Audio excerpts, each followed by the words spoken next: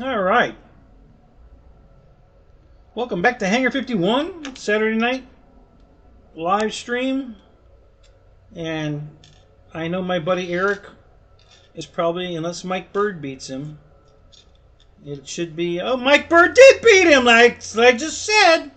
Said Shadow probably be the first in the room unless Mike Bird beats him. Welcome, Mike. Good to see you, buddy. All right. Good to see you. All right, so we're going to try something new tonight. I have no idea if it's going to work. We're going to try. I'm going to see if I can do a remote cam while we're doing the live cam with my phone. So let's see if this is going to work. I have no idea if this is going to work. I don't have good signal out here at all, but we'll see. We'll give it a roll here and see what happens. So let me go here.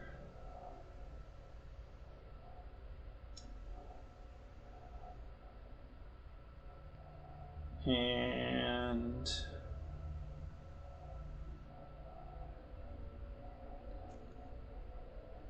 I forget how to do this. Shadow, what's up? Not in a social mood. Well, you don't have to say anything. Just listen. Just sit there quietly. You know, and we'll be thinking about you. It's no big deal. You know, it's cool. JCB, what's up? Hopefully I'm going to be more entertaining than some of the other crap on YouTube. So we're going to talk about that.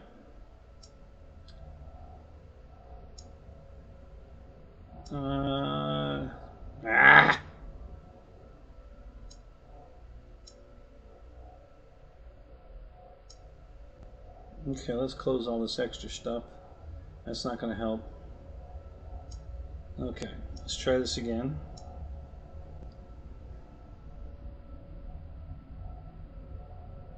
Wow, it went straight to YouTube. It knew what I wanted. Okay. Alright, so how do I go live?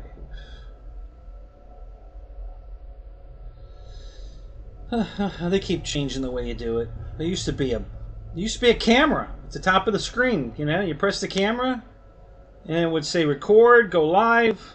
You know, and it doesn't do that anymore. Now you have to go to another menu to find that, and I don't remember what menu it is. So hang on a minute. Let me find it.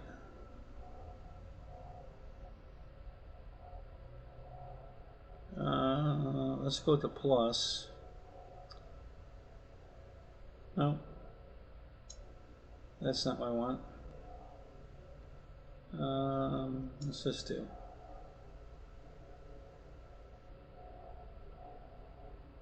I don't know what the hell all this is.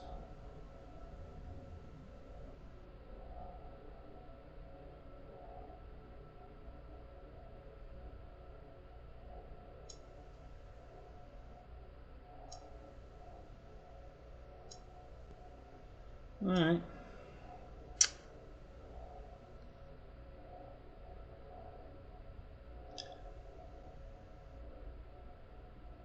Yeah, you're right, Mike Bird. Shadow's late. He's always the first one here. You were right on the money, buddy.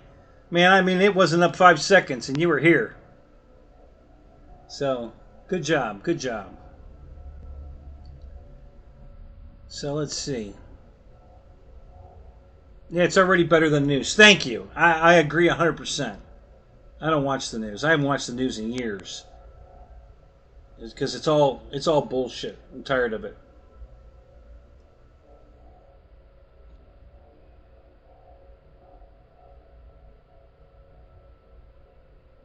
Wait a minute, what's this?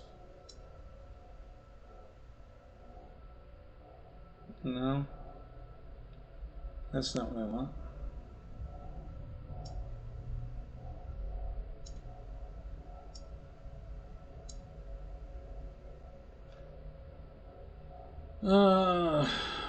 No. No. No. I'll figure it out. Just give me a minute. Maybe it's down here. How about, what does this do?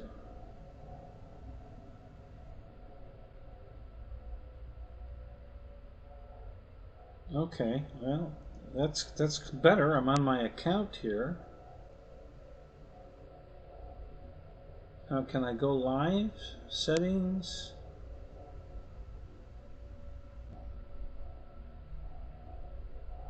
No.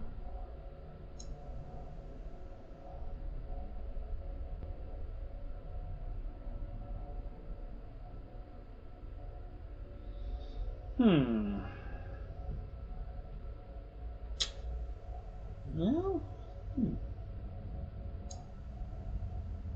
no, that's not what I want.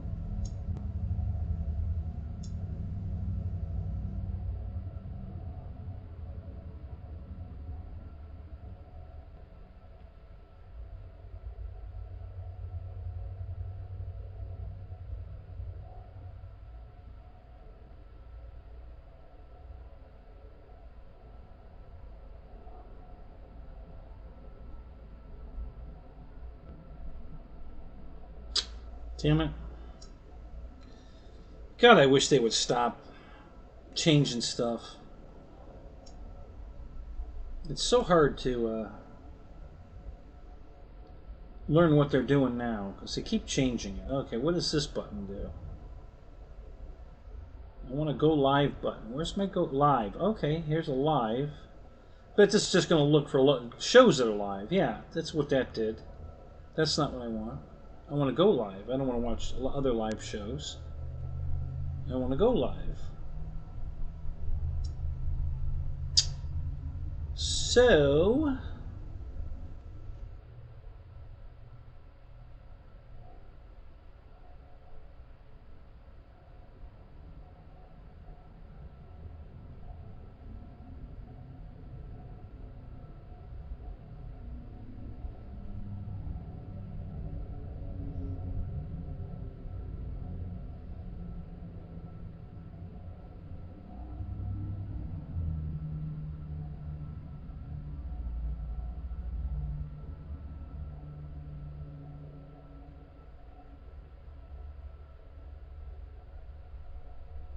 No, that's not what I want.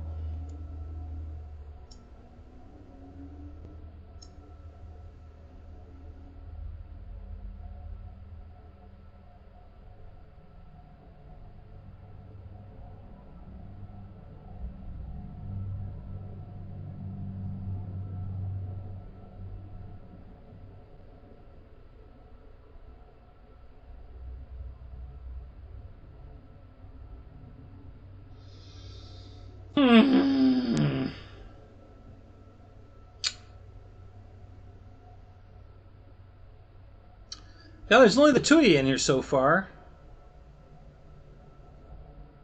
Yeah, at least I'm not pressing buttons on the computer.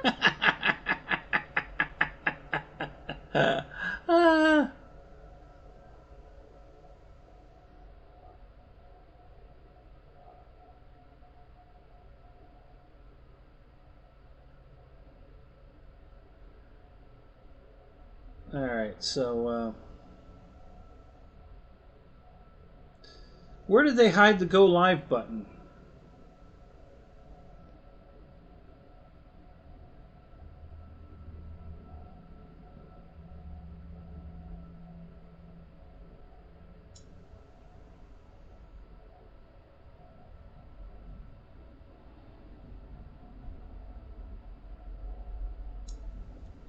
Yeah, the plus. Why does that not...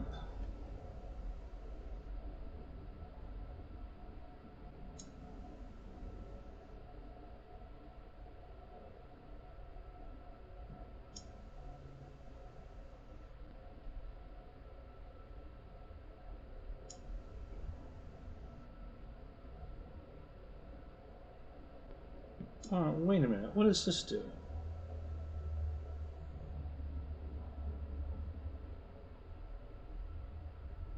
No, that's not it. What does this do?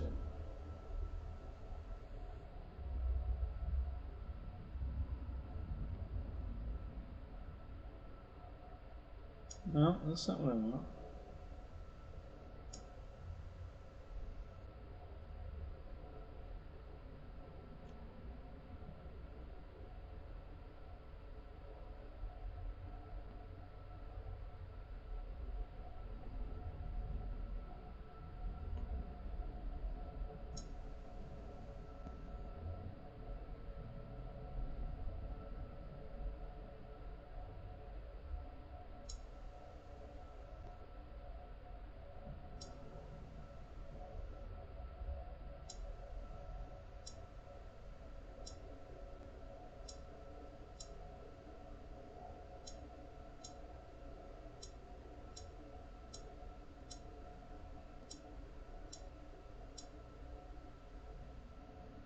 That's interesting.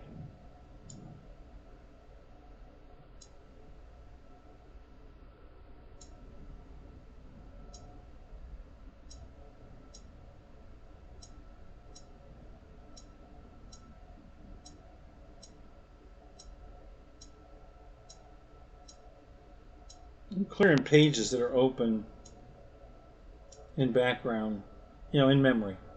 I just got rid of them all, just to help. If it's gonna work, that'll help. Jenna, what's up? How you doing, man? Good to see you.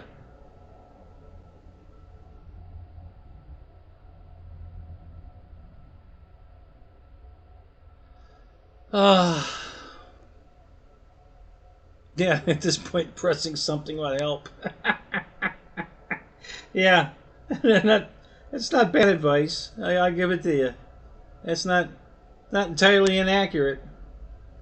Um,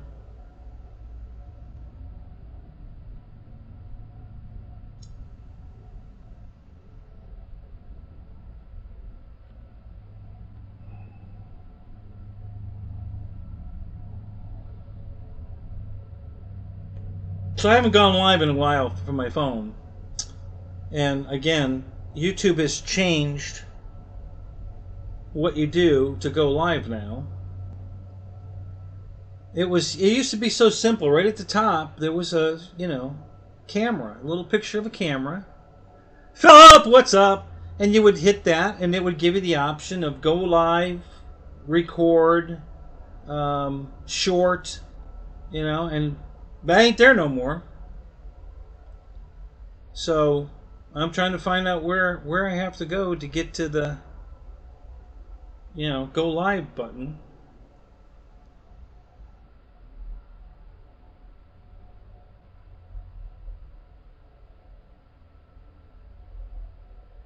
So what I've tried to do, guys, tonight, we're going to do an unboxing. We're going to talk about some things, but I also wanted to give you a tour of the shop. I've got my my one Daytona in the shop. I'm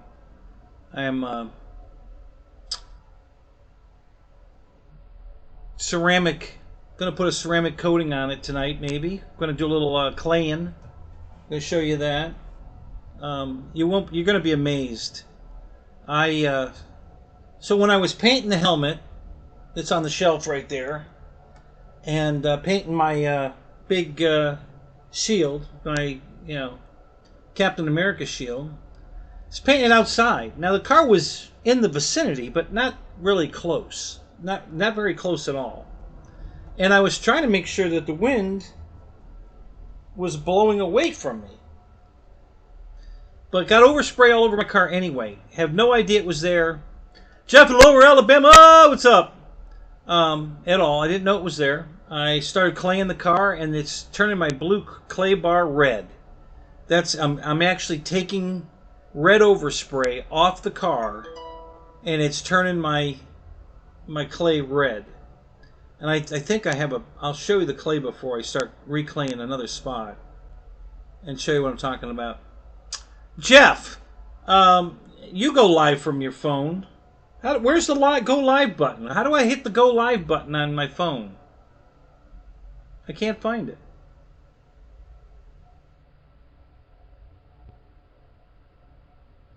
I haven't done this in a while, but I cannot find the go live button.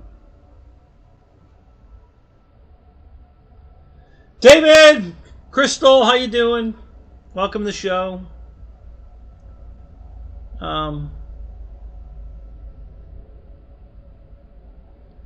So David, you waited and waited to buy the J65 jet. Well, they just came out with version 2, and they lowered the price. It's a little higher price than version 1, but it was up to, I think, $549, and it's right now it's at $529. And the upgrades version 2 is the plane's not bare foam anymore. They painted the whole airplane white and then put the gray on it. So that's an upgrade. They upgraded the stabilizer, which I don't think it needed, but they upgraded it anyway. So that's an upgrade. And they upgraded... What else did they... there were a couple more small things. I don't think they changed the motors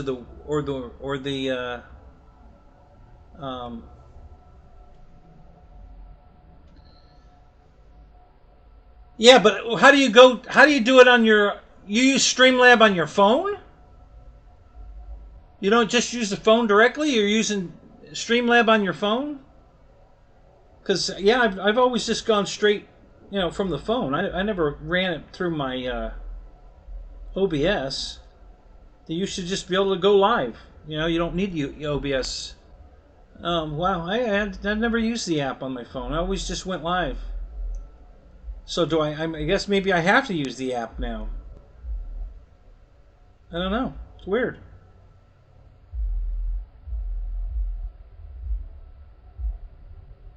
I used to be able to just go live. I didn't need to use my app.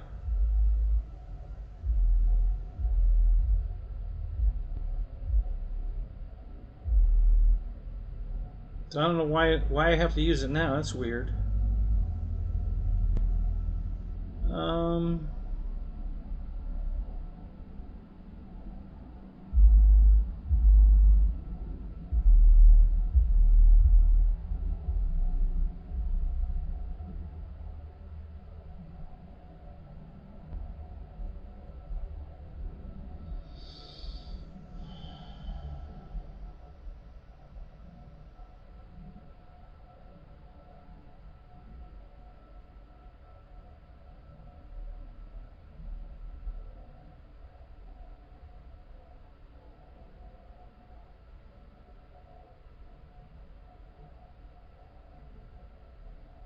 Oh, wait a minute. What's this doing?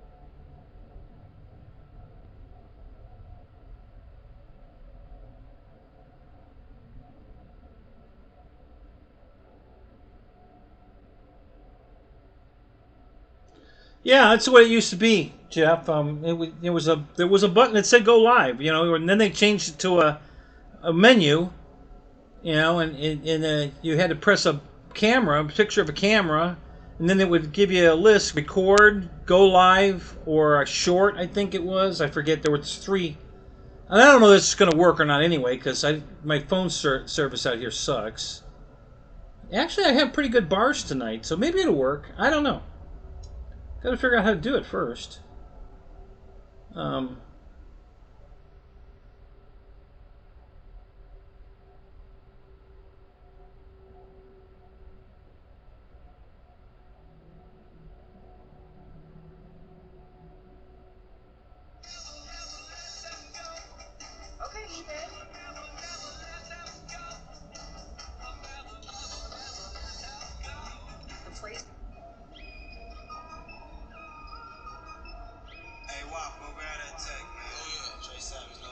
No, that's not it.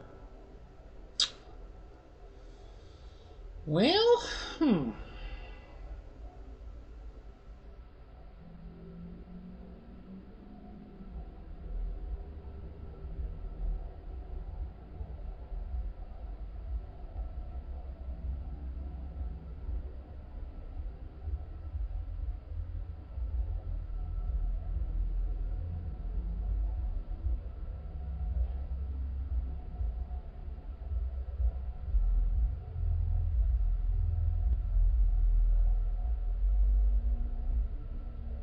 I don't know why they have to keep changing things. I wish they'd just leave stuff alone. Can't leave nothing alone.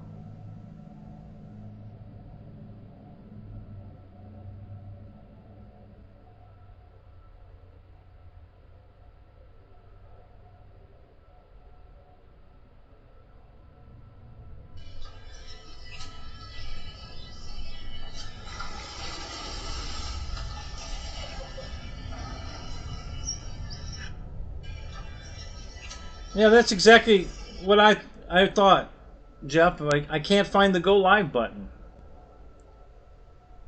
Um, I don't see it here. I'm on YouTube on my phone, but I don't have a. I'm pulling up menus and there's no. This menu's well. Wait a minute. Let me. If I do this, what does it give me? Um.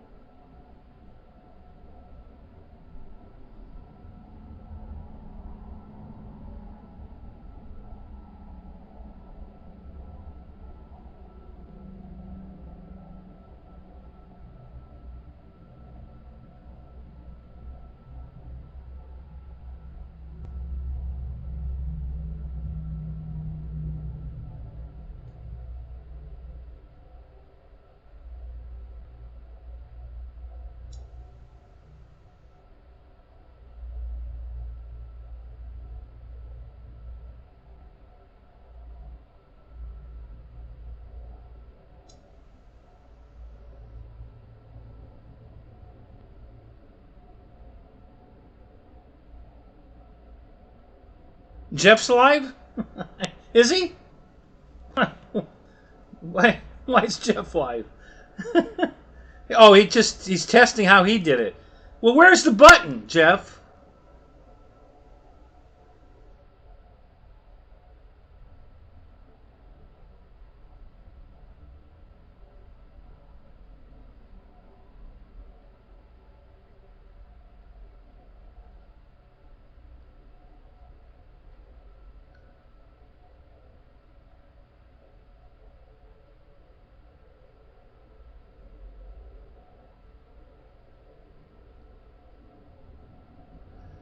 Press the plus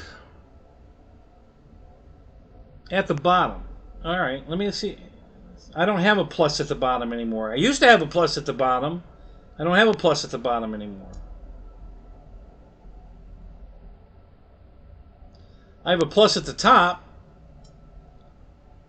That doesn't give me a plus at the bottom, and it doesn't give me a go live. There's a.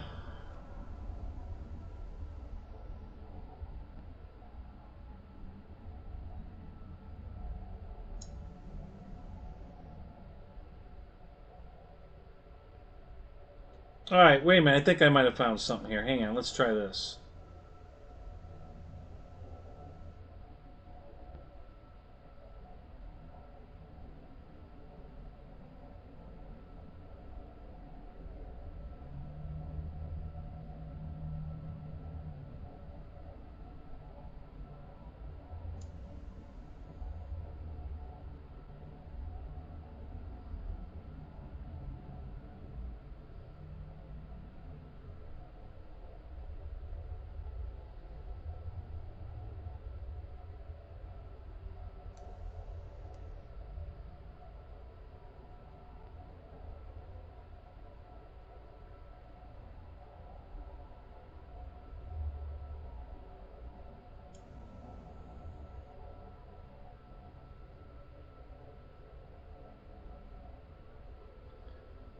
So all I have now is a Google Lens. Have you dealt with Google Lens?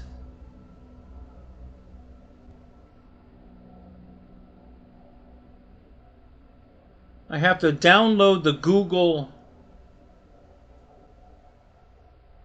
app, a YouTube app. Okay, alright. Let's try that. Maybe that's what I'm doing wrong. Let's see if I've got... I thought I had the YouTube app. I probably do, but I wasn't using it. Let me try that. Maybe that'll work.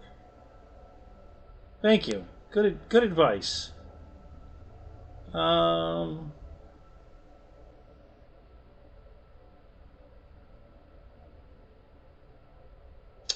used to have this is a new phone too, guys, so bear with me.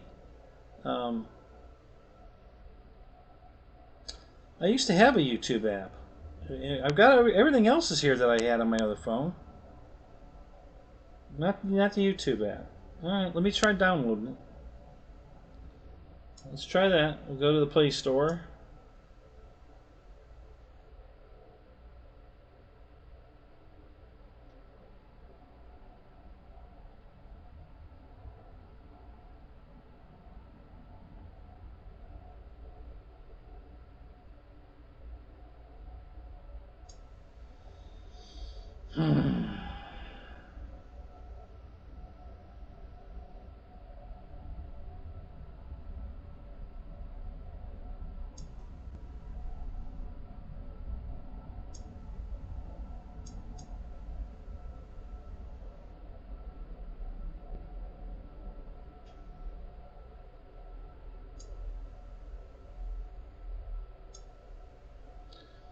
Okay.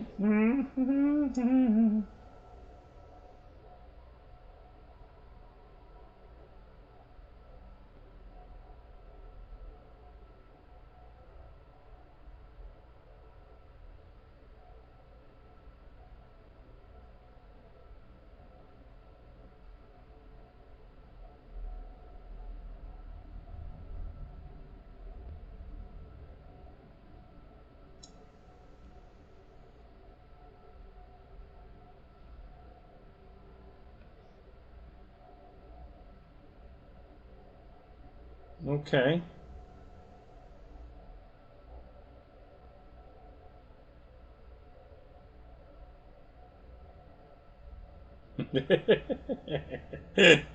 All right, now I'm looking for the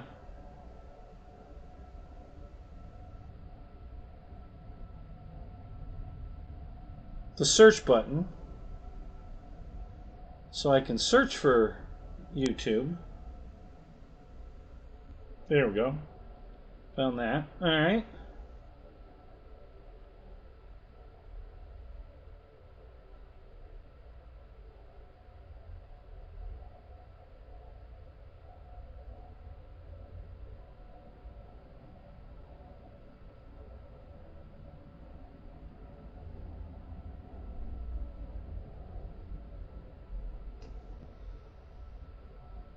Did you download YouTube Studio? Or just YouTube? Jeff, do you remember?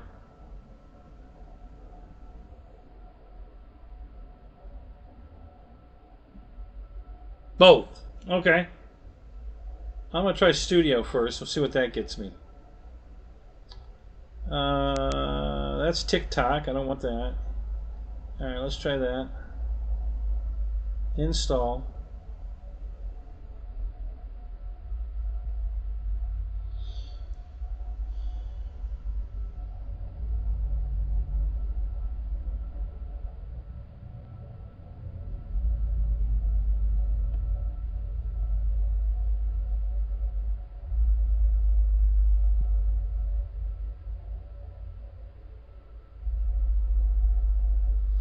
So Craig Bevan, what's up? Good to see you, buddy.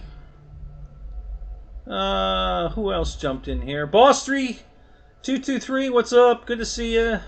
Anybody else? We're up to wow, we're up to 11. Oh, we got a bunch of lurkers. All right, cool. All right, good to see all of you. I promise this is going to get way more interesting in a minute. just give me a minute. We're you know, I didn't know I was going to have to do all this reconfiguring.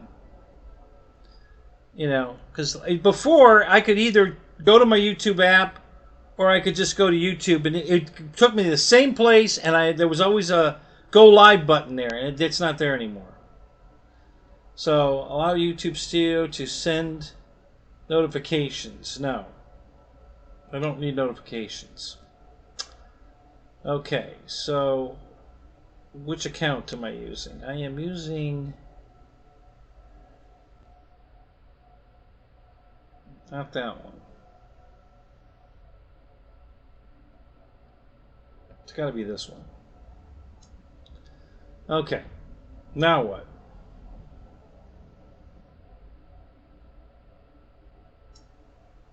Get started. Okay, all right. So we've got all that. Okay. Channel analytics, all that. Okay, good, good. All right. All right, so now where's my go live button? I'm sure you do it from Studio, not from regular.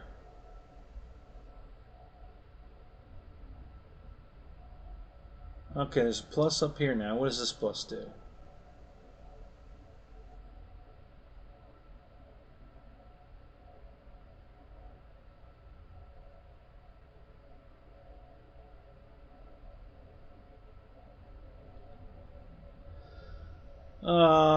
They want me to put a picture up. I don't want that right now.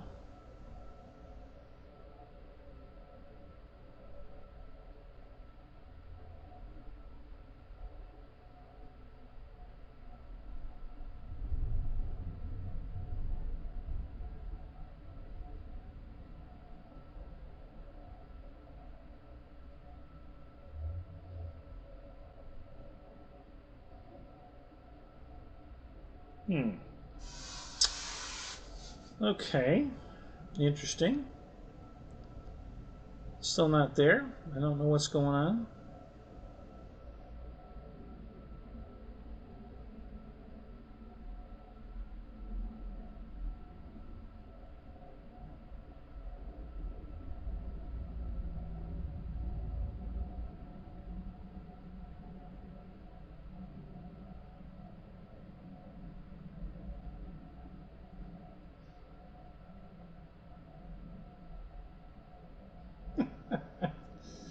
All right, I don't know. We're not getting anywhere here. I don't know what it wants. I have no idea. It's.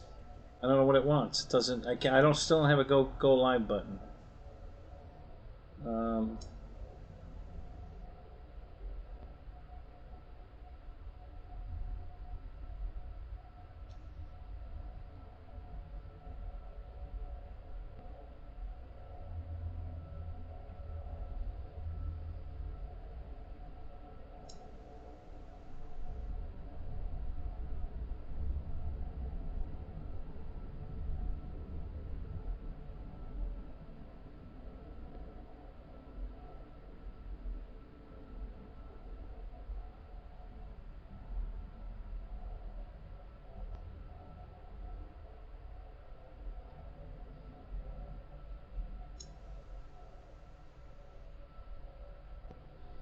Or spam.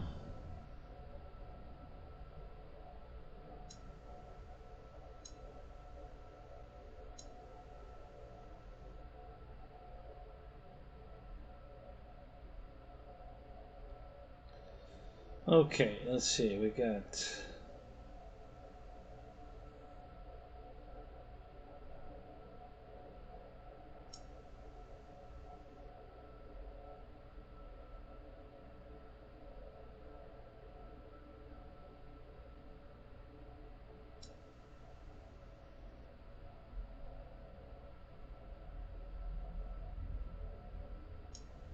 Okay.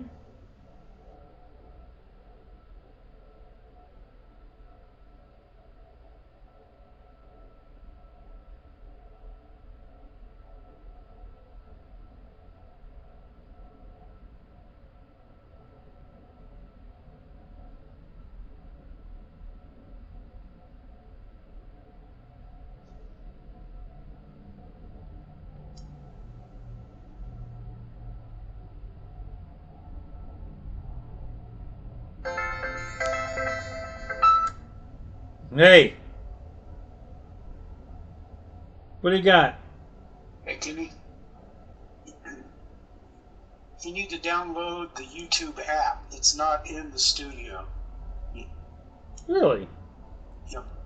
All right, well, let's go there and try that. And you'll see it once you do that. Then when you click the plus at the bottom, it steps you right through it, kind of like what you're used to.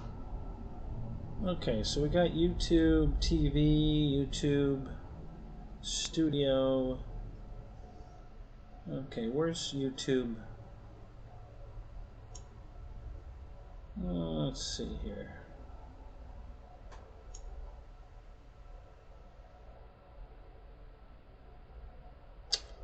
Well,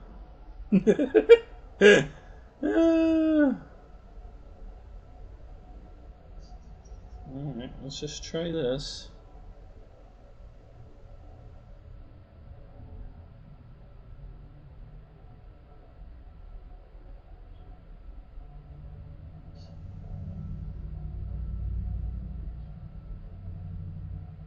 I was laughing at the comments. You're missing some good comments, Kenny. Yeah, I'm sure I am. Everybody's picking on me, I'm sure. That's why we love you, Kenny. I know. Okay, well, God, now it just wants to open YouTube. I know that's not going to work. I got to download it.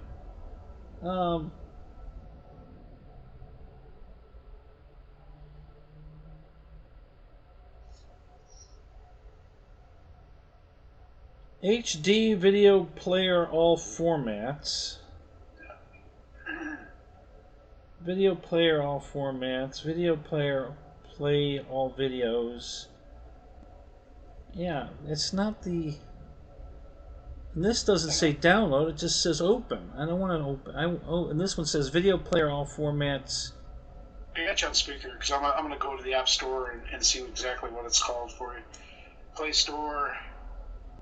Not now. Search.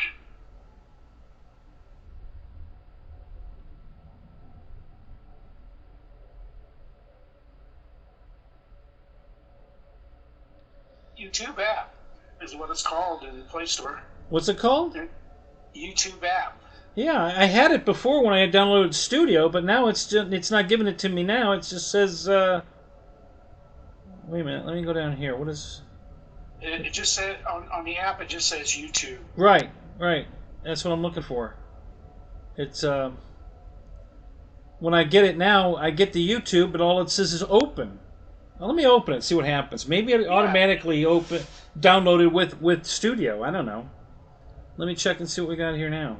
Yeah. It's okay. Yeah. Now I got a plus at the bottom. And okay, yep, here we go. All right, yeah. So it downloaded when I downloaded Studio. It downloaded the other one too.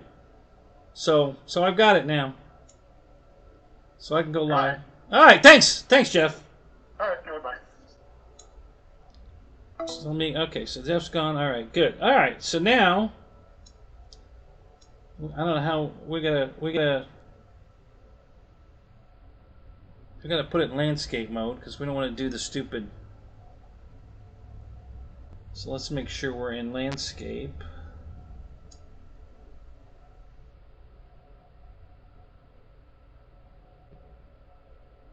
Okay, horizontal orientation. That's what we want. Okay, next. What's this say? Nope, not meant for kids. Okay, so these are my settings already.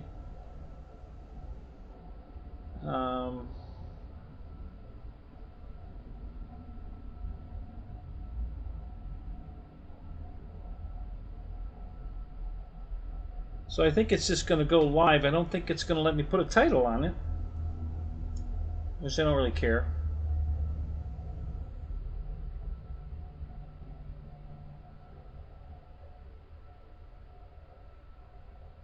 Okay.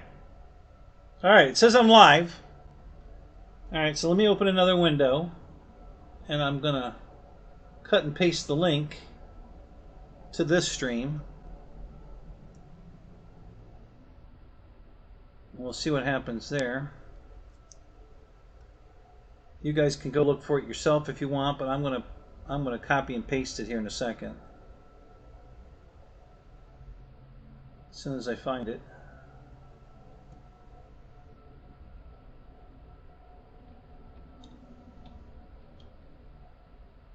I'm really surprised that this is working because I don't have, well, I haven't tried it with the new phone. I guess the antenna on the new phone's much better because I've got good signal strength out here, so it looks like I'm going to be able to go live. That was always the problem before, was the building was blocking my signal strength. So let's see what we get here now.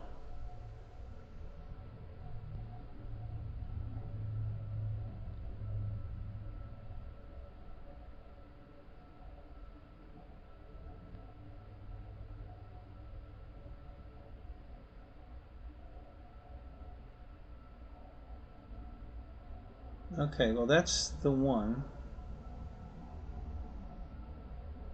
Alright, well this is it here. I think I found it. I'm gonna put the, if this works, I'm gonna put it up here right now.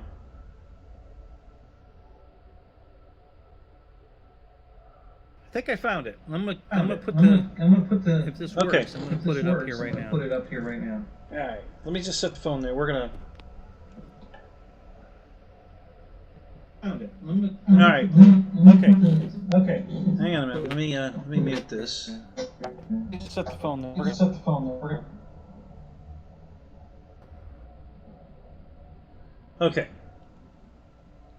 So now what we're going to do, I want you guys to right-click on this link.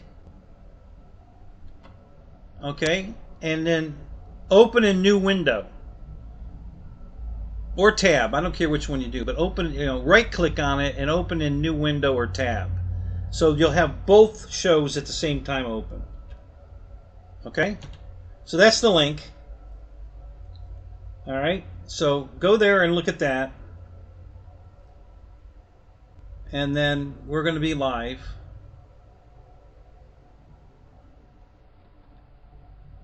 And then I'm going to go, I got to go read all the comments. I'm sure. So I don't want to miss that. So while you guys are doing that, getting set up, I'm going to read the comments. Da, da, da, da, da, da.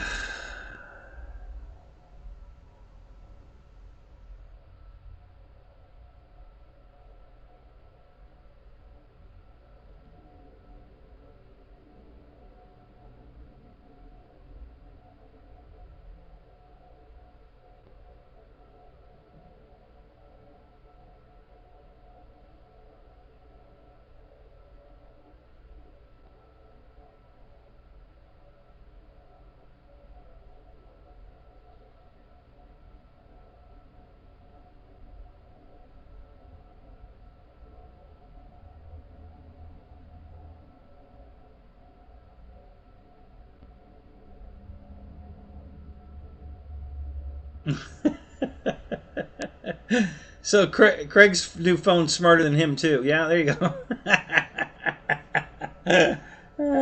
Okay.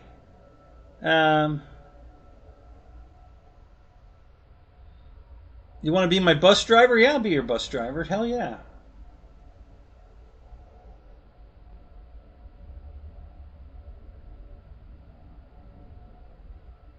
Okay.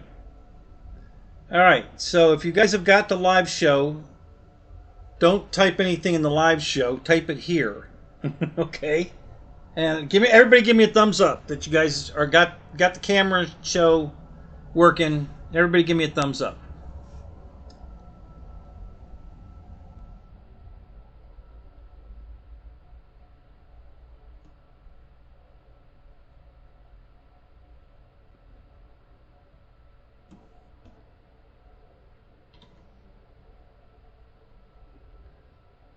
So I put the link in the wrong show myself. But I just put it here. Okay, so that's the link. There you go. Yeah. So you can jump between. That's what I want you guys to be able to do. So I want you guys to have both shows open, so you can jump between. And that's the link now. I put it in the other show. Because I'm a dumbass. All right. So anyway, so what we're gonna do, I'm gonna give you a tour. Now, guys, I haven't cleaned anything up. I'm busy. I'll just give you the Reader's Digest version of busy. But what happened was, Deb was going to leave again. When I built the building, I just threw everything out here without any thought. I emptied the house. I threw it all in the garage. And it's been a nightmare ever since, because now everything's here and I have to keep moving it. Every time I want to do something, I got to move this over here, to move that over there. So yeah, last night I moved a bunch of stuff that was in the front of the door out of the way. So now I have my Dodge Daytona is in the garage. We're going to go look at that because I've been detailing the hell out of it today. Been meaning to do this forever. I bought some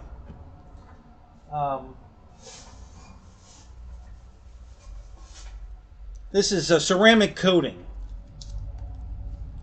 Armor Shield 9.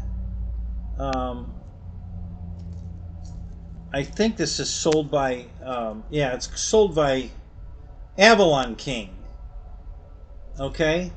Now, I don't know if you guys watch other car shows? Are you guys car guys too? Do you watch car shows? There's a car show called Legit Streetcar. The guy's name's Alex. And a pretty good show. He's there's another guy, and I'm going to pick on him a little bit tonight. I love the guy. All right, so Matt, if you see this, I love you, buddy. I'm just gonna give you a little shit, but I love you, buddy. I'm not picking on you. I just think it's funny. So he's in England or the UK, whatever, over there, and he was making fun of what we call stuff, like we call gasoline, which Matt, it's called gasoline. We call it gas for short.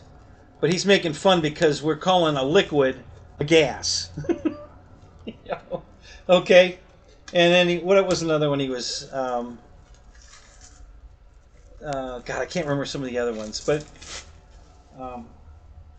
so he, they call a fender a wing. Okay, we call it a fender, they call it a wing. All right, but they also call a wing on the back of the car a wing. So how do you know which one you're talking about, Matt? You're calling them both wings. How do you know which one you're talking about? So, I'm just having some fun with you. You're a great guy. I love your show. I watch you all the time. So, but yeah, you were making fun of the way we talk in America, so I'm gonna make fun of you. You guys call a hood a bonnet, and you call the trunk, whether it's in the front or the back, it's called a boot. We call it a trunk. You call it a boot. So, So anyway, yeah. So we have different words for different things, and but we all have funny words we use that don't make sense. Like over here we park on the driveway and drive on the parkway. Okay, that's another one of those word things. So, well, Bill, what's up? Good to see you, man.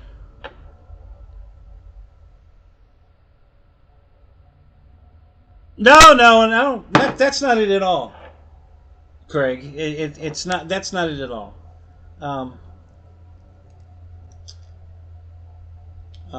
So anyway, this.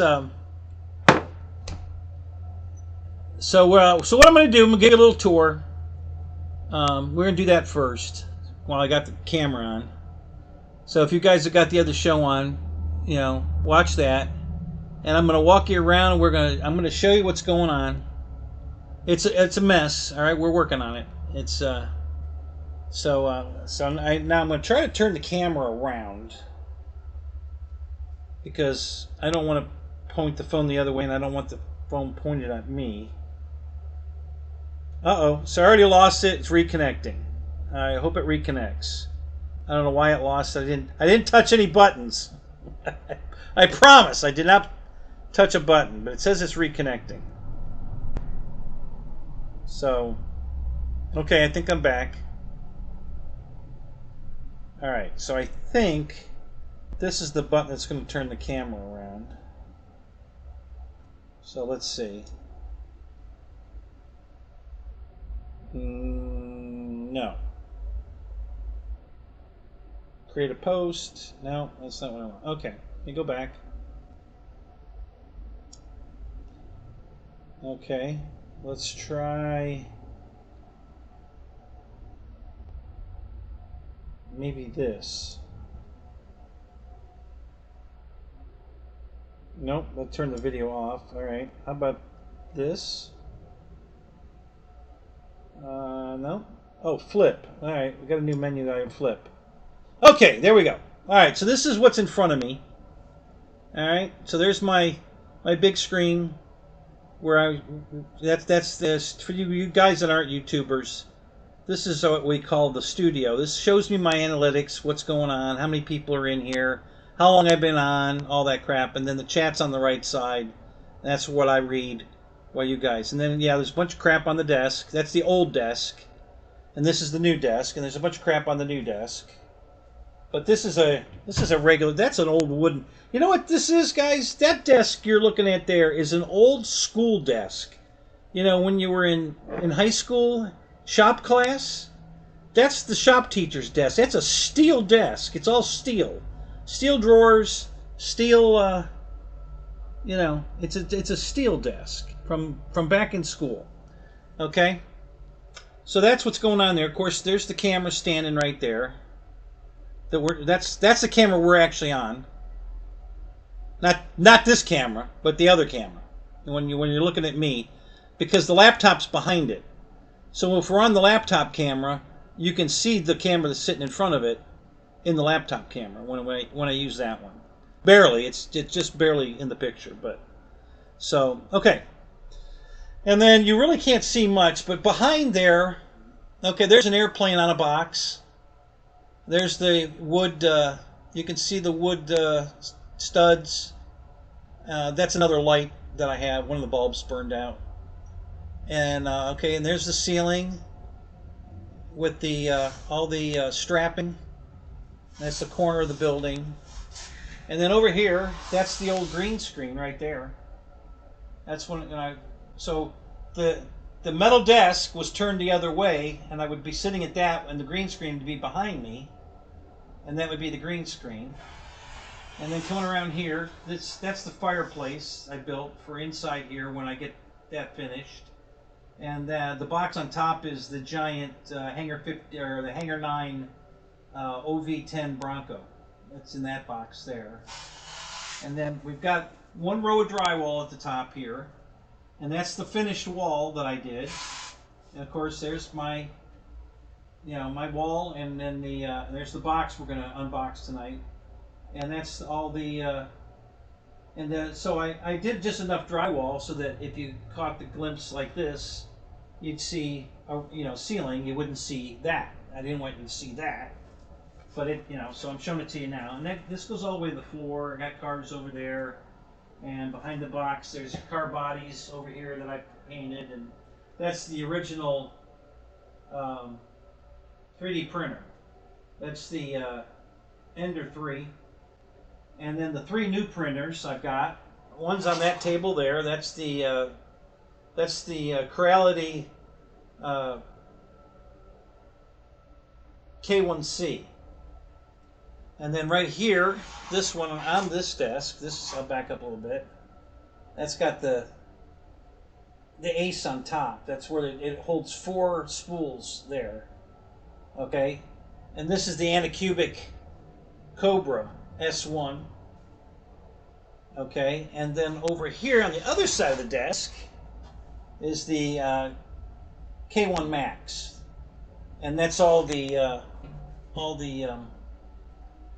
trophies, the Bigfoot trophies are in here. And I did finish one. All right, so I painted the. If you look, the wings are silver now on the airplane. I think the next one I'm gonna paint the whole thing silver. I don't know if I like it better, silver wings or silver. The whole thing's silver. And then this is what it looks like when the wings aren't painted. So they're kind of almost clear. I know it's not a big difference, but anyway. All right, so moving on. All right, so there's my couch. All right, that's going upstairs. Got their airplanes on there. My Draco wing is buried under there, right there. Okay, and then we got more airplanes. So we got all kinds of airplanes in here. We got my Swift glider. That's the X-Fly, and then in the back there, B-17 is the wing straight up in the air. Right in front of it is OV-10 Bronco. There's my big B-25 Mitchell. There's that's the FMS Corsair, the big one, the 1700. There's the little Avanti. That's the F-22. The Old Crow Mustang. There's that's the F7 or the T what is that, T7A, and then that's the back there is the Corsair. That's the LX models Corsair back there. Okay, so all right, so let's walk out the door. Here's my let's move upstairs first. But here's my that's my French doors that lead out to the garage, and there's the Daytona in the garage. We'll go out and see that in a minute. Here's my staircase going upstairs. Okay. And I'm not done with the staircase, but one of the things I was trying to do, there's no fasteners this visual. It's nice wood, and there's no screws in anything. This is all screwed from the other side. I did that on purpose to make it a little prettier, and I'm going to update it some more, but that was my intention. Okay, so we're going upstairs. Okay, here's the upstairs. Now this is a pile of wood from the studs up here. Okay, that's what this pile of wood is. That's the stud and all this up here. And there's the downstairs. So I'll give you a tour of that. So you can see my tire machine, smooth box, there's a shelf there. That's one of the Impalas. Of course, there's a couple airplanes on it. They're coming up here by, well, yeah, by tomorrow probably. Because on the other side of the Impala is where I'm going to pull the Impala over here. This stuff is on the floor over here. It's all from upstairs. The chair and all this stuff is all from upstairs. And I'm going to pull the Impala over here. And my new 4-post lift is going back there against that wall diagonally out this way. So I'm going to put Jack under the Impala and just slide it back in all the way over. Right, we're going to put the 4-post lift in there. And then there's some airplanes, guys. Alright, all those planes are going to be inside where we would just sit. Okay, that's not all up that I own, but that's what's in the garage. Okay, so there's some airplanes. And there's more. I'll show you the rest of them. You can't see it because I can't get far enough through it, but we'll go upstairs and look. Okay, coats on, very nice. I got a real traffic light, all kinds of stuff. So this is actually the floor of the living room. Okay, so this is 16 feet across, and it's 28 feet deep. Alright? So from that post to the post behind the box, it's 16 feet. And then from this post to this post is 12 feet. So that's 28 feet of living space. Right here, where this plane starts, is going to be the bathroom. The bathroom is only going to come to about here. This line is going to go. That's about 87 feet from the wall, from that wall right there. And that's where the bathroom is going to be. And then from that line out 18 to 20 inches is going to be kitchen countertop right here. I'm going to have like a kitchen here, sink, microwave, that kind of stuff. That door I salvaged, picked it up out of the trash. I love that door. This will be my pantry door. It's going to be right over here. So we can have pantry. I put that door on the pantry door and that first door for that. Okay, so here's the upstairs. Now this is the exact same size as the downstairs I was just in. This is 20 feet across. And this is also 28 feet deep, all the way in the back. Okay? So this is all, so this is 550 square feet upstairs, and then the same thing downstairs. Okay? So 550 here, 550 downstairs. And this being 16 by 28 is 440 square feet. So there you go. So that's a total of, you know, well, it's 1,100, 1,500, about 1,600 square feet. Okay? All right. So this is the update. All these, this is where I'm just getting ready to start drilling the holes right here. Okay, see the 3 holes in the wood right there? There, and that's for running the wires through the walls. All right, I pre-drill all the studs before I put them in build my walls. I pre-drill, so I can run the wires, electrical, phone wire, radio, or probably internet wire, not phone wire, but I'll put an internet wire through it, and possibly even maybe an antenna board. I might put, because I have an antenna board in the house, I might put an antenna board. So, okay, all right, so let's go downstairs. This is what the downstairs looks like. All right. So go down here, and I'll give you another look back here. This is all those airplanes boxes. You know, the B-17 and the Bronco, B-25. Oh, I forgot about the this C-47 up there. Anyway, so all these are going to be going upstairs. They're just here temporary. When I get ready to start running the electrical, all that's going to get moved.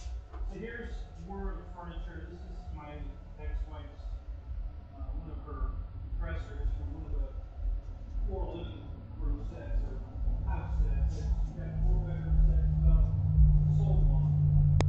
And 4 kitchen sets, and we have okay, so here's under. Now I had this all cleaned out, but I again had to move stuff around, so I moved some stuff around. So I put my motorcycle under here. The motorcycle was parked over there, but I need that space to put my 4-foot swing. So I moved all that stuff over here now. Now this is temporary. None of this is going to stay here. And I can park 2 cars into this section here. This is the 16-foot section. I can park 2 cars into there. This is the 12-foot section. Now that door is going upstairs where that box is, right? And that's where we're going to load the furniture upstairs. Just open the door.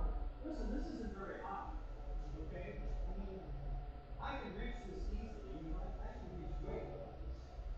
Yeah. This is only 5'10" to the top of this. Okay, and so it's easy, but you know, we can lay a couch up against that wood there, with the doors open, where the French doors are going to be up there, and just pick the couch up and slide it in the room. Same thing with a dresser or a couch or whatever. You know, I'm not going to bring stuff in there into the room over here, you know, the French doors, and then try to go up those stairs. That's why I bought this set of doors purposely to put there. It's the exact same door set as that door. Alright, that door and this door, same door. And then purpose bought the second door put up there so we can slide anything we're going to put in the apartment. It's going to be that door, not upstairs. Okay, so here's more of the airplanes. Okay, so you can see they're all the way up against that wall. And, okay, and then here's my A-21. Here, and then keep them all up. And there should be something back there, I believe. We'll find it.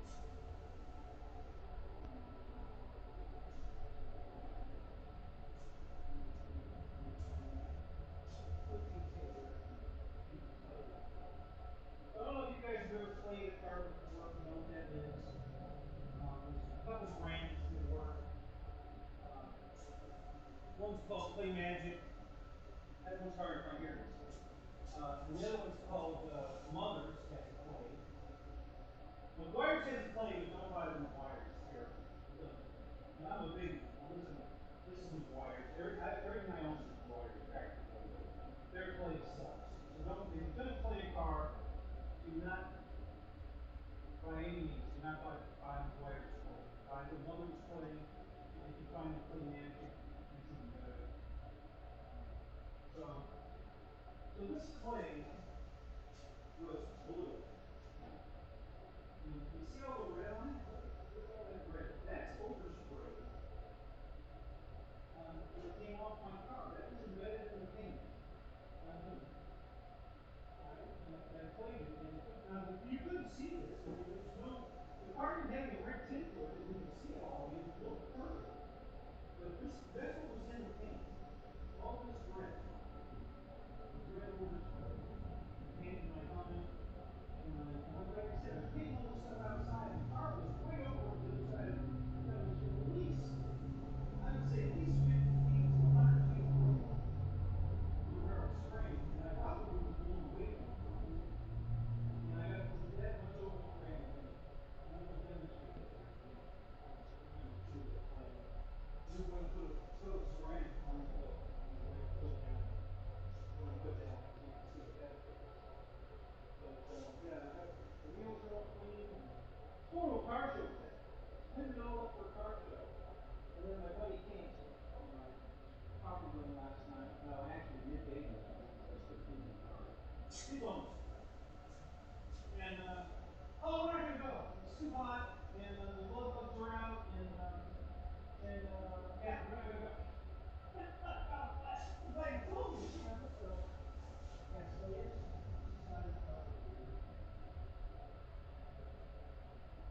So, and yeah, this, the bottom of this, guys, is lower enough for me to handle. I have to, even though I'm not very tall, I do have to duck for the longer than it is. The room is hard, right? So all my cars can fit underneath here except, well, the only thing we fit under here is everything else is.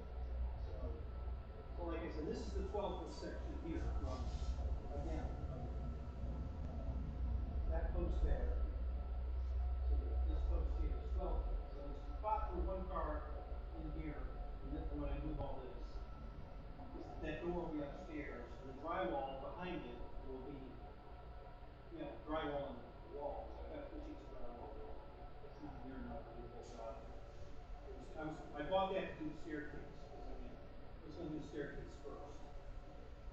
So, alright. So that's the guided tour. I'm going to go back upstairs for a minute, though. I'm going to show you one more thing. So let's go back upstairs. And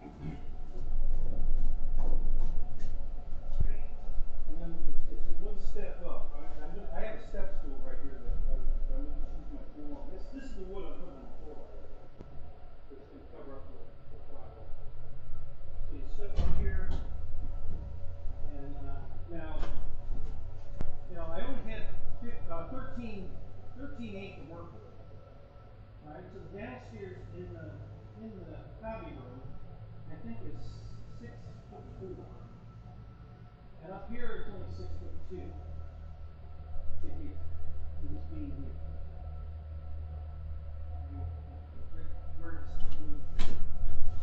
You see how it's got a bend right here?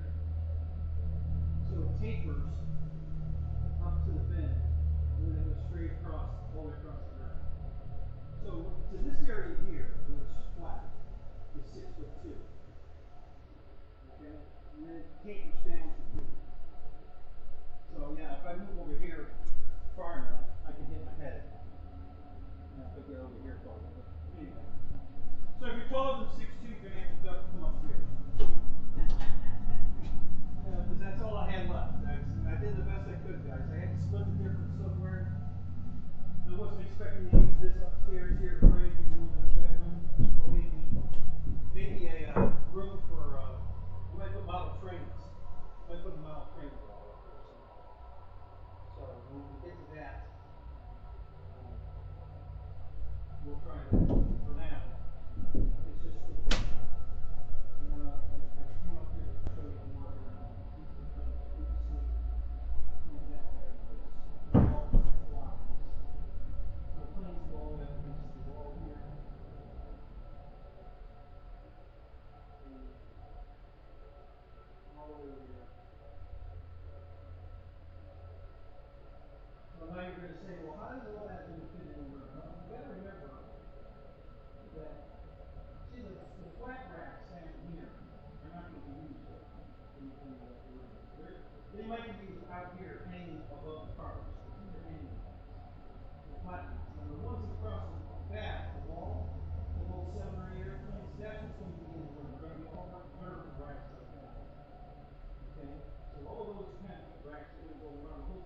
perimeter of the room. And that will take care of 90% of the airplane thing.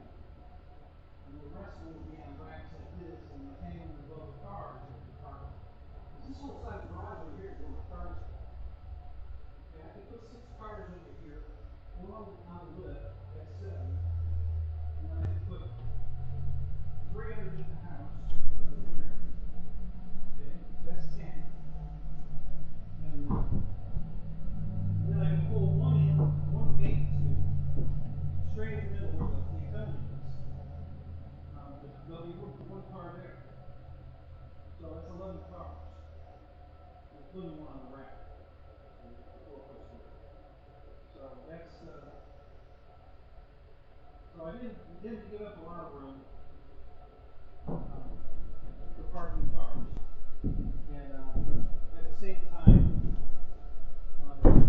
I purposely put the hobby room on the ground floor, so I didn't have to go down steps, up and down steps with an airplane, and the French doors because I had 6-foot opening now to walk the plane out the wall without banging into the wall over there.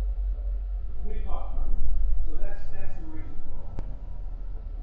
Okay, and then if I do have to keep any airplanes up here, simple, same thing. Walk straight out here, to the living room with the airplane in my hand, open my 2 French doors right here. The French doors can be right in here. Open the French doors, send the airplane on the floor, right here, out the door. Go downstairs and just get it up off the wall on the floor and take it out, close the door. So that was the plan from go. So that's how that's going. There's my model of the Daytona coming up too, and that's a full manual. Oh, it's available for this. So you can either get the Daytona in the banana, top banana, all that, or the go manual. All right, so let me go sit down. I'm going to shut this down now. We don't need it. Well, wait a minute. Before I shut this down, you got, again, type everything in the other window. Don't type it in this window. I'm not reading it in here. So if you're doing any commenting, comment in the other window. Before I shut the phone down, anything else you guys want me to show you? What do you want to look at? Anything else? J Max Screw, welcome to the show. I'm not sure.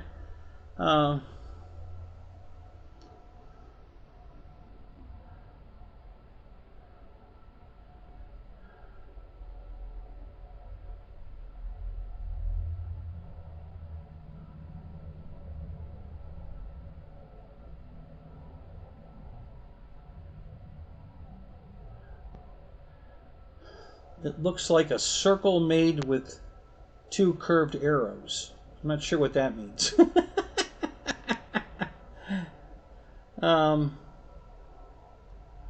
Crap, you hit a button. No, I didn't hit a button. All right, so you guys back in the other show? Do you want to say anything else?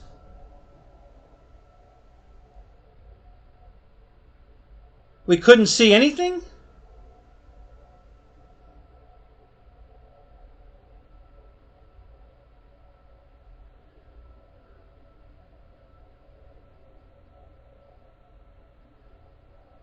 Yeah, I did.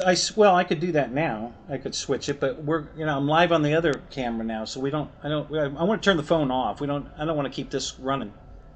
Unless you want me to go show you something else. We could see just fine. Good. Thank you, Jeff. Yeah. So if you want me to go show you anything else, got any questions before I shut my phone down, and then we're going to stay live right here. So. Oh, Jeff posted. Yeah, I saw that Jeff posted the link. Yeah, I did too. So there was Jeff put it up, and I think Jeff put it up twice, and I put it up. So yeah. So good. All right. So that's where we are with the building, with the man cave. Okay. All right. So I'm going to shut the phone down. We're gonna quit that stream and just stay with this one. So if you're still in the camera screen, get over to the other one, because this is going to go away right now. I'm going to shut this down. All right, so here we go. Now the trick's going to be to shut this off. Let's see if I can do that. Let's see if I can. Okay, are you sure you want to stop streaming? Yes! Hey, I got the right button. Okay. All right, so that show's gone. We're done with that one. So I've been wanting to do that for a while. I know you guys wanted to see it. And, you know, so I wanted you guys to see where I was at. All right, so we're done with the phone.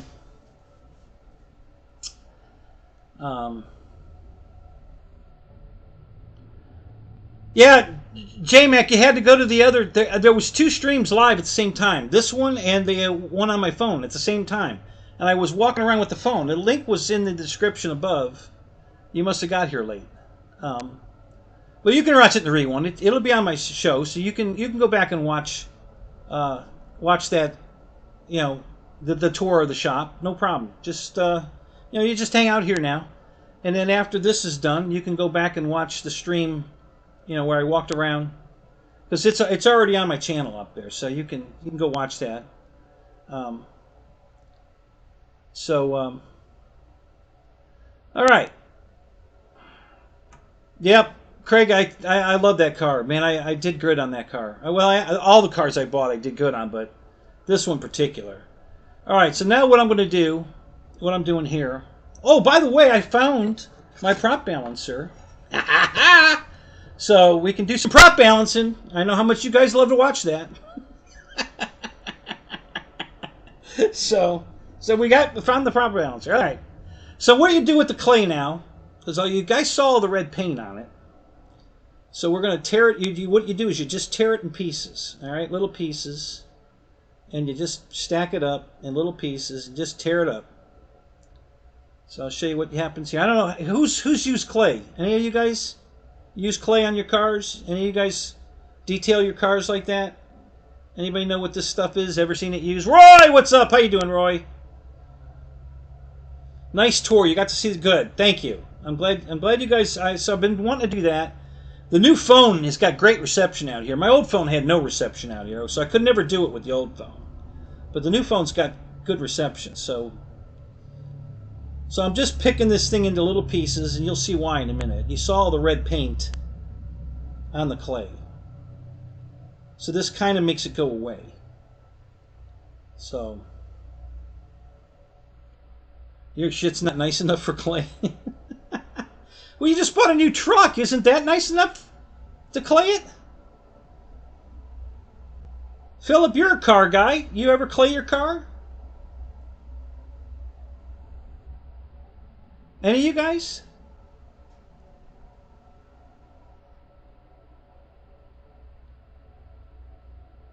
You're going to see what's going to happen here in a minute. It takes a few minutes to tear this up. This is very old clay, but it still works fine. It might be a little stiffer than it normally was, you know, maybe because it's so old. It seems like it's a little stiffer, but it's fine. I could just not be remembering either. I haven't used this stuff in a long time. You clayed the Harley. There you go. What clay did you use, David?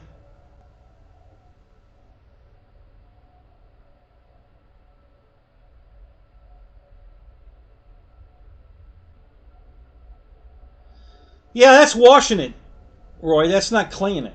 All right. The clay takes out everything that's already embedded, you know, actually burned into the clear coat. We're talking about microscopic. It was made by Gyno. Never heard of that. Interesting. I'm sure there's more clay products out there. The two I've always used is the Mother's, which is a gold color, yellow gold color, and then the Clay Magic, which is usually blue. I haven't looked lately. I used to get this at Pet Boys. But I bet I can get it on eBay. I haven't tried, but I bet it's out there. It's called Clay Magic.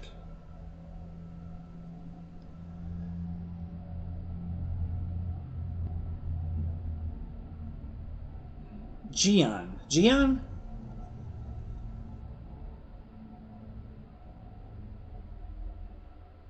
Yeah, I hate autocorrect too. This AI stuff, guys, I hate it.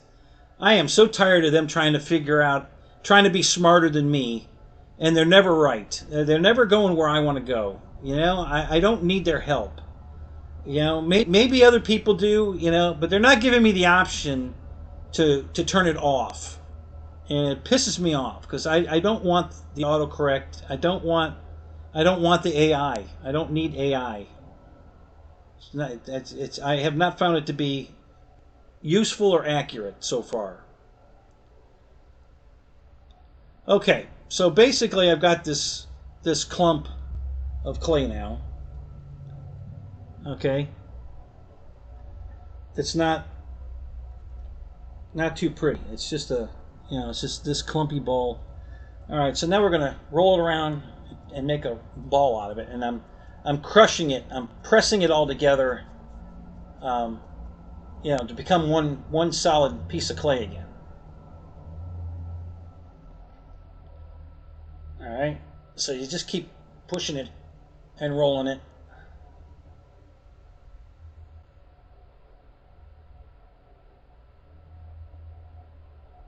Okay. And now you've got this. Nice smooth ball. And you can still see some red in it. Okay, now we're going to start flattening it out.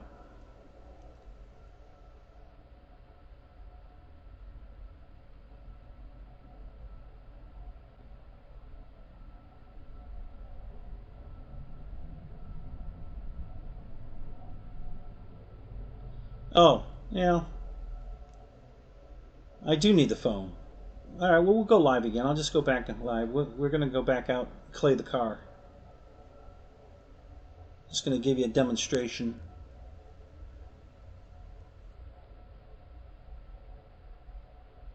All right, so you just keep, and the more you use it while you're claying the car, it gets flatter. It keeps getting, because you're pushing down on it, so it keeps spreading out. So it gets bigger and bigger as you press down on it. Okay, so now it's not so red. Okay, it just kind of looks, blue, mostly blue. There's a little bit of red in it. I understand, but it looks clean again. So basically, I've got a new clean surface to work with that doesn't have a lot of red paint already in it.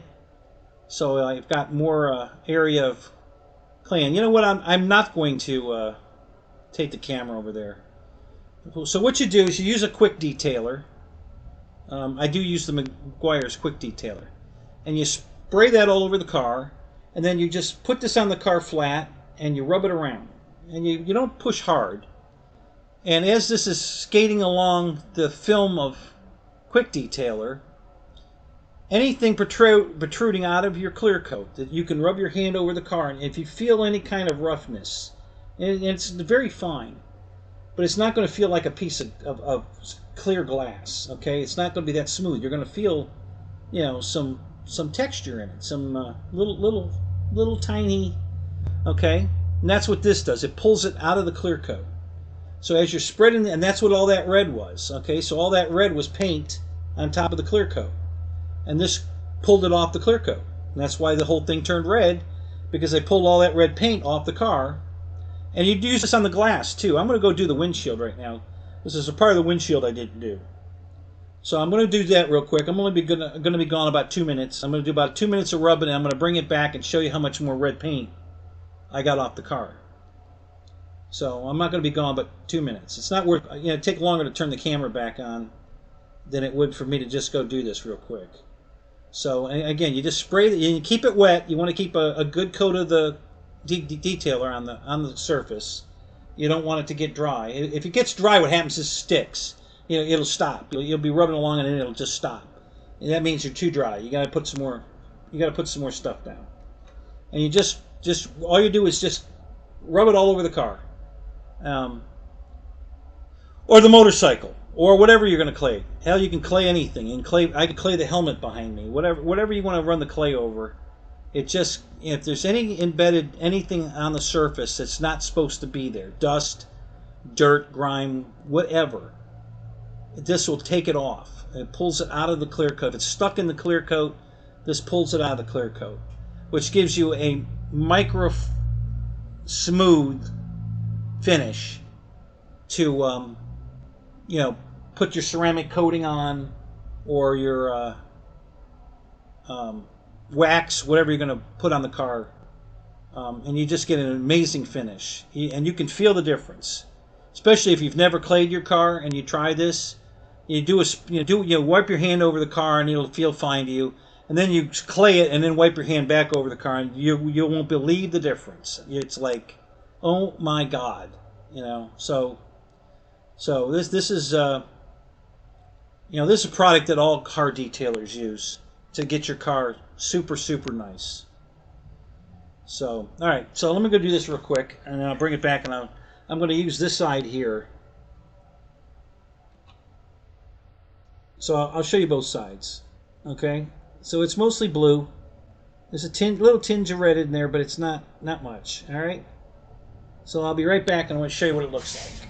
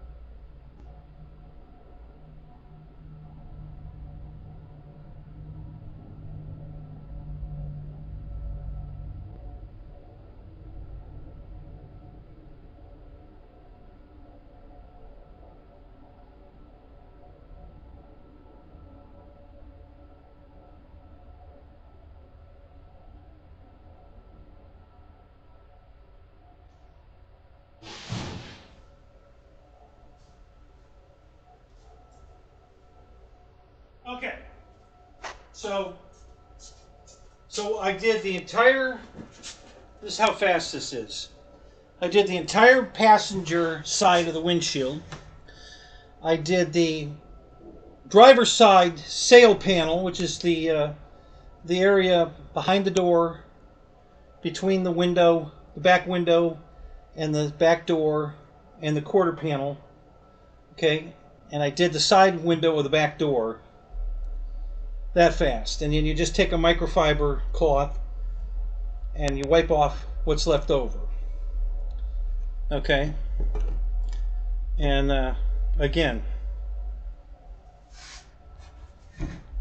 that's the side I didn't use, and look at all the red. Okay, so that's still that red overspray, and I've already done most of the car, but there's still, obviously there's still more on there. So the car is absolutely, I mean, baby butt smooth now. When you get all this off the car, and that's just what we're seeing in the red. Okay, there's dirt and grime that gets baked into your clear coat. The sun bakes it in, and this is what takes it out. You know, it's a microscopic, amounts of dust that gets stuck to the clear coat, and technically it gets embedded down in, below the surface. Okay, and then this is really not technically touching the surface; it's floating on the film of your quick detailer. Okay, so this just slides along on that film like hydroplaning, but it grabs a hold of all the little pieces of red paint and whatever that's poking up, and it pulls it off the clear coat, and that's what you get. So and it's that fast. I mean, like I said, I did the whole passenger side of the windshield. I did the back glass on the driver's side rear door. I did the sail panel, or the C-pillar, between the back glass and the door, that whole panel that goes down and then onto the quarter, and I did the quarter. So it took that long to do that much car, with 2-3 minutes. And that's the result. So what about the bonnet? Yeah, I already done that, Phil. I started with the bonnet. Yeah, the first thing I did was the bonnet. I started there, and I did the whole bonnet, and I did both tops of the fenders, and that was stage. That was the first stage.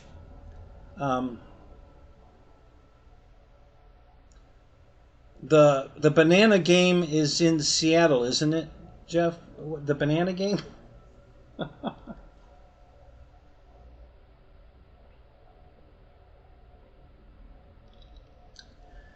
Oh, I gotcha. He's watching a ball game. Okay. Anyway, so yeah. So you guys have a car that you want to, especially you, Phil. I know you're a car guy. If you've never used this stuff, try it out. You won't believe it. It'll blow your mind. The first time a guy demoed it to me, and I was on my car. It wasn't. He says, pick a spot on your car. So I walked around, and I'm feeling my car, and the rear bumper cover was pretty nasty. It really felt bad. I was like, it looks fine, but it felt bad. I'm running my hand over it, because he had me run my hand over his car. And I'm like, yeah, that is smooth. But I think my car's that smooth. And I tested it. I'm like, oh, Christ, no, my car's not smooth at all. I said, okay, do this. Do my bumper cover here, the top of the bumper cover. So he did exactly what I just showed you, and then I ran my hand back over it, and it was as smooth as his car. And I was like, holy shit. Where do I get this stuff? So, been doing it ever since. That was probably 20 years ago. So I've been doing this claying thing for probably 20 years now. On my good cars, the cars that I took. Before, all my cars were show cars before. They've all gotten pretty bad, but they're coming back. Slowly, they're going to come all back. I got now that I've got my garage to put them in and keep them out of the sun and have a little extra money now to spend. I'm gonna bring all my cars back up to snuff so I can take them to shows. So anyway, all right. So that was the fun part of that. Now what I'm going to do is I'm going to take some before and after pictures, and we'll look at those next week after I put this armor ceramic coating. And if you haven't seen this ceramic coating, just do ceramic coating on YouTube, and I'm sure you'll see demos of how it works. And this is supposed to be really good stuff. I've got two different brands, actually. This is the stuff I bought from Legit Street Cars. And then I bought some from the Sick Week. Tom Bailey's the creator of Sick Week, and he's coming out with he's got car insurance now, like Haggerty, for guys that want to do the drag and drive. So now you can get car insurance through Sick Week, and he's got a ceramic coating product that he sells under the Sick banner. I bought a bottle of that. I haven't tried it yet. Yeah, been wanting to do this car forever, and since I bought it, and I've had it, I think I've had it 6 months now. So I finally, since we were going to a car show, to give me an excuse to bring it in here, get the garage cleaner. So I've got this thing here. It looks like a credit card. I don't know what I'm supposed to do with that. It's a plastic, just like a credit card. It doesn't. I don't see a magnetic strip on it or anything. But it's got the Avalon King. What is it called? Avalon King Armor Shield. Yeah, Avalon King.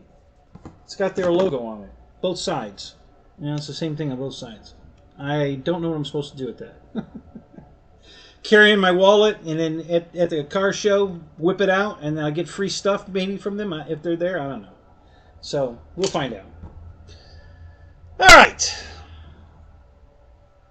So let's get back to. Let me get back to the chat here.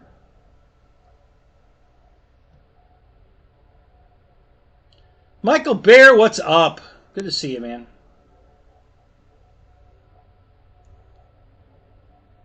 How does it work over Rust? No, it's not going to work on Rust. Your new Honda's not rusty. Use it on that. You'll be amazed. No, it will not mess up the black trim. I did all the black trim on the hood of the car. My wing on the back is the black. Now the wing is painted black, I'm assuming, and the hood and the side script on the quarter panels and the edging between the doors is all tape vinyl. And I used it right over the vinyl. Worked perfect, no problem. And the ceramic also. You put the ceramic coating right over the vinyl, right over the paint. You can put this on the glass. The ceramic coating, you can put it on the glass and the tires. You can detail your tires with this stuff, and it'll stay on and stay shiny, and it won't turn brown, and it won't sling off and get all over your car. For you guys that spray your car with tire shine and then deal with the mess it makes afterwards, you can put this everywhere. There's nothing you can't put this over, this ceramic coating. And it's a UV protection. So this coating will put a UV protection over your paint, over your vinyl, over your plastic. You can do your interior trim panels with this stuff. You can put it on everything. Go to Legit Street Cars. He does it all the time. He demos the stuff. I guess he's sponsored by them. So yeah, you can put it on everything. So yeah, it'll be pretty. The cars he's done have been amazing. So yeah, I'll take some pictures. There's a couple of areas on my car that are definitely going to be a good before and after shot. That I think is going to fix a couple of paint problems. Not a big problem. The car looks great, okay? But the guy that owned it before me was trying a few products, a couple of different things. And there's 3 spots on the passenger rear door that it looked like he was getting pretty aggressive with some kind of an abrasive. And it left some swirl marks. And I've been polishing them for, every time I wash the car, I polish those areas, trying to knock it down. And I think it's getting better, but I think this will completely hide it. I think this will fill in those swirl marks, and it'll be gone. And we're going to find out. And I'm going to definitely take detailed pictures before and after. Make sure I get in the camera at the right angle to get the view of the swirl marks that I'm talking about. And then we'll put this over it and see if they're gone. I have a feeling they're going to be gone.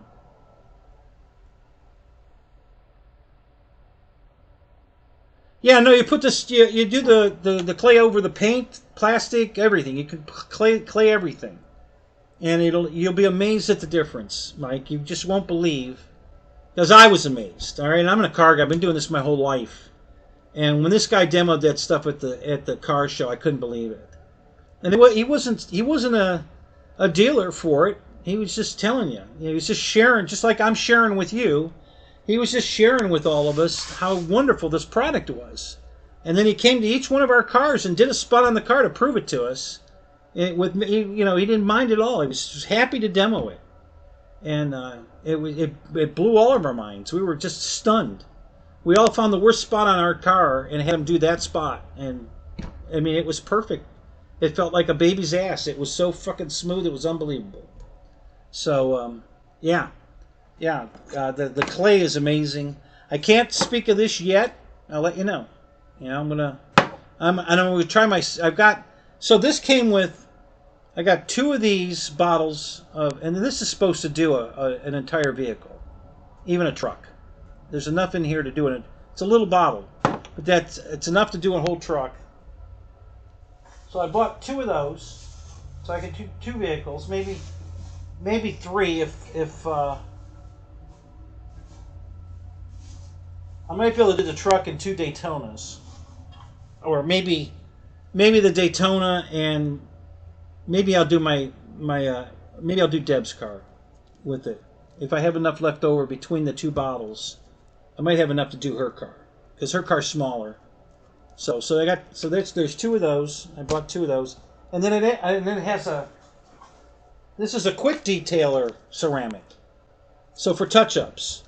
So if you're at a car show and you just want to wipe your car down, you can refresh. This is supposed to last a year, okay? I think at least a year.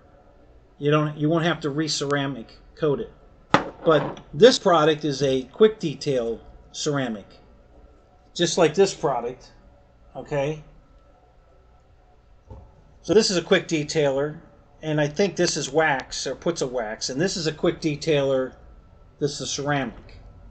So, and if you go to Legit Street Cars, he's got a coupon code to use that gets you, I think 80, it might still be, I think it was 80% off. He's running a sale. Or maybe the sale runs all the time if you use his link. I'm not sure. But go check him out. Go to Legit Street Cars. His name's Alex. Great guy. Nice. He does a lot of stuff I won't do. Him and Matt Armstrong. These guys both buy wrecked high-dollar cars. Now Alex doesn't get as crazy as Matt. Alex has bought some pretty high-end cars, but nothing like Matt buys. Matt buys $200,000-$300,000 cars that are wrecked, and then rebuilds them. And puts them sometimes over $100,000 back into the car. But he buys them cheap. It's a wrecked. I think I think he paid. He had a special edition Rolls Royce he bought that was wrecked. That was worth, I think, $600,000, and I think he paid $280 at the auction for it, and then I think he put another $100,000 in it. So he's at $380 for a $600,000 car. All right. Now I've been watching these guys for quite a while, and I'll tell you something that impressed the hell out of me is Matt did somebody else's. He's been doing a lot of Porsches lately. He's been buying the what are they called? The SR3S, CR3S, something like that. I forget. So and they take him to the racetrack, and Matt's crashed a couple times, but not bad. He hasn't really crashed a car. But one of the guys that he races with did. He wrecked his car bad. Same car, Porsche CRX CS or whatever it is. And so he gave it to Matt to fix it.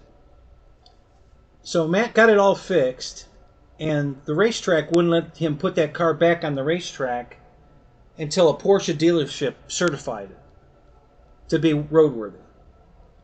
So he took it to a Porsche dealership, and they did their 111-point inspection on this car, and they give you a report. I think it was a 10-page report of everything they saw or didn't see or found or whatever. And when they were done with the car that Matt fixed, and now I'm talking about, cutting body panels off at the seams and putting it back together at the seams and re-seam sealing it, welding it, either tack welding it, plug welding it, finishing it, sealing it. He makes it look like it's never been fixed. Back to factory look. And he spends a lot of time doing this. And he's learning as he goes. He's not a body man, but he's turning into one.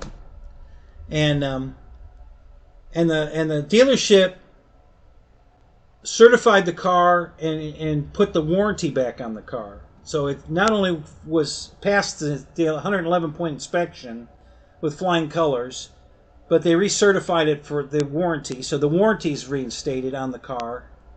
And they only had 2 minor points. And the guy asked Matt, so they only found 2 minor things. They recertified the car, by the way, and he was so happy because he's proud of his work.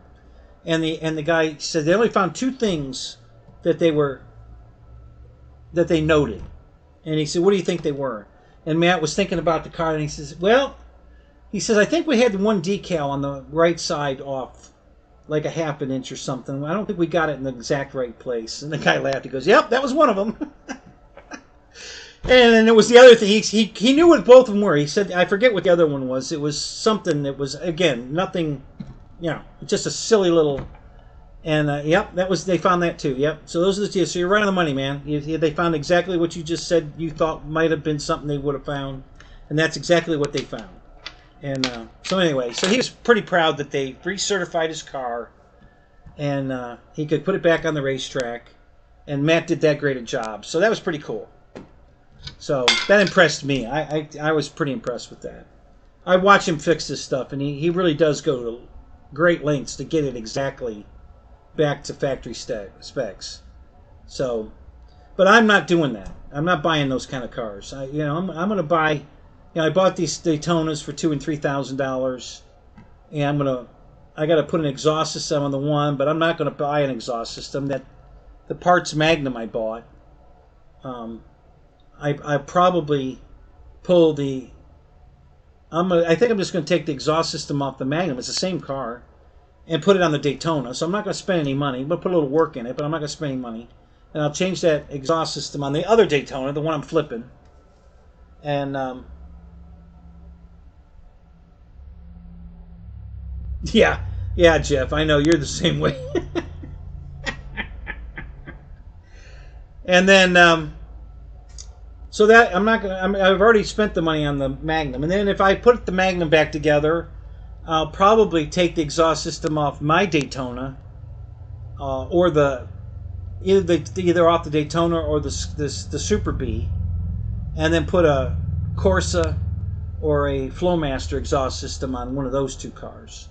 So I'll just kind of rotate things around. So, but and that's exactly why I bought the cars that I bought at the cheap prices that I bought them, because I think I can flip them and make money on them, and at the same time do upgrades by taking a slightly better condition part off of one of those cars, put it on my car. Like I'm going to take the wheels off the Magnum, because the Magnum's got brand new RT wheels, the exact wheel that's on my car, but they're brand new. Now my wheels look good, but they've got some they got some wear on them, and these are brand new. So I'm going to pull the wheels off the Magnum and put them on my Daytona, and I'm going to take the Daytona wheels and put them on the Magnum. So. And that's not going to change the price of what I'm going to want for the Magnum.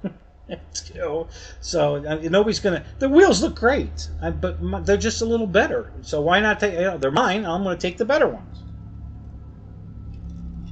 So, all right. So, what do you guys want to talk about next, or should we unbox the airplane? I don't want to get you guys, upset. So, we got anything on the table you want to talk about? Any planes you want to discuss before we unbox this one? Anything else about the shop, about the man cave, about what's going on? Anything? Any questions? 3D printers? The trophies are almost done.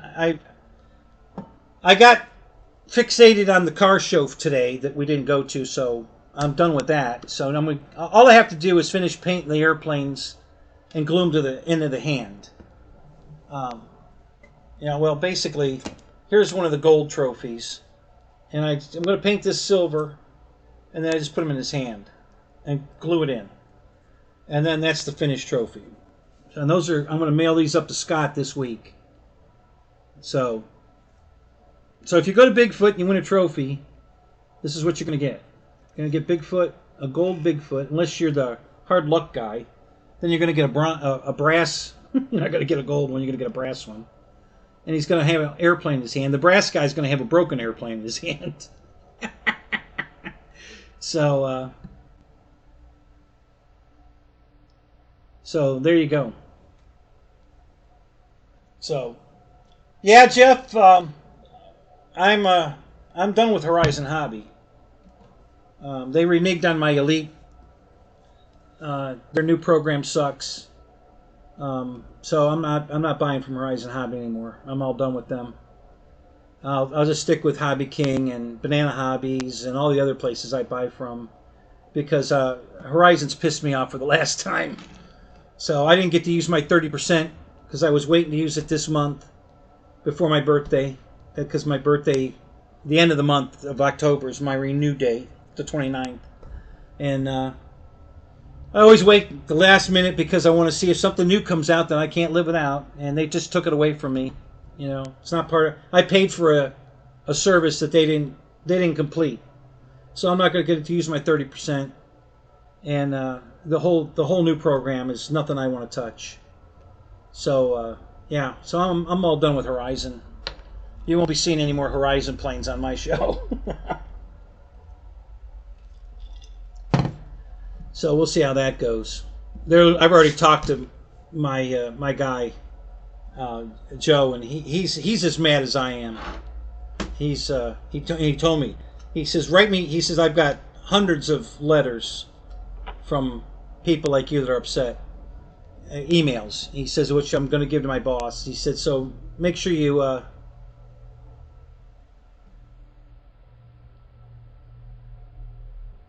Yeah, same thing, Jeff. Yeah, they just, they reneged on it. And I don't think that's right. If you want to start a new program, you wait till my expiration date, and then if I want to get on board in the new program, that's fine. But you don't take my program I've already paid for away from me and tell me that this new program's better. It's not better for me. If you buy Spectrum batteries and chargers, you might save some money there because they're really giving you a big discount on those, but that's because this shit's way overpriced. I mean, way overpriced.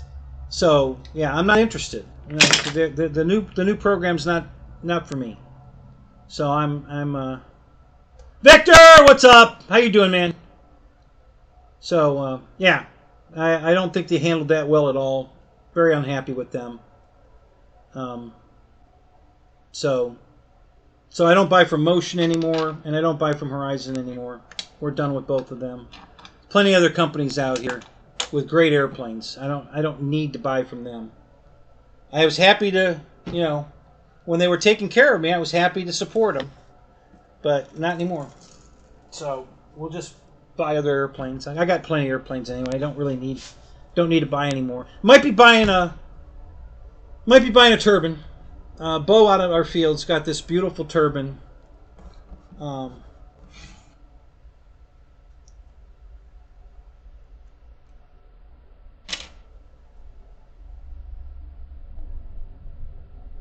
Tired from going to the field and working on the Fury. Oh, yeah? Yeah, I understand that. Let me see if I can find this picture again. It's kind of buried, but I'll go look. So Bo... Back at the pilot, if you guys remember when Ryan had the pilot Ryan flying at Imperial down here in Florida. That was 5 years ago, I think. When we were coming home,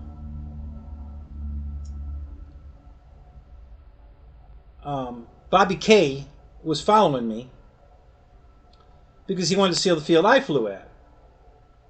And I said, okay. Actually, I took this picture. No, I didn't. I just took these pictures after. I didn't take them the day of the. So these aren't the same date. So we're pulling into the flying field, and the owner, Bo, is pulling out with his truck, and he stops me, and he says, "Look what's in the back of my truck." And I smiled. And I said, "Oh God, what'd you buy now?" And he says, "Hey, go look. You gotta come look." So I get out of my truck and I walk over and I look and I'm like, "Oh my God!" And I call Bobby. Bobby, come over here. You got to see this. And it's this big, beautiful jet. It's called the Dolphin, and it's a turbine, real turbine, and it's probably.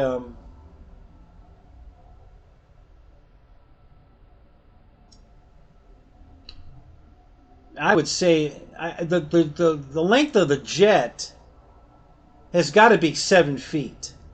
The body, the fuselage, it's got to be a 7 foot, because he had the tailgate down on his big Ford dually, and it was sticking out you had to put the gate down to put it in the truck. So I'm assuming it was probably close to a 6 foot bed. The new truck I know is even bigger. And he was able to put it in the new truck diagonally with the gate up. So he had to go corner to corner to get it in the truck. So it's probably about a 7 foot long fuselage. Here it is.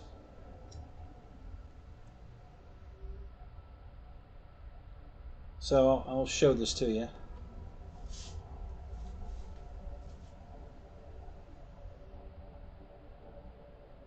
Okay. Now that's a picnic table, and it's taking up the whole table. It's hanging off both ends of the table. So you know how big a picnic table is, for reference. Here's another picture of it. I think he told me it has a 120 turbine in it. I believe that's what he said. And he told me I could buy it for $3,000.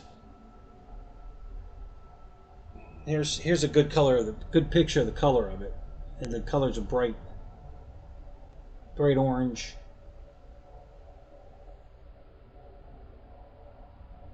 So I'm thinking of taking him up on it.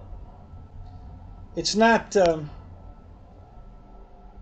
I'm not going to be a big turbine flyer. It's not going to be something I'm going to stay with my electrics.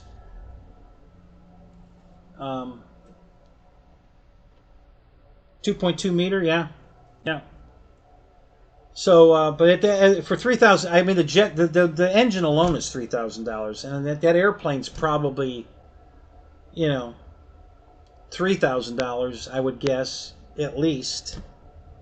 Well, Victor could tell you. So, you saw the pictures, Victor. What do you think that jet would go for new, with the 120 turbine in it? I think it's probably easily worth $3,000. I think I'm getting a screaming good deal. So I think I'm going to take advantage of it. Why not? It's only money. I can't be buried with it. Well, I could, but that'd be stupid. So I'm thinking about it. It's high on my list. So 6,000 new, yeah. So yeah. So anyway, it's coming with all the radio gear in it. It's coming plug and play. It's coming with all the radio gear, everything in it. No, nothing wrong with it. He just he's losing his eyesight.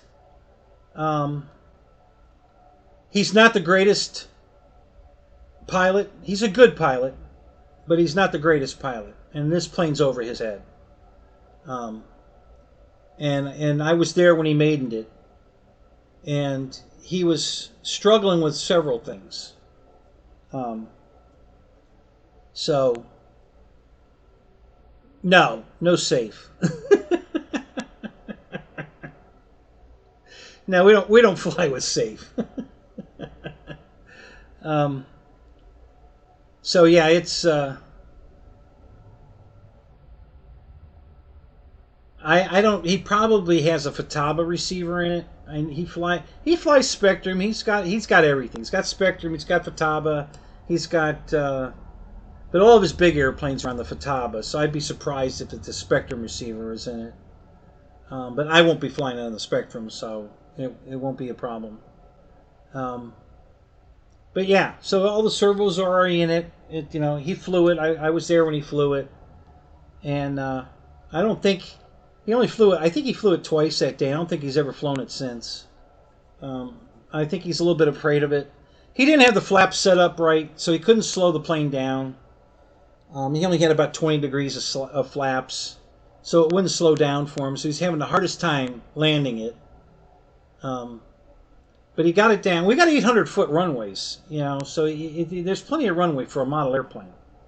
And he still was struggling with it. So anyway, but I think the big problem is his eyes. He's got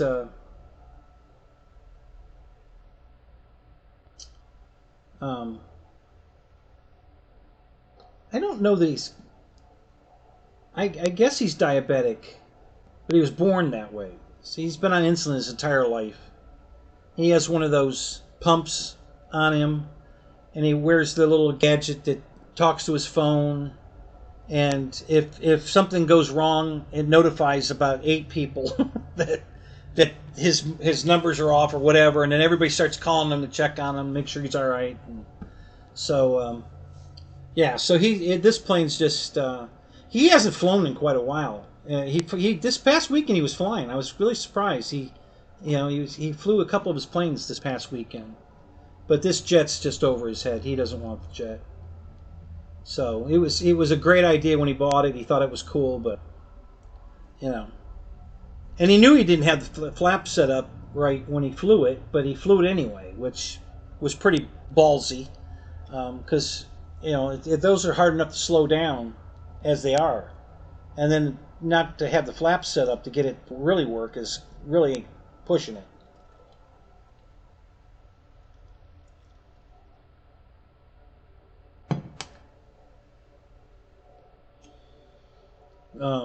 So anyway, I'll keep you posted on that if I end up buying it. I don't know for sure I'm gonna. I really don't need it.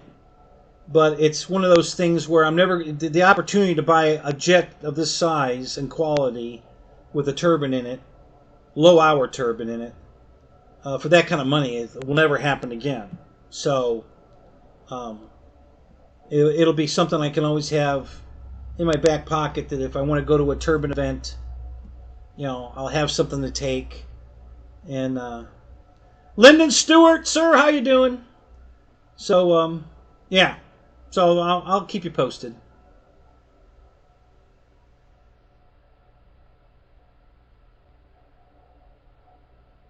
Right, Victor. I when he told me he didn't have, and then he had it practically wide open and tried to cycle the landing gear, and the landing gear wouldn't go up, and he didn't understand why the gear wouldn't go up. Bo, you're going too fast. You're way over speeding the gear. It's not gonna go up. So,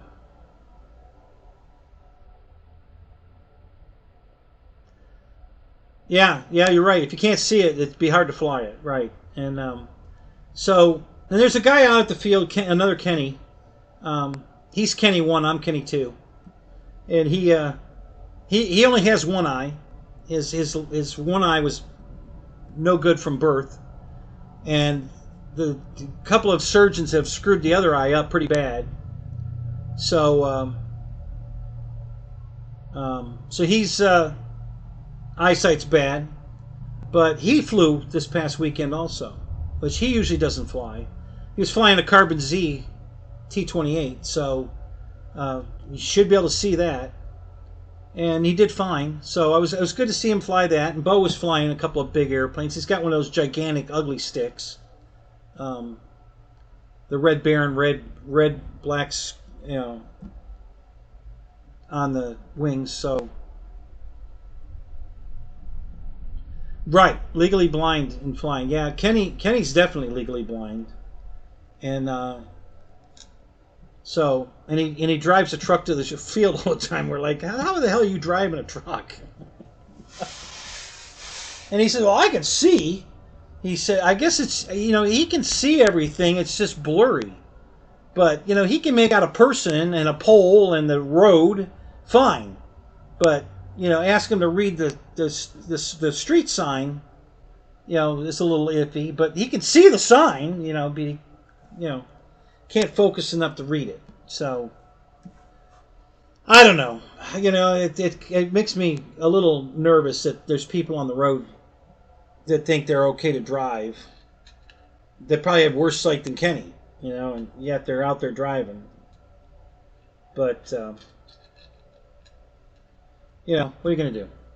Hell, there's people that can see perfectly and still can't drive. You know, they run into everything. So, it's, you know, eyesight's not always the only factor. Sometimes you just don't have the skills. So, all right. I think let's unbox this baby. I'm dying to see it. So this is the Arrows 1800 millimeter 6S Husky. So this is the orange, black, and white one. I think so.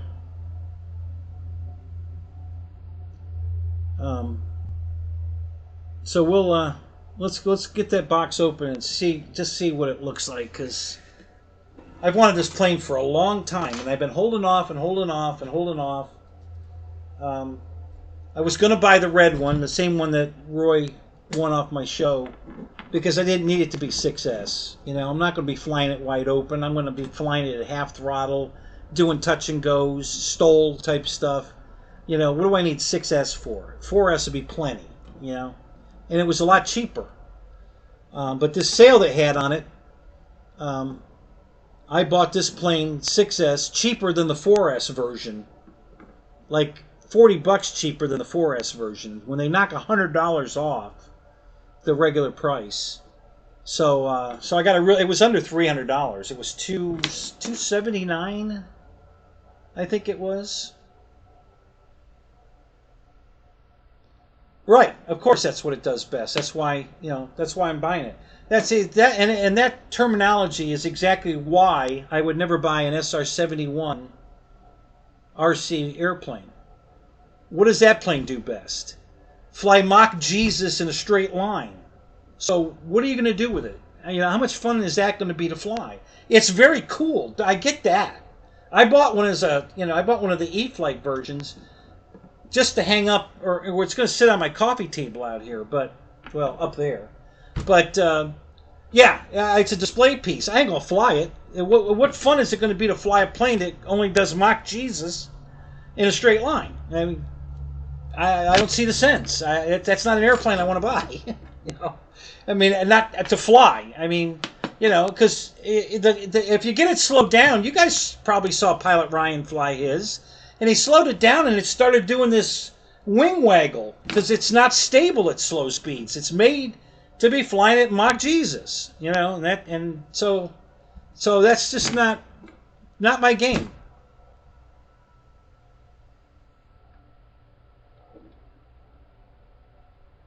Oh, you got the new, oh, I didn't know Losi came out with a bike. Yeah, so how's that work out? Is it good?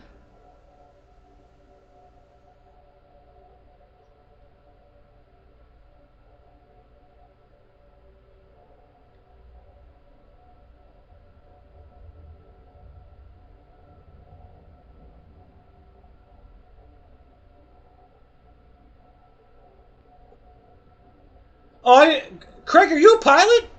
A full scale pilot? I didn't know that.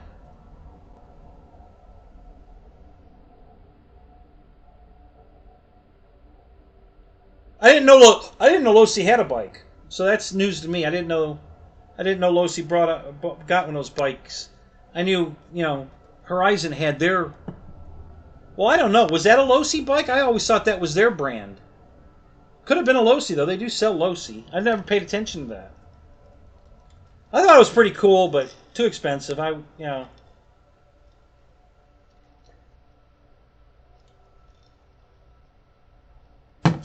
Oh, you were here in the. Oh, I didn't know that. Horizon Hobby owns Losi? Oh, I didn't know that. That's interesting. I didn't know they bought Losi. That's interesting. Yeah, $500 was, that was just too expensive for a motorcycle.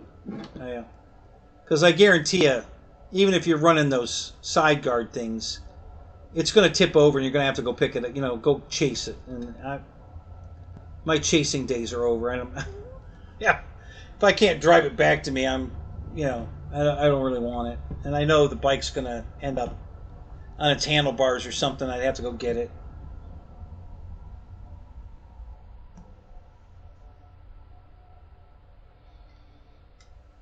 Yeah, Phil, it's getting close to that. I mean, that's how it I think.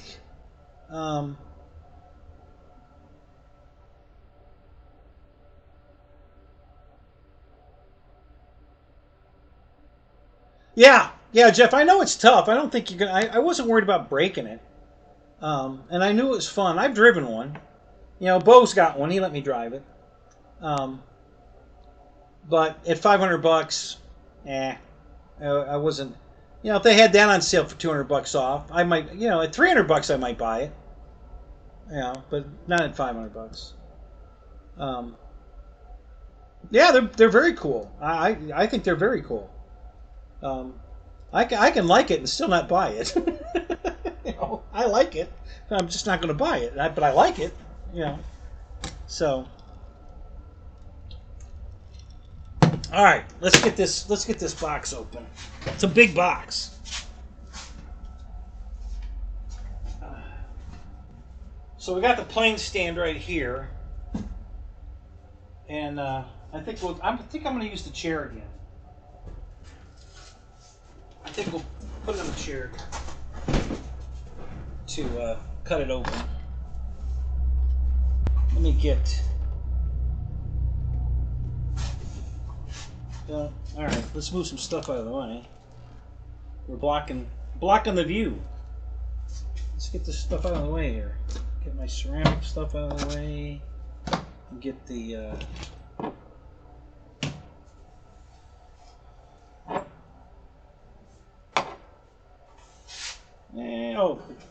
Prop balancer. Got it. Michael Bear.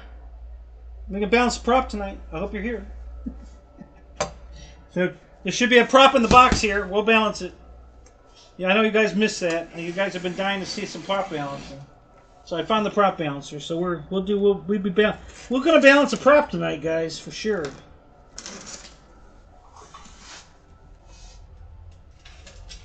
Okay.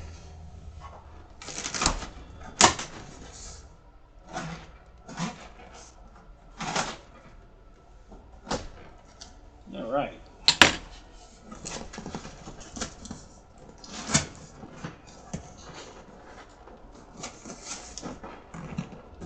So for you guys that don't know what the Huskey looks like,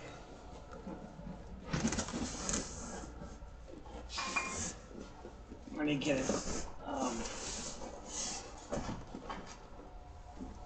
so the glare isn't too bad. There you go. That's what it looks like. Basically, it's a Cub. Big Cub. 1800. That's pretty big. I believe it has lights. I'm not sure if it has flaps. I think it does. I'm not sure. Roy, does it have flaps? You won one from me. So, yeah, does this thing have flaps? I don't know.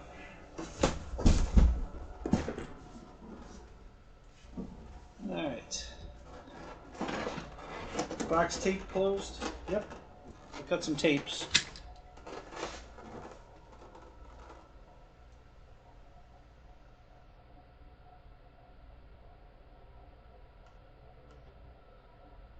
Jeff says, of course it's a flapper. All right. Do you have one of these, Jeff?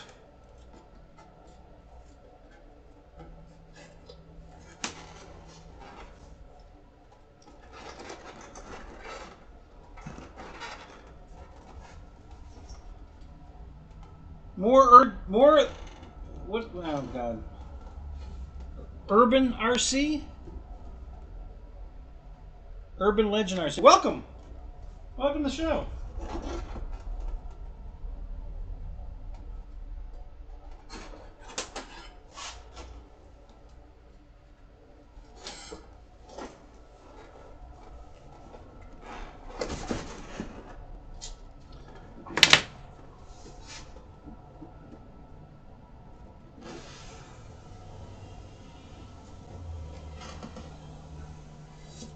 Yeah, Phil, I like the paint scheme on it too. I think the red one has the same scheme, it's just red instead of orange. I think it has the same scheme, pretty sure.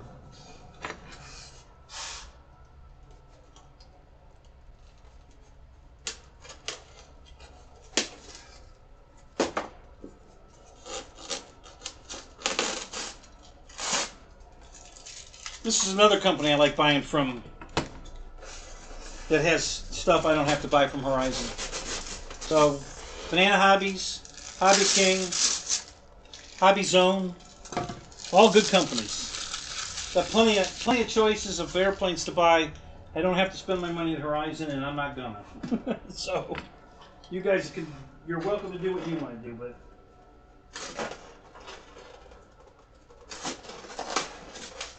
I am not at all happy with what they did with my Elite program that I paid for.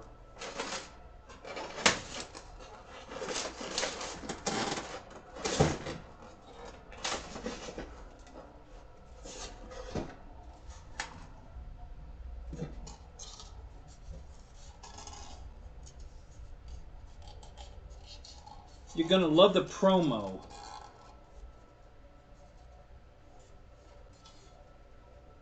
Promoto. All right, I'm not. I get. Are you talking about Lyndon's bike, Urban? Is that what you're talking about?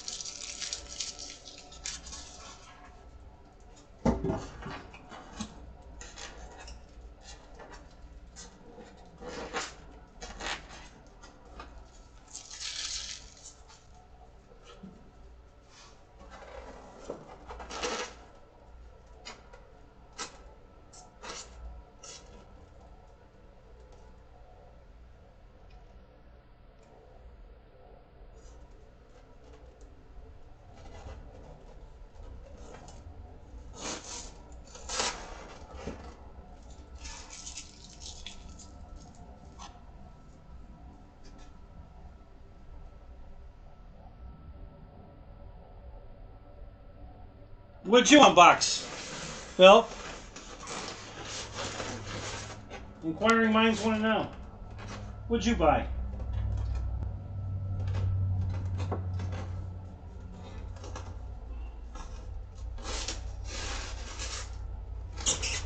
All right. That takes care of the tapes. All right, so it starts off.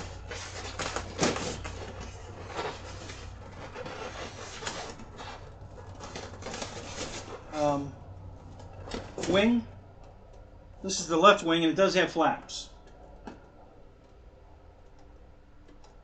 And the strut, wing strut.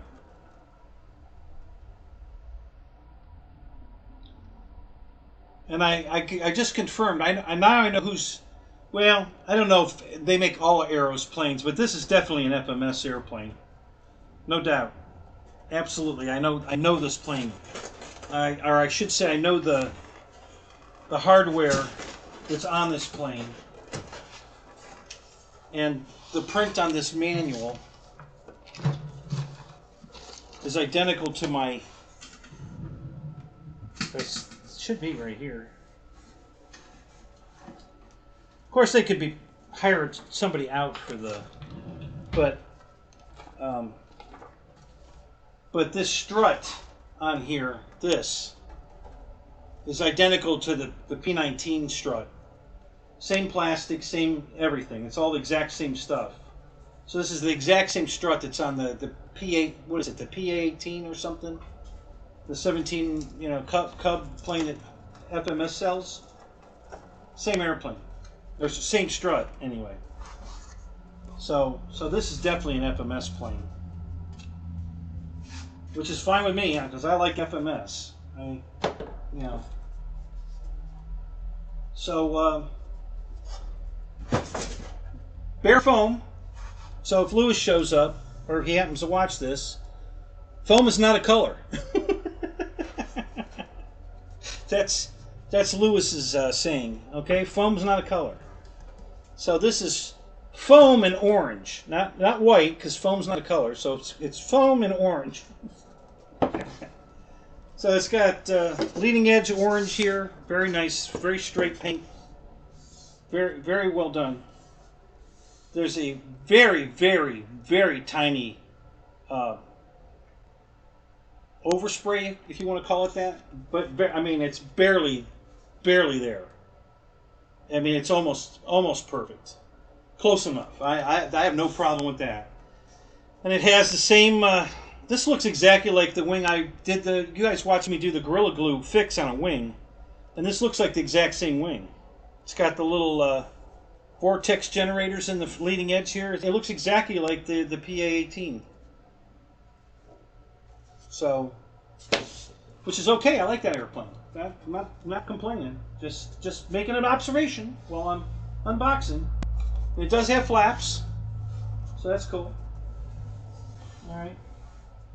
So that's the wing, and here's the other wing.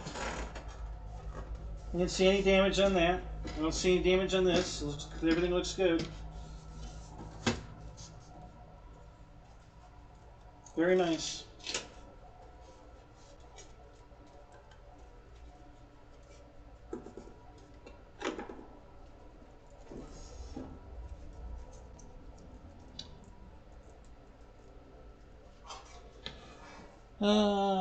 Let's see.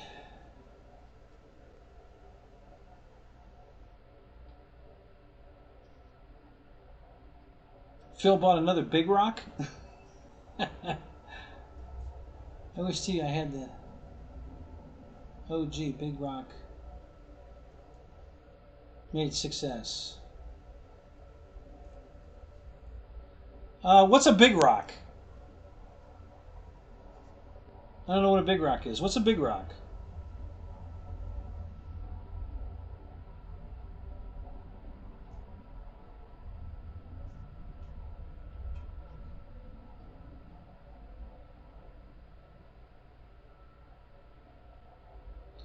Well, I figured it was an RC car. What kind of what kind of car? What is it? Monster. It's a monster truck. Okay, that makes sense. Big Rock. Yeah. Arma. Yeah, I got a bunch of Arma stuff. I like their stuff. I got no problem with Arma. You know. My only problem with it is I bought too many of them. I don't need any more. I got so many damn surface vehicles now. Believe it or not, guys, I have more surface vehicles than airplanes. What do you think of that? I'm not kidding you. Hell, right here alone, I've got 1, 2, 3, 4, 5, 6, 7.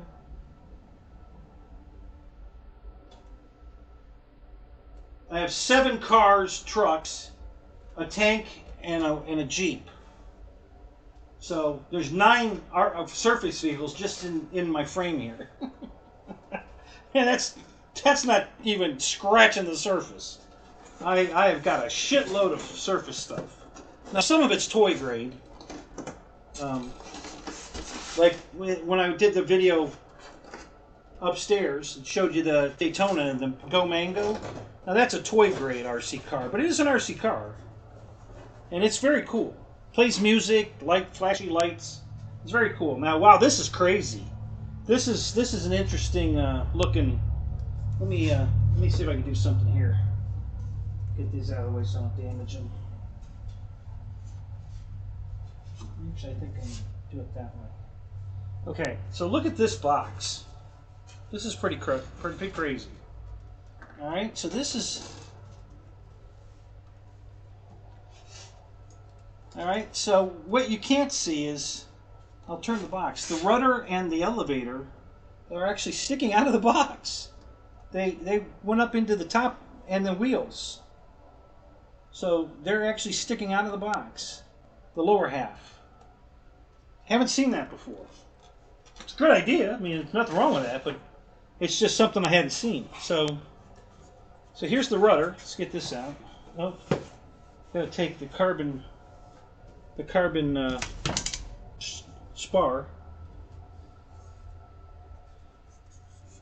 Got a little tiny damage right there. Nothing I'd send it back for. So there's the Huskey logo. Oh, a little piece of foam on there. Get that off of there. Yeah. I think it's got. No, I think they're foam hinges. I thought there might be submerged hinges. No, it's foam hinge. It's okay. I'm not totally against foam hinges. They're fine. They're easy to fix when they get broke, so that's easy. I don't mind that. So, but yeah, nice finish on it. I like the logo. Love the color. Very nice. Okay, and then I'm going to put that back in the box for now. Here's the elevator. It's just all black. Not a lot of, you know, when you look at it, you don't see much cell. You know, the foam cells are pretty buried in the paint. You know, take a good look at that. I mean, that's beautiful. You just don't see the foam. Very nice. Yep, very, very nice. I like that. Let me put that back in here. A wooden propeller, guys. Look at this. Wow. And that looks like, what are they called? The Xeon? It looks like one of their propellers. It doesn't have their logo on it, but it looks like one of their propellers. It's got the same tip that their propellers have, that tapered tip. The back edge is slightly curved in. It just looks like one of their propellers. Zorro, whatever they call it. I forget the name of them. You guys will tell me, I'm sure. So Mike Bear, there you go. We're going to be balancing a prop in just a minute. All right. So the next thing is the fuselage. Very nice. So I will probably paint the inside of these cavities here. I'm not crazy about that white like that. Maybe I might 3D print a jug to put in there. That'd be kind of cool. I might do that. Put an engine in there so you can see it. You don't have to make a whole engine, just a jug. You know, that's all you're going to see. So I believe this is the windshield comes off. I think. Maybe not. It's not a bottom feeder, is it? No. Okay, well, it's got to be the windshield. There's no doors on the side. No. It's not coming off. Oh, it's got a latch. That's why it's not coming off. It's got a physical latch. Look at that. Very nice. Got the exhaust pipe coming out the bottom there. Alright. It's the scaleness. Windshield comes off. It's got a catch here. Very nice.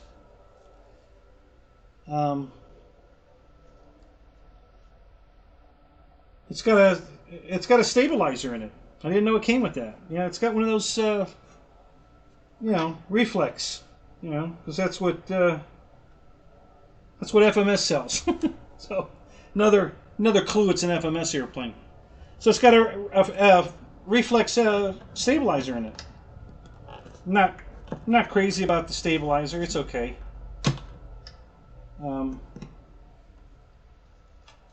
Don't see any damage. It looks good. Yeah, no damage. Looks really good. Very nice. Very, very nice. Tail wheels mounted to the fuselage. So that's cool. Yeah, I love the color. I agree, guys. I love the color scheme. I always wanted this airplane. I love the color scheme. And I loved it in the red. I think the red scheme is exactly the same. It's just red, and I love that one too. So I would have been happy with either one. The fact that I got the orange one, the upgraded one, for less money than the four cell was a screaming deal. So a pretty rugged landing gear here. That's pretty heavy wire. Rock hard tires, so we'll probably be changing those. I'll probably put some air Dubro airs on this. Not crazy about the rock hard tires. They're rubber. It's not a foam tire, and it has a little bit of cush to it, but I mean, they're hard. Those are hard tires. So, but that's okay. I'm sure I'm making it with these wheels, you know, but I'm guessing I'll probably upgrade them to some inflatables. I just like them better.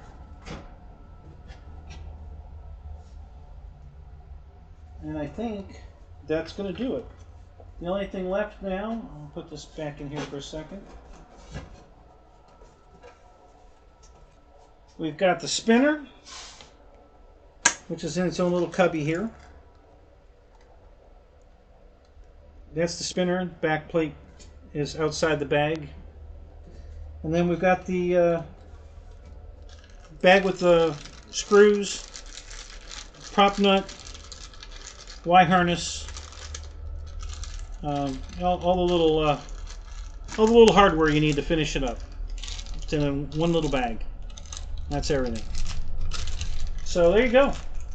Very nicely packaged. No damage. It got here with no. Well, yeah, no, that's a screw. Yeah, got here with no damage. Beautiful airplane. Very happy with that.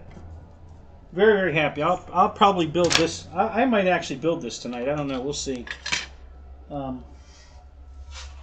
But yeah, that looks really good. Very happy with that. Here's the other half of the box. Let me.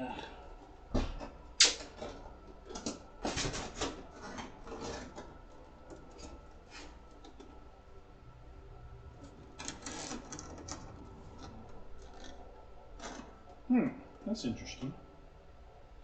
I thought there was going to be a pocket in here where the rudder and the elevator went up into a pocket, but it's not. It's just the box is open. You know, once this is on, it can't fall out. Oh wait, there is a pocket. I'm right. I mean, I was wrong, but yeah, it does have a pocket. This goes on this way. Yeah.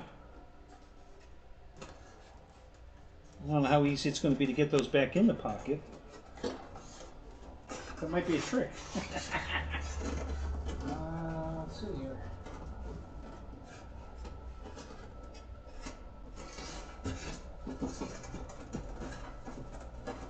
Yeah, that's a trick.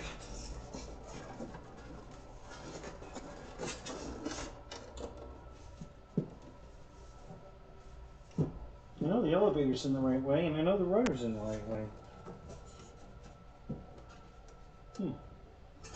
I can't get the box to sit down, back down on it. Alright, it's alright. I'm not going to rebox it anyway, we're going to build it. So let me just move it off the chair here. I'll put it on that chair over there.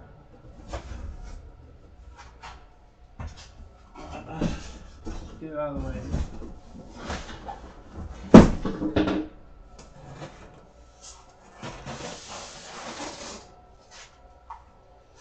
Okay. Alright, so we got the unboxing out of the way. That was cool. Very happy with that. Nice airplane. Very nice. What did I miss here? Let me see here. Let me get caught up.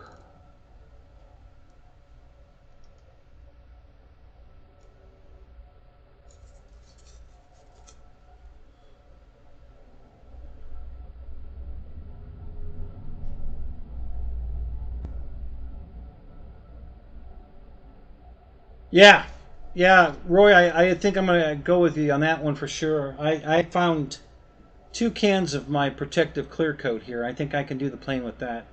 So yes, I am going to clear coat this. Um, just it's going to make the orange pop for sure. So yeah, I'm going to clear coat this one. Um,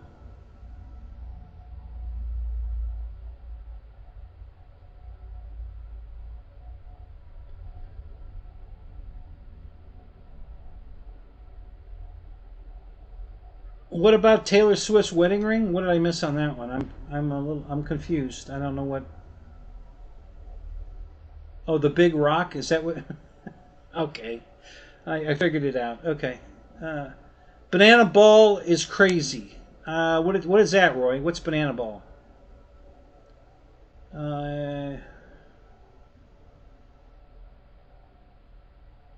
I gotta tell you guys, I have had no complaints with all the Arma vehicles I've bought, and I've got a bunch, and I like them.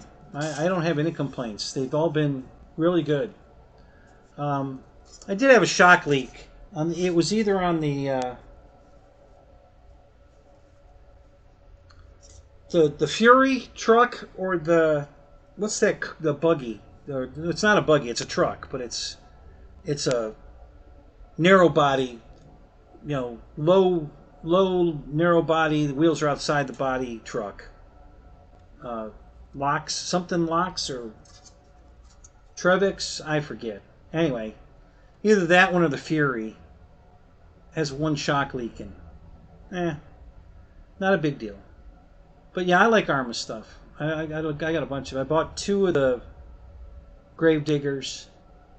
Um, I could be here all night telling you all the Arma stuff I bought. Got a shitload of it.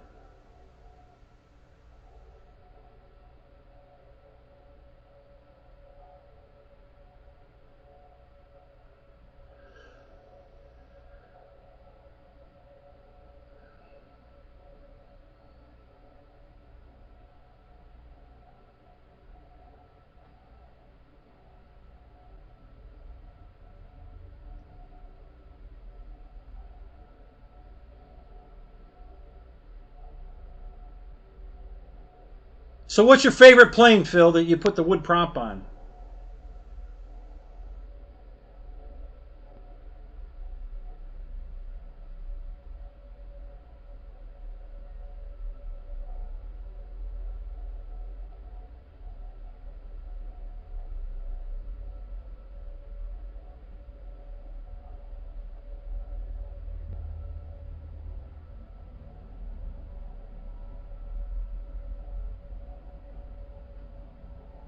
Yes, the Hobby King Tundra, and I have a couple sets of those.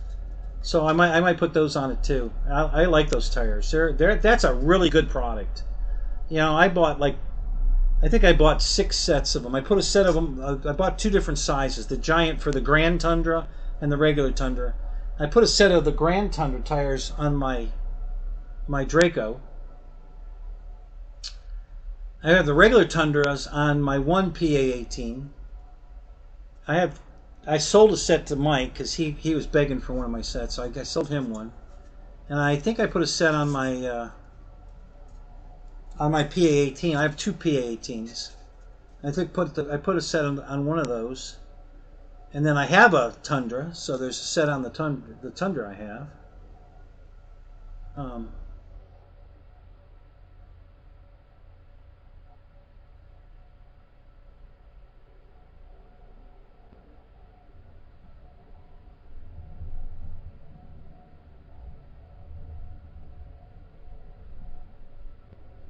Yeah, Jono, it's just even in the red and black, it's just as good as the orange and black. They both are beautiful.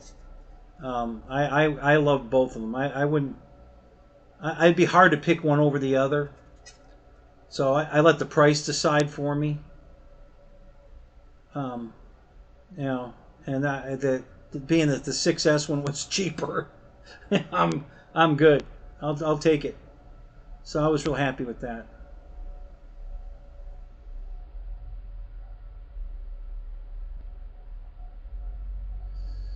Um,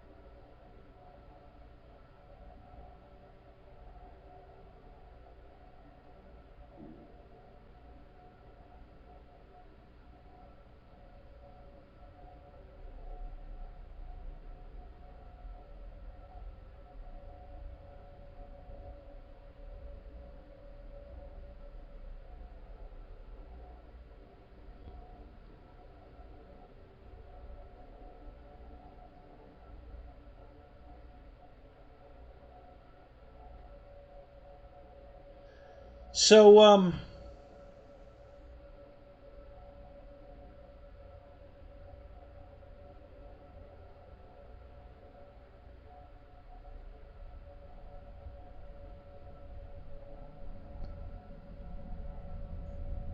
Lennon, the X-Fly Twin Otter is awesome. Love that airplane. As a matter of fact, I took it out and flew it again, I think 2 weeks ago. And I had to dig it out of the pile over here. So you guys that got here late, I did a live tour of the building. I did it on my phone while this was running. I did a live tour with my phone. So go look for that when you're done here tonight and watch the live tour. And you'll see the Daytona's in the garage. The airplanes, you get a good view of all the airplanes over here and what's going on here and the build and all this. And so it's a pretty good tour. So don't forget to watch that when you're done watching this. Lyndon,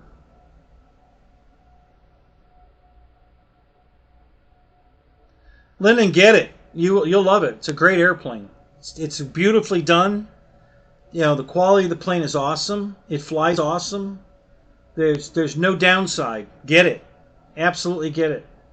And if you can fly off water, I know you play with a boat, get the version with the floats, because it comes both ways. So get the float version for sure. The floats aren't even, they're not plain white either. They've got a scheme on them. You know, they've got a real nice decorative decal on it. It's like a wave or something on the float. So yeah, definitely get the float version so you can go fly off the water.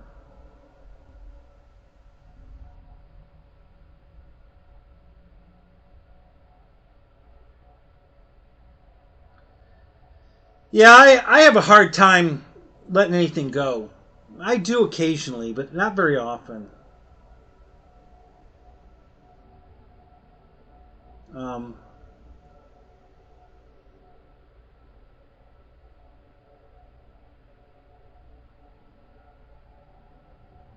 so so I have another update for you. So I did maiden the decathlon, and that went fine. Beautiful flying airplane.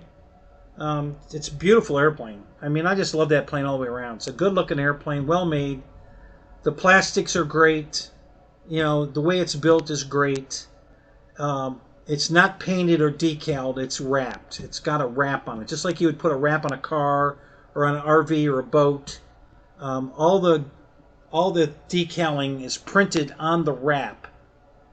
One piece of film. All the print is printed on the film, and then they wrap it onto the foam, and it's beautiful. So I highly recommend that airplane. Very beautiful plane, flies great. You know, very happy. I like the plane. My FMS P40, not the greatest flyer. It flies okay. I mean, it flies okay. I don't hate it. Not the best flying airplane though. Now the jury's still out on that because I did fly it with a 4000 pack. and I think you guys recommended, some of you, a 3300. So it might have been a tad heavier. I really don't think that's going to make a big difference, but I'm probably gonna try it with maybe a 2600, maybe something in that range, 2800, or a 2200 4-cell, and see if it flies better lighter. But I wasn't impressed. I was expecting it to be a better flyer than that. A little twitchy, there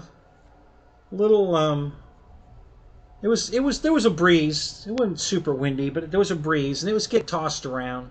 Now I think that airplane would be awesome with a gyro in it. So once in a while, there are airplanes out there that need a gyro, and I think that's one of them. I'll let you know when I fly it. I might go fly it tomorrow, actually.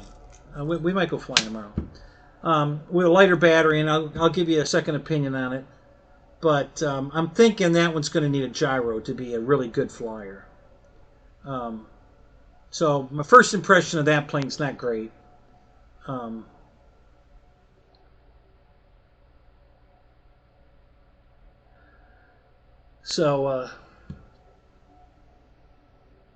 It's pretty. You know, it's well built, pretty. I mean, it's an FMS plane. I like it. I mean, it's not. You know, they had a problem with the first version of the P-40. Was terrible, and I guess it had to do with the wings were. They didn't have carbon rods in the wings like this, and the wings were, from what I was understand from videos, is the wings twisted when it was in the air, and so it made the plane really wonky to fly. This one was pitchy.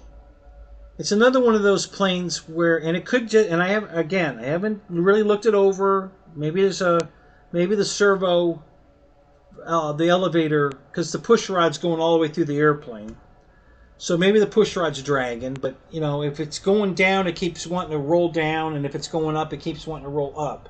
You can't just get it level and let it fly. It doesn't want to do that. I did get it to do it once, by playing with trying to get the elevator to center. So I think that might be a control surface problem, not necessarily an airplane design problem. But we'll see. But even if it flies better, it's still not going to be my best flying airplane. I can already tell you there's no way it's going to become my best flying airplane. Is it a good airplane? Yeah, I think it's a good airplane. But is it a great airplane? A best airplane? No, it's not. It's not my best flyer. And even if I fix any kind of imperfections, it's still not going to be my best flyer. So, but yeah, it's a good airplane. I think. Oh no, there it is. I thought I lost one of my little jets, but no, it's in his hand. I put it back in his hand.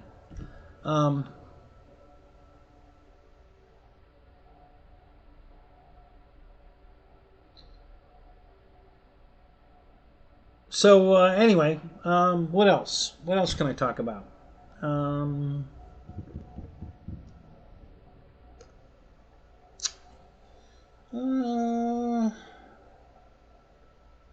It was 98 degrees here today. We were going to go fly today, and I'm like, I ain't going out in that. Forget it. Yeah, it was 98 degrees today. That was crazy. Because it's already down to 81. It was I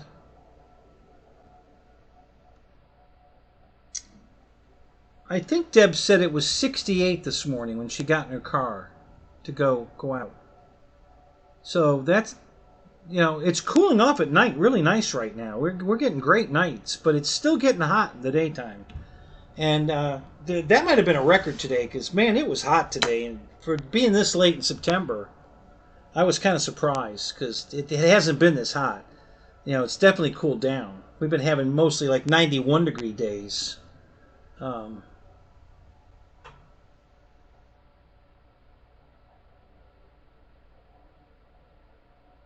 Yeah, how did you think? Were you hot, Jeff, at 96? Is that hot for you guys? Were you hotter than normal today for you guys?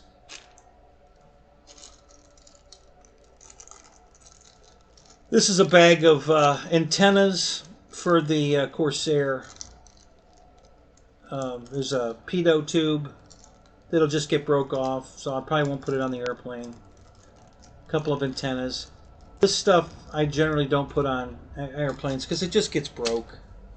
You know, if I put it in the trailer, it'll poke the airplane above it or below it, or it'll get broke off. Yeah, I try to stay away from those details.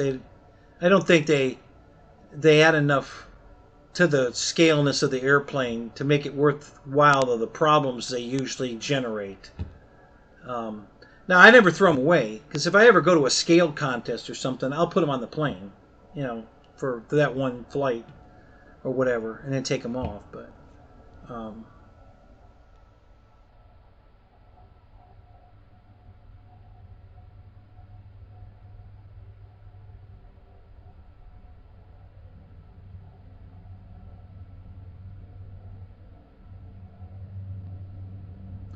yeah, see, we usually have really hot weather September, August, and September. You know, when I was autocrossing, we raced every month except August and September. We didn't race those months because it's too hot for the turn marshal guys, the cone catchers, to go stand out in the heat. So they just shut it down for August and September.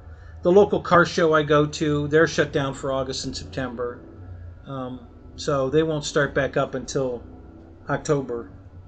And the car show we were going to go to today, between the hot, the love bugs are out here.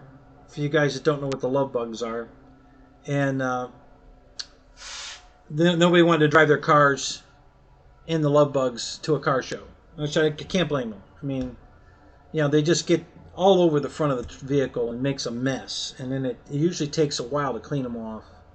So I get that. I just wish my buddy Jimmy would have called me earlier, because I was breaking my ass, you know, working on my car to get it ready, and I would have had it ready in time, no problem. I mean, but this morning, after I, you know, found out that, well, it was actually it was last night. Yeah, last night I found out that we weren't going to the show. So I worked on the car till about,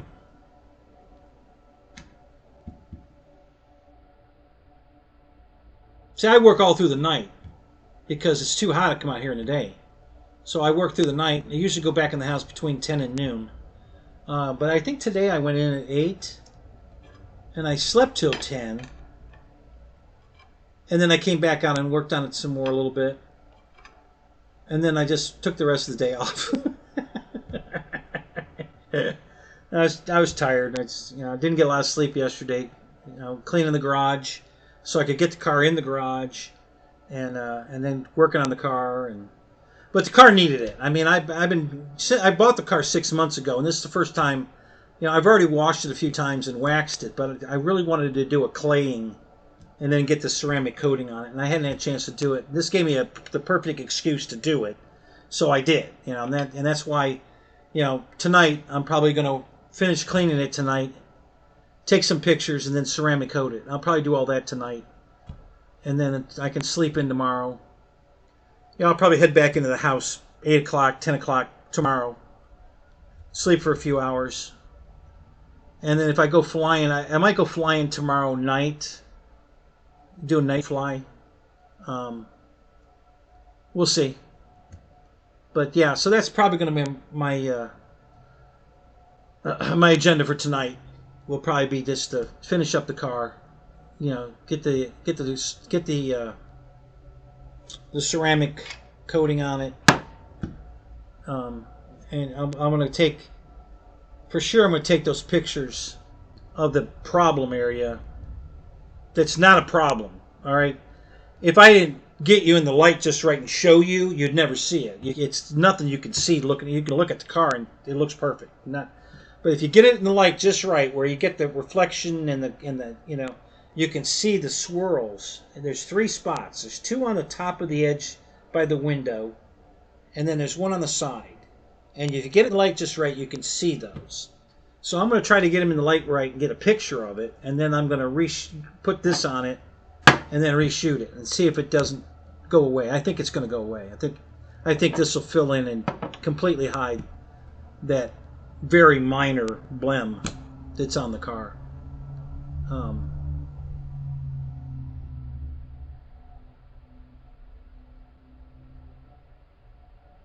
Oh yeah, you went and walked around a car show? Well, that's cool. How old are your boys, Roy?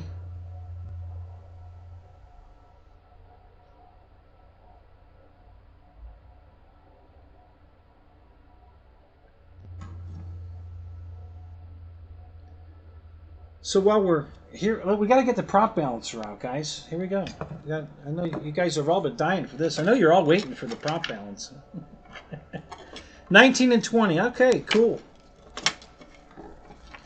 What are they doing for a living? Are they going to take over your job?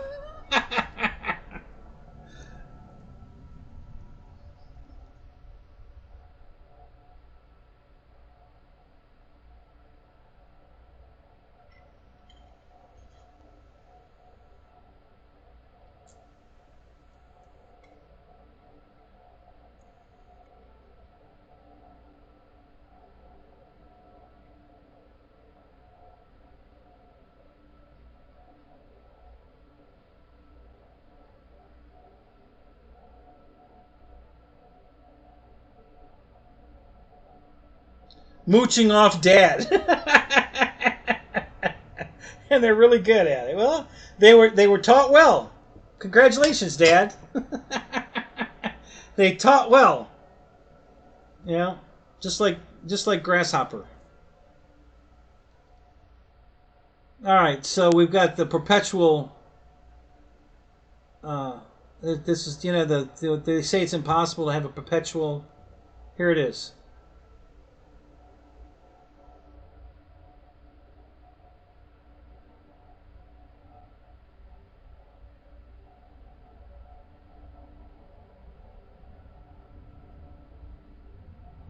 This is how I do it, Lyndon. We're doing it right now. This is it. Okay, so there's a fan over here blowing. I'll have to go turn it off because it's, obviously I can't balance the prop. It's funny too because the little fan is on low and it's way the hell, it's at least 10 feet away, at least, and it's only this big around. It's a little oscillating fan that I have the oscillation turned off. But look at how fast the prop is spinning from that. It's amazing. So let me go turn it off. We definitely can't balance it like this.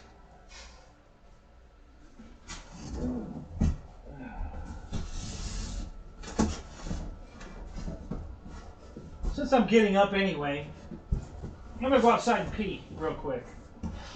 So give me a minute. I need to go pee. Get this box out of the way.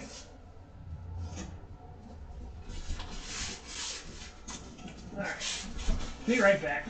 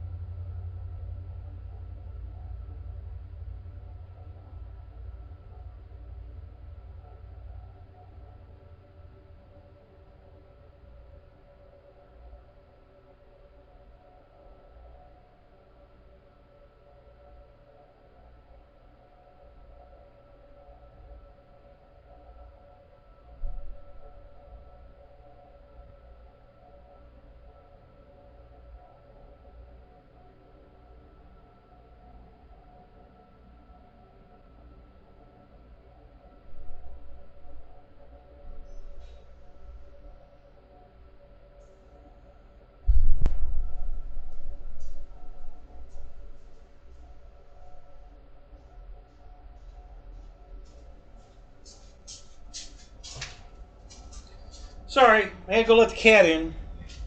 Oh, and I forgot to turn the fan on. Hey, the prop stopped anyway, though, even though I didn't turn the fan on. That's interesting. Alright.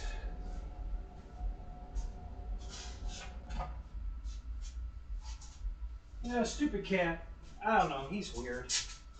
Cats are weird. I'm a dog person. I love my cat, but he ain't a dog. I like dogs. Yes, wooden props are mostly pretty good.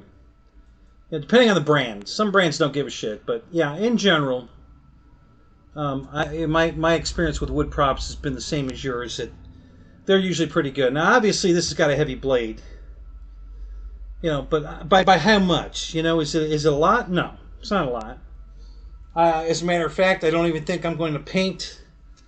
I think I'm just going to sand a little bit. This prop's clear coated, so I'm just going to sand a little bit of clear coat off the back of this, and that'll probably be enough to get it to balance. Because it's I can tell it's very light, so there's not a lot of.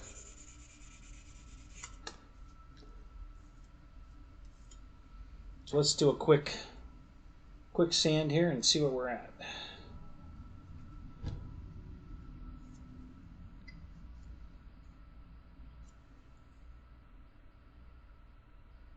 Okay.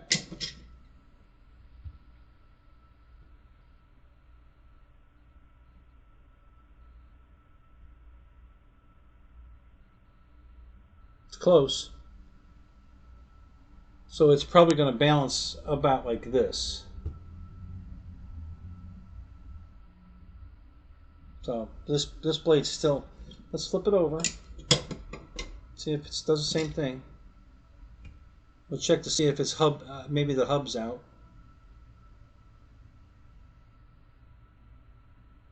No, it's the blade. Okay. All right. We'll do a little more sanding.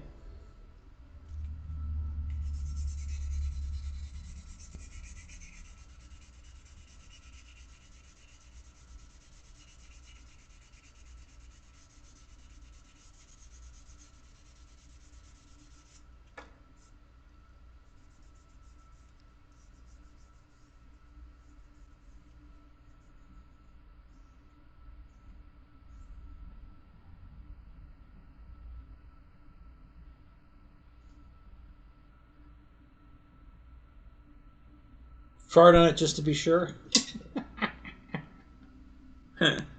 uh,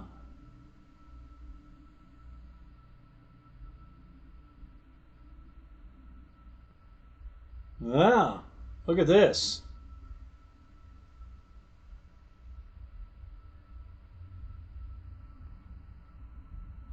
Looks like I might have taken just a little too much off.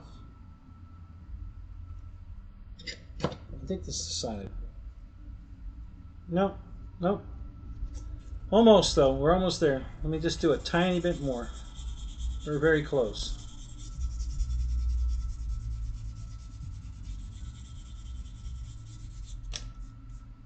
Okay. That's probably going to do it.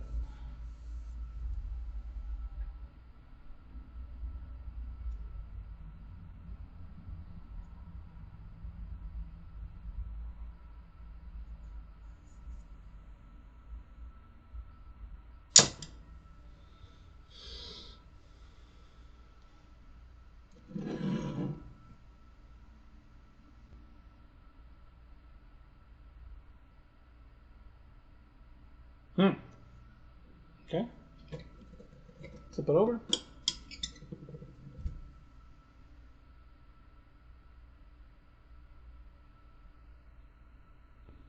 So the hub's out a little bit.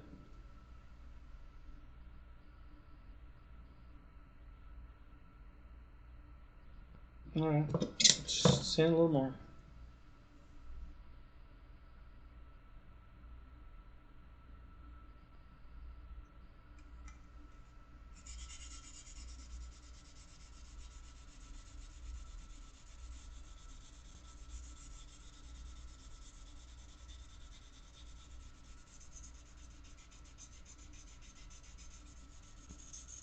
trying to be very careful. I don't want to sand through the clear coat that they put on it. It looks like it has a very thick clear coat on it.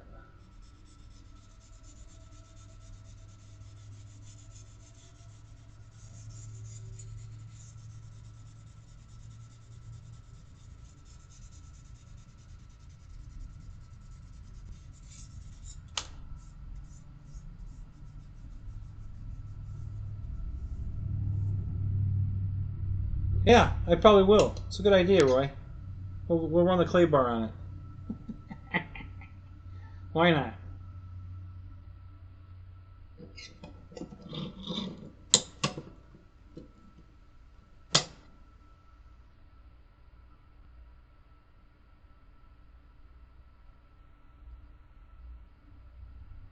Let's put it right about.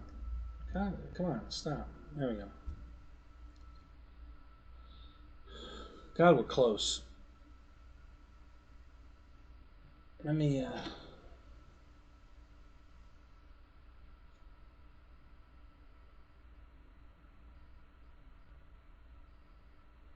okay.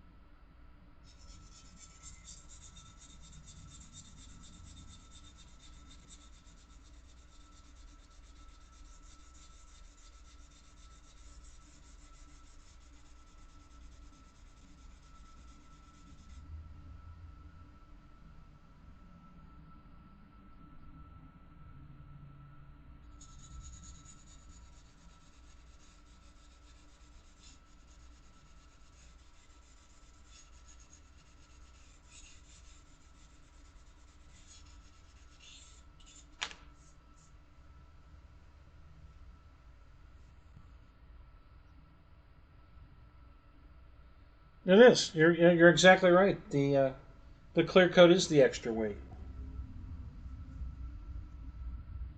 It's exactly what it is.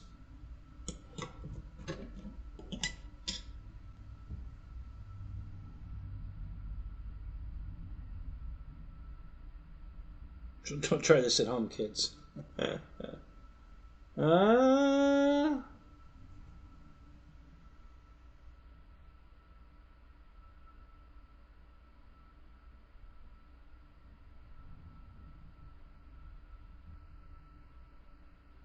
I think we got it. I think we're pretty close.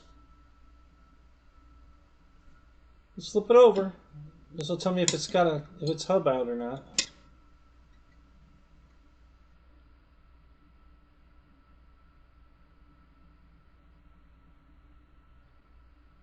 I don't know.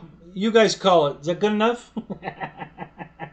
I think we got it. That looks pretty good.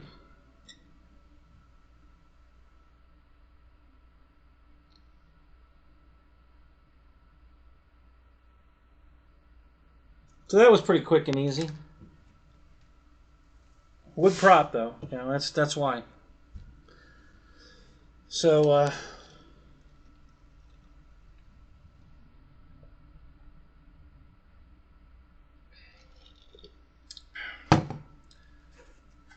David, are you still in here? You've been really quiet if you are.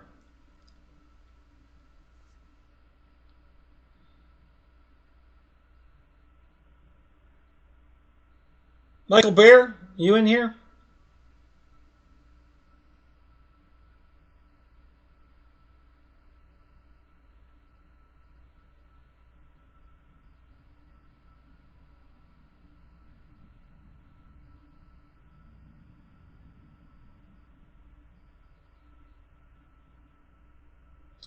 Yeah, I think it is out though hub wise. And the reason I know that is because it's only going to balance in this position. When I flip it over, it's going to spin all the way back around again. I'll show you. All right, I know last time I stopped it right here and it stayed, but that's not a true test. So let me put it about here.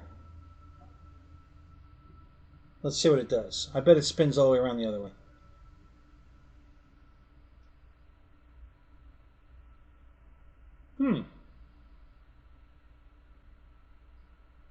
It's close enough for me, but yeah, because it should be. Let's see if it'll stop or if it'll go all the way around. See, if it was perfect, it would stop in any position. It would stop here, or it would stop. You know, it would stop if it was perfectly balanced all the way around. It would stop in whatever position. The fact that it went back and forth and came across level, it's heavy on this hub side of the, but it's so minor that it is stopping in this position. But if I flip it to the other side, it's not going to stop in that position. It's going to go to level, or make a liar out of me. Yeah, I think.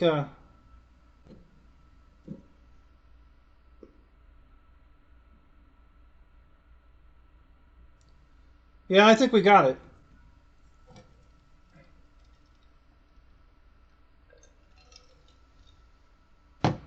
See how it went back around the other way again?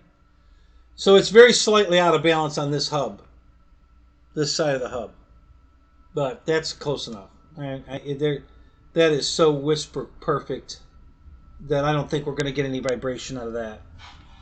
That's pretty damn good. The fact that it'll stop in these positions tells me that the hub's not out that bad. Well, here it goes. See, now it's going to go all the way back around. That's what I'm talking about. Yeah. Well, no, it's going to stop in this position. So, yeah, that's close enough. We're good. That's good. Yeah, I will fly that puppy for sure. This is good enough. So that was a quick and easy prop balance.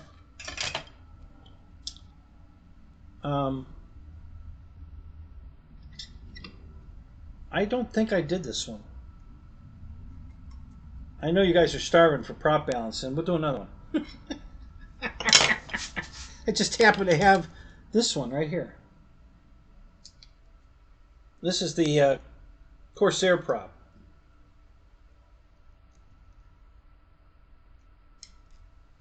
I don't know if the Corsair... Now, the Corsair wasn't on the floor. I put it up.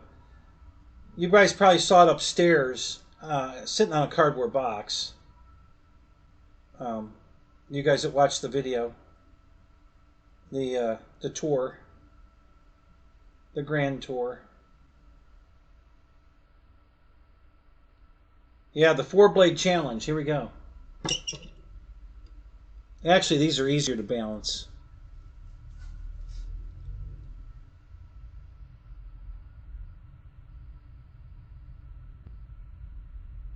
Wow.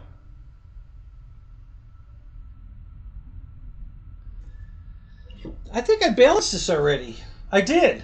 Yeah, I did balance this already. That's why it's so close. Yeah, it is. It's already balanced. So I balanced this one with clear coat. Now I used my protective clear coat, and I sprayed on the back side. Now, of course, it's not perfect.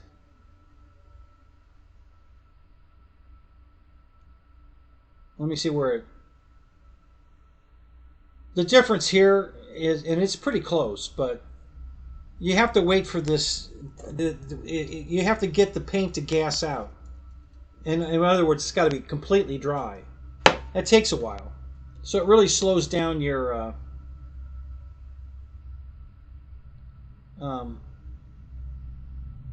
how fast you can balance a prop. So we're looking somewhere right in here. Okay. So these are the two blades right here that I was painting. And obviously I have too much paint on this blade. So let me, where'd that piece of sandpaper go? Where did that piece, that's not it. Is it?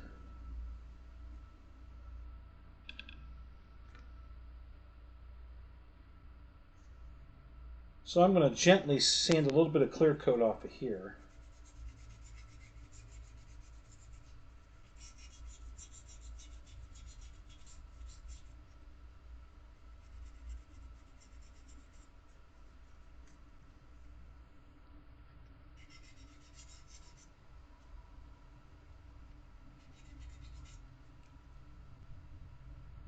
Sometimes this isn't a good idea. It's definitely not a good idea to use that coarse of a sandpaper. I need something finer than that. Because what happens is you'll scratch off the clear coat all the way through in one spot, and then it'll peel. So you want to make sure you don't do that. So you gotta start with a very, very fine sandpaper. You know, this is what, 220 or something probably. Yeah, it feels about 220. You got to be like 400 or 600 minimum to make sure you don't, screw up your clear coat. So let me see. I might have plenty of that sandpaper. I just got to find it. I think I have a piece of it right here somewhere.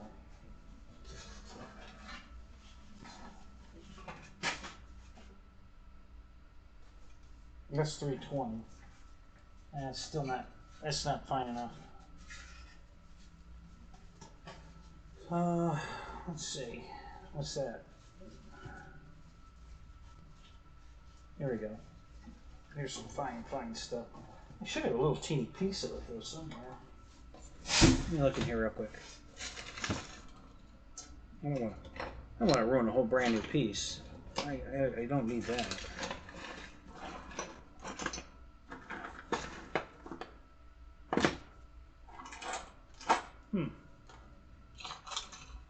I got plenty of sandpaper around here. Where is it?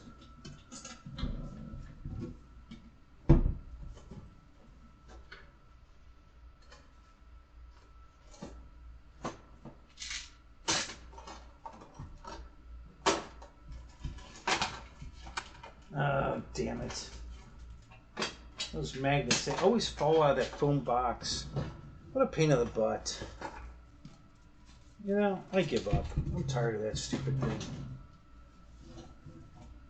Every time I move that box, the magnets fall out of it. Alright, what do we got in here? This is 600, 800, 1000, 1500, 2000. There we go. There's a sheet of 2000, 1500, 1000, 800, 600. I'm going to tear a little corner of this 2000 off.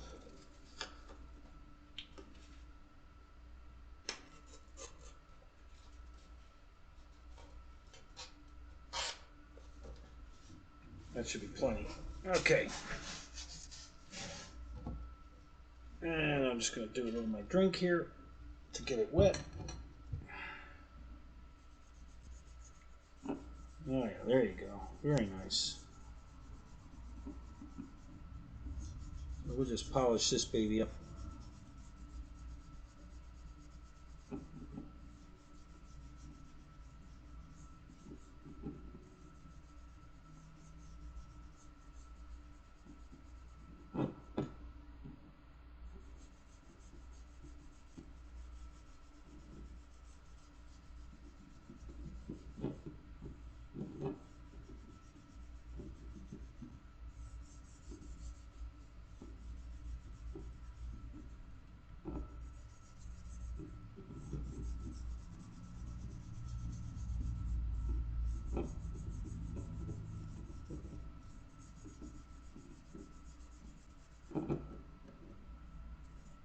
So what caused this was when I was balancing it, it hadn't gassed out all the way. That's standard. That's just what happens when you don't sand the prop. You add paint to the prop. It's a little. There's always going to be a redo final to get it perfect. Whereas that, all I had to do was sand it. I didn't have to paint it. And that there's no waiting. You just get it until you got it and you're done. This one I'm going to have to play with for a while.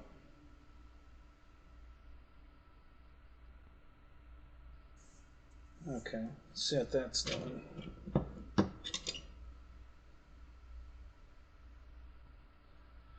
Yep, you can't rush a good balance. That's absolutely true. Yep, you gotta, if you really want it nice.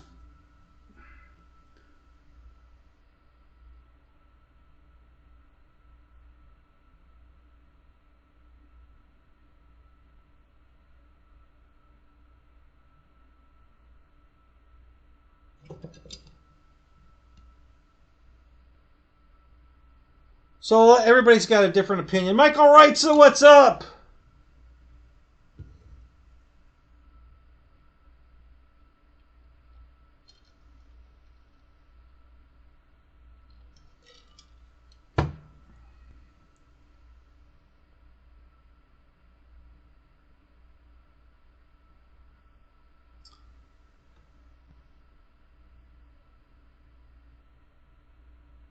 Yeah, you got here just in time for the main event. Good timing.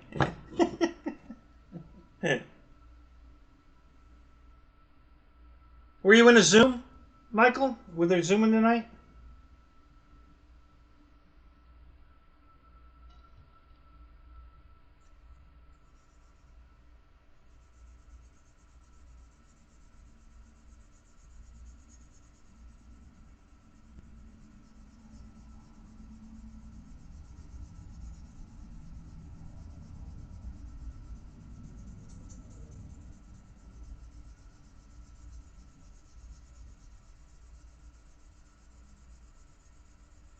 Oh, they still are? Oh, okay. Who's in there? Is the Air Marshal in there?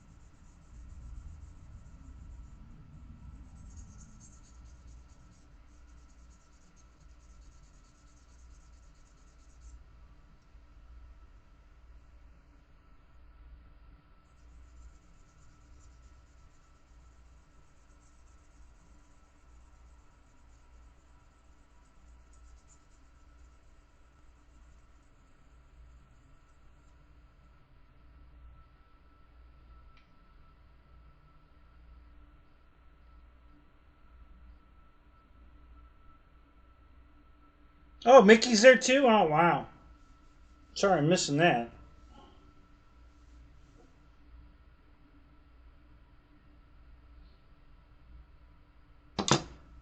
Alright, let's see where we're at now. Well, that blade's still heavy. Well, maybe not. Hang on. Oh, wow.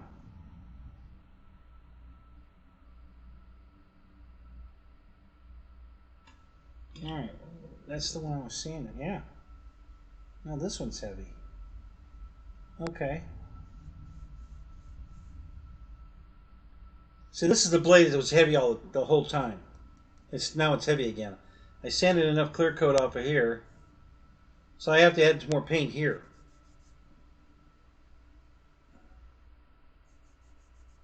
I don't know if there's any paint in this can. Yeah, a little bit.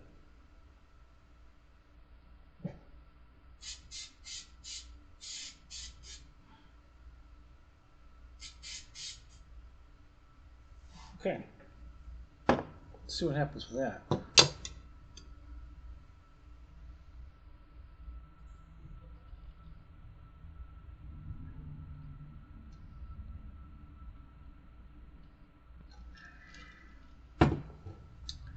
Now this is the blade I painted. So it's going to keep changing as this dries.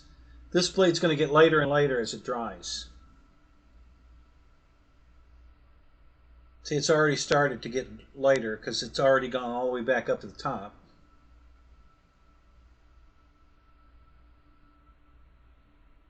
And I think this is the blade I was sanding. So now that blade's going to come back to being heavy. Yeah, that's the blade. So look at that though. Yeah, see how it's going? So that went all the way up. It's as it dries, it's already starting to get back to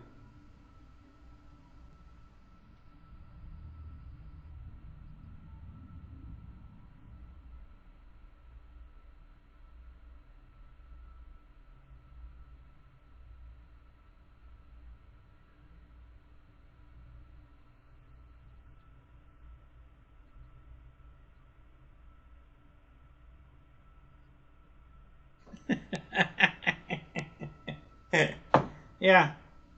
Yeah, not every show offers prop balancing live, so you gotta. And unboxings. You missed unboxing, Michael. We unboxed a Arrows Husky. You missed it.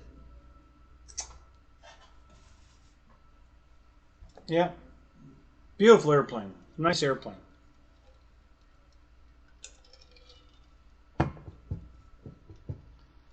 Alright, so that keeps moving. Let's see where we're at here. I had a different flashlight a minute ago. Where'd that go?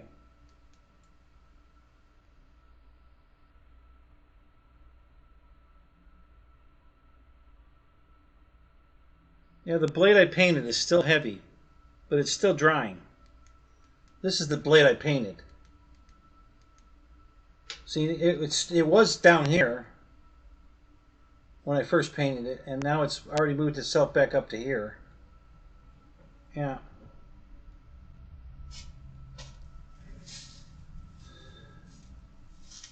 Yeah, if I was drying concrete, you'd be pissed.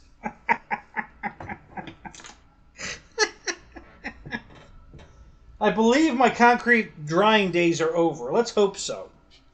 Although,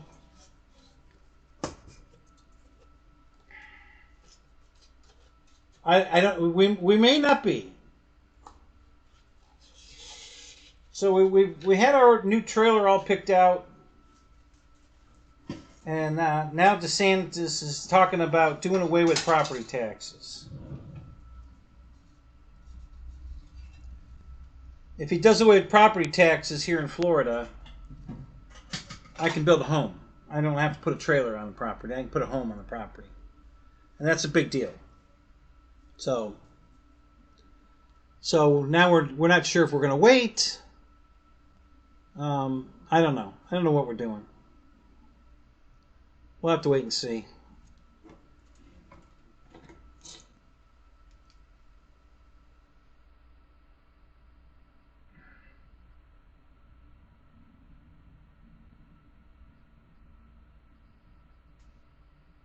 So this is the one I sanded, and now it's the light blade. I guess I sanded too much.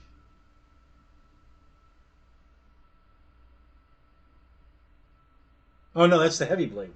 I haven't sanded enough. That's right. All right, so I got to sand a little more off of that while that's drying. All right, let's do that. We're getting really close here. So let me stay off the painted prop, and let's sand that a little more.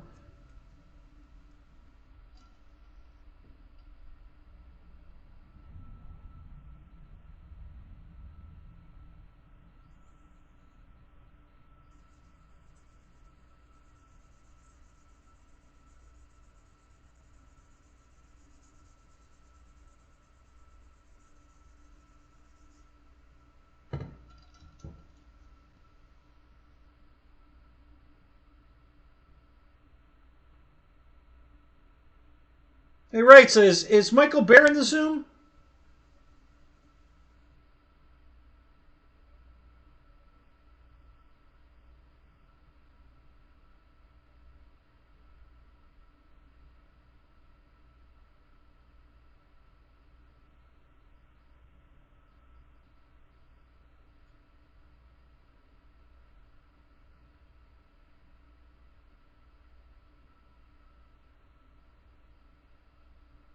No? Okay. I was going to tell you to go tell him to get it back over here because he's the one that requested the prop balancing. And now he's missing it.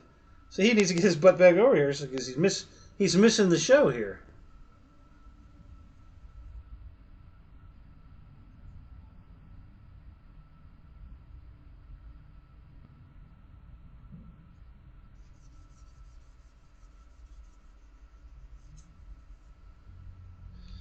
All right, let's see how that is.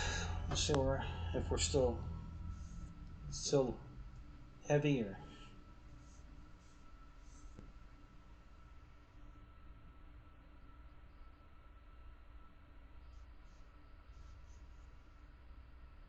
Okay.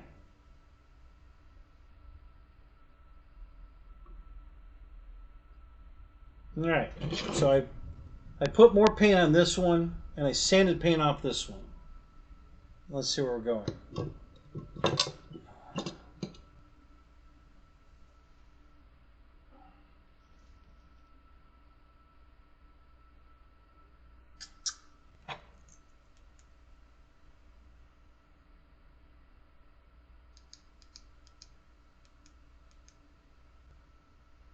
So this is the one I painted.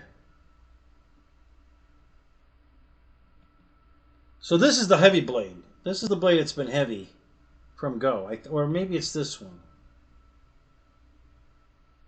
Wow. That's looking really good. I think I just need to sand some more paint off that one blade.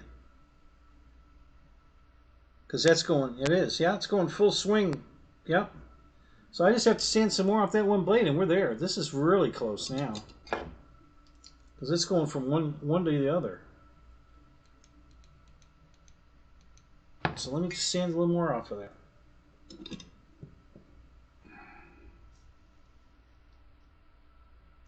That's coming out really good.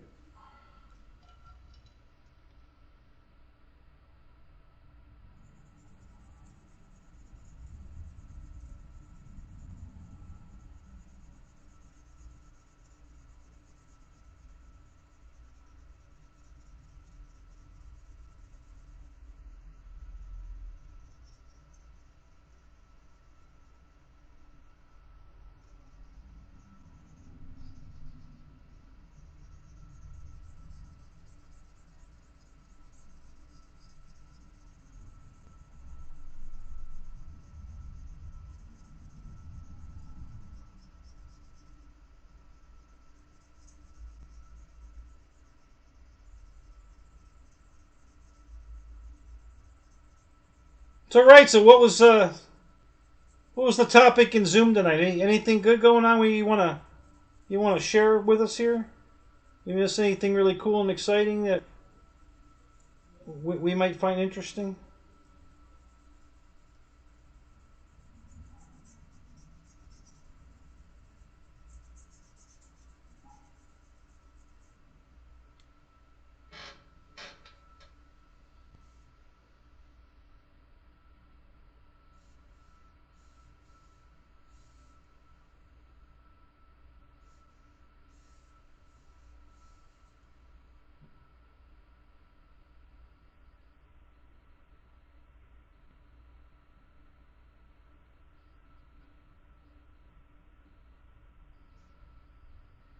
All right, let's see where we're at. Nothing special, huh? Okay. A little bit about Bigfoot, yeah. Are you going to Bigfoot? Right, sir?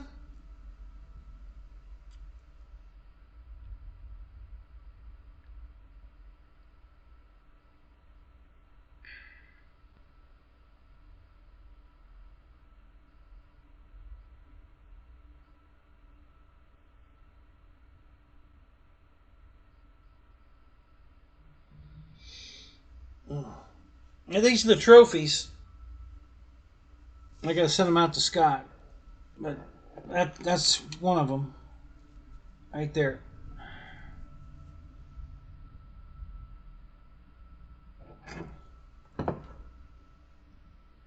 Just putting the final touches on it. I'm gonna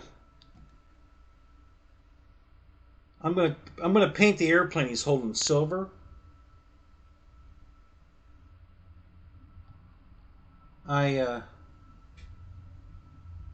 It's hard to tell, but what he's holding is actually the fuselage is blue and the wings are almost clear because they're so. The whole thing's printed in blue filament, but the wings are so thin that they're almost clear. So this one I just painted just the wings silver. And this is the hard luck trophy here. This is the I'm gonna break the airplane. I gotta defect the airplane a little bit. I don't know if I'm just gonna break the fuselage in half and have it like kicked over or So it's not really showing up too well on the camera here. But yeah, see the wings are silver on this one. Maybe the back side's easier to see. Let me look.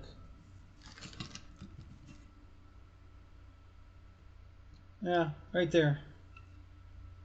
So you can see the fuselage is kind of a transparent blue, and the wings and the tail feathers are silver. I think I'm gonna paint the whole plane silver. A lot of taping off to get that for the. I don't think it's gonna make that much difference. In person, that one shows up much better than this one. On camera, it's not coming out so good, but so I'm just gonna paint the whole airplane silver, and then I'll glue it in his hand, and then I'll be done. Everything else is done.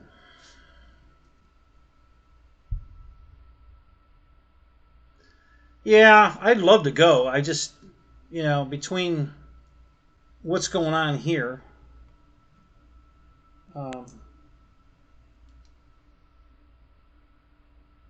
is kind of a concern, and also money.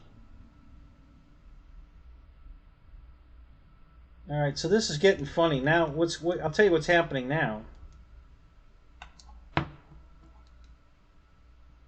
As I sand this one off, the one I just put paint on is going to get heavier, and then I'm gonna have to start sanding that one too, because that one's gonna come to the bottom. as I lighten this one up, that one's gonna come to the bottom. So, but maybe it'll dry more by the time we get done sanding this, and I won't have to worry about it.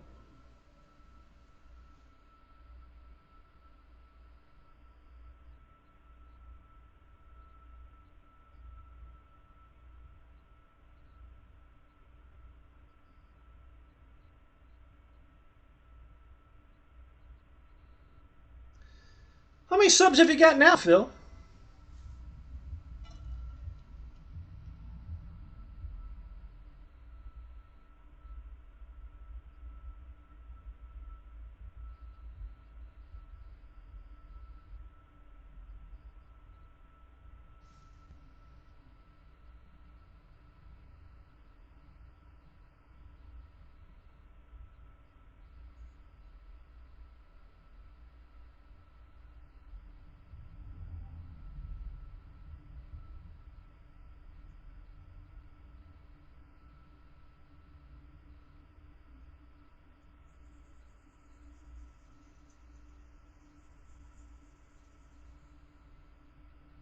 Yeah, Phil, but it's way more work than you thought it was going to be, isn't it?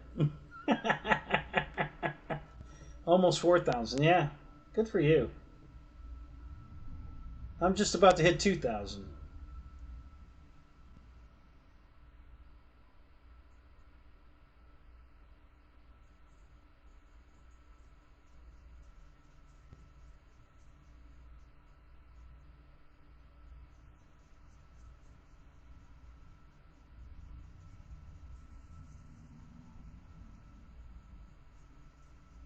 I think I need 9 or 10 to get 2,000. I think I have a 500,000 views. Or, I don't, you know what? I haven't looked at that in a while. Let me go look at that. I'm curious. Let's go see how many, let me see how many views I got.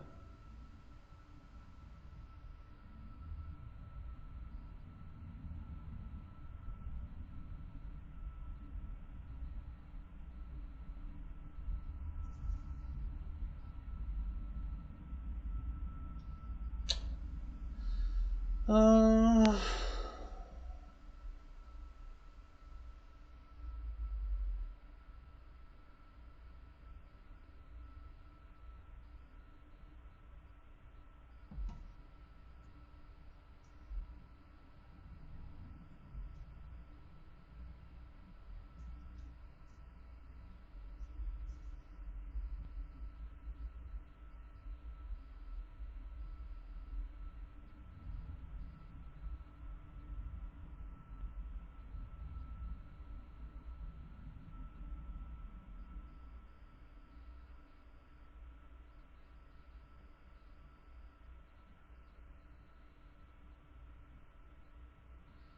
Oh, I guess I need 90 more. I thought I was closer than that. Yeah, I need 90 more. 2,000. Views. How many views do I have?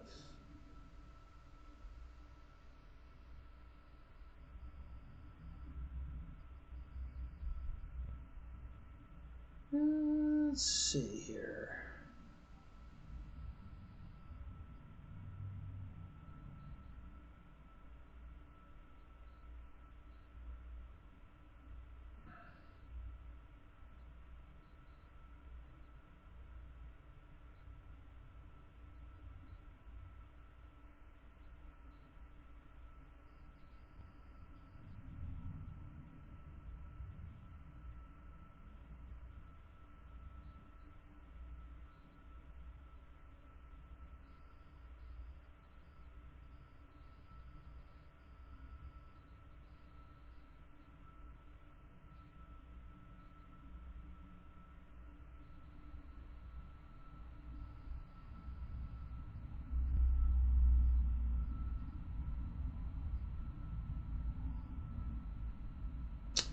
Oh, you stupid. I don't want that.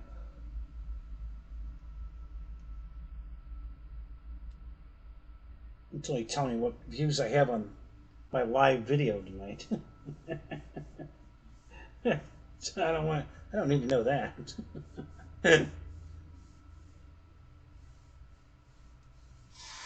Alright, let's see where we're at now.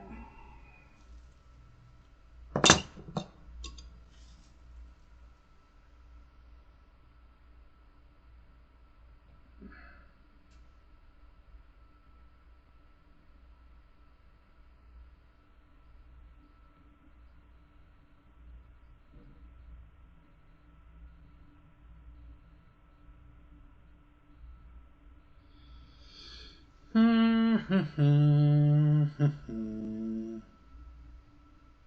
know it looks good, guys, but we're not there. It's close though, but we're not quite there.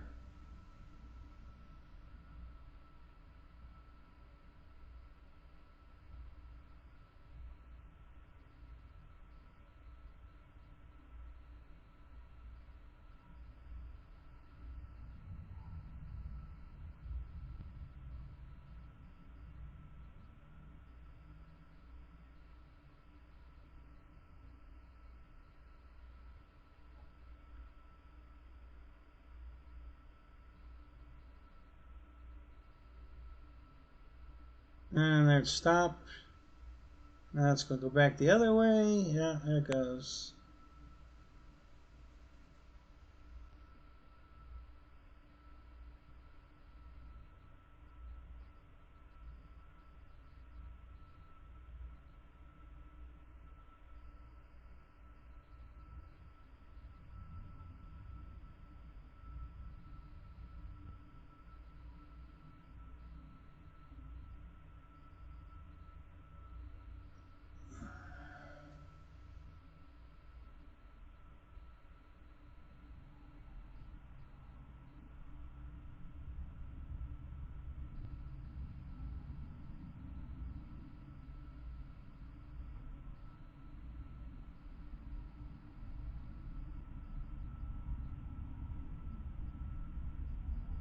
Alright, well, you bugger.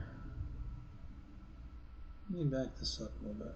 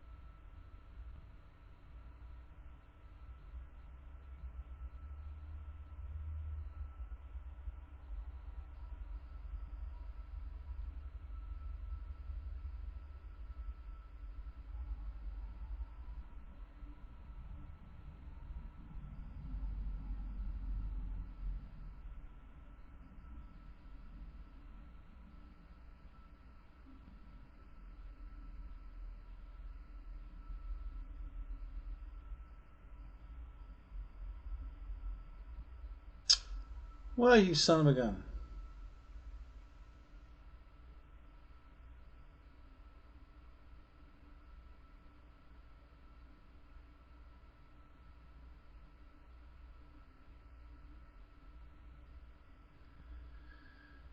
Darn it. I don't know where to go. I used to know where to go to get that info, and I don't know where to go. They changed that, too. It used to be on the About page. They don't have an About page anymore, so they moved it somewhere else. So, let me look here.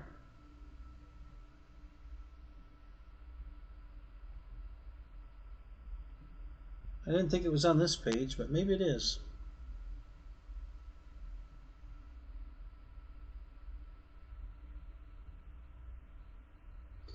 So I think we're still sanding the, yeah, we're still sanding that one blade.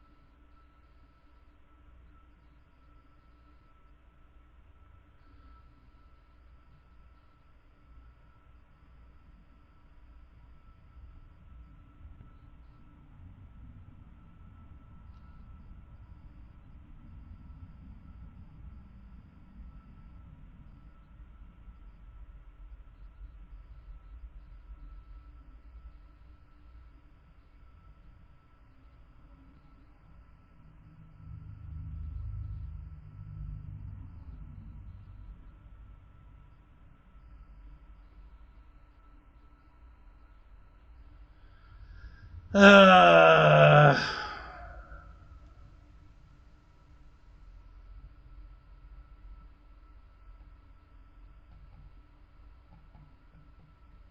Alright, I don't know where they moved it to.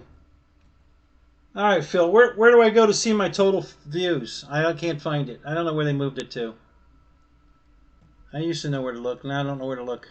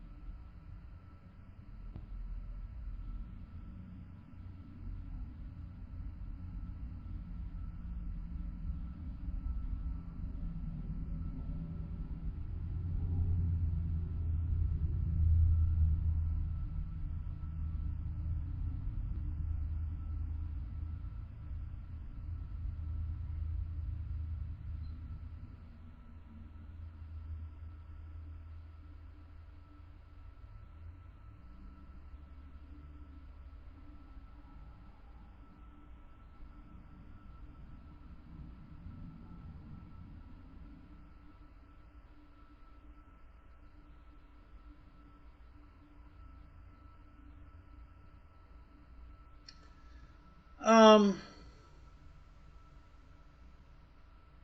many different channels are you trying to leave comments on that it's not working on?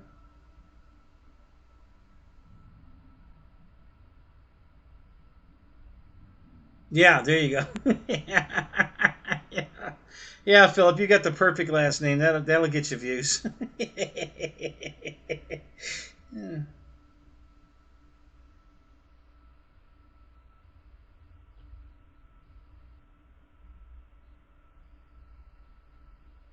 Almost all of them. Um,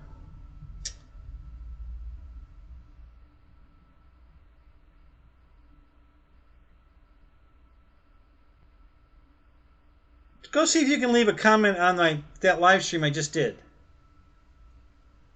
Go back over to that one I just did and see if you can leave a comment. That's curious. I can't understand why you wouldn't be able to. I certainly don't have you blocked, so I don't know what could possibly be causing that.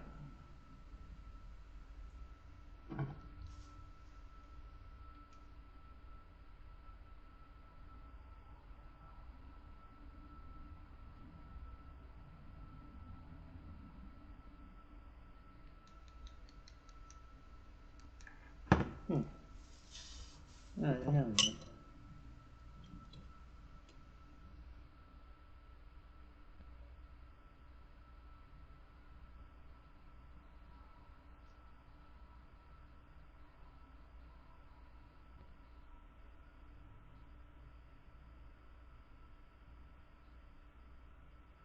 Phil, can you go try to go try to leave a comment on my video, the hangar tour.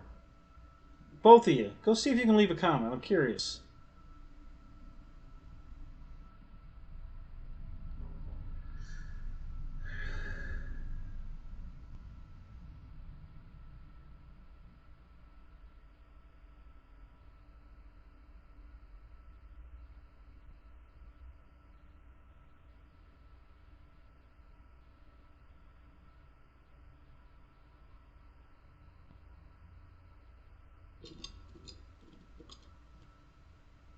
Please do favorite radios next. Okay.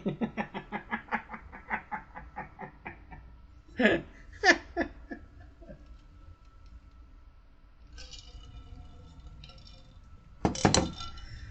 I wish I could remember the name of that radio that my buddy's got at the flying field. Shit, what the hell is the name of that damn thing?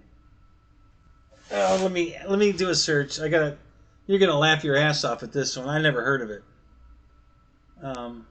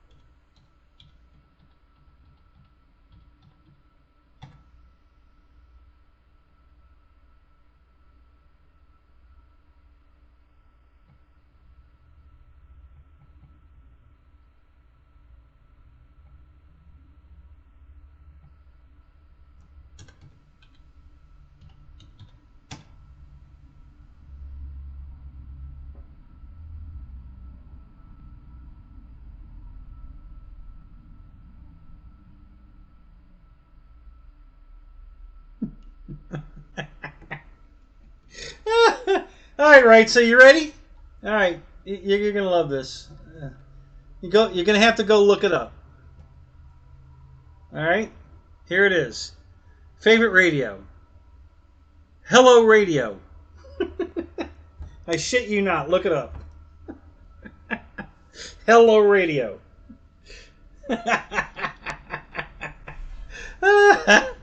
Oh my god, that was hilarious. I couldn't believe he had a radio out there.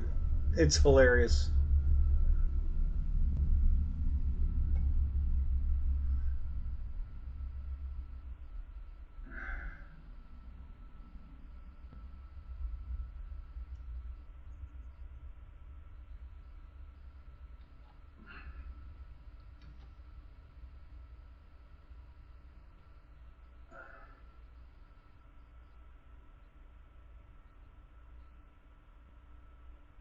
Oh, I'm sure there aren't any comments on it. Yeah, Christ, it's only got 46 views. Um, so I doubt there's any comments on it. Let me look.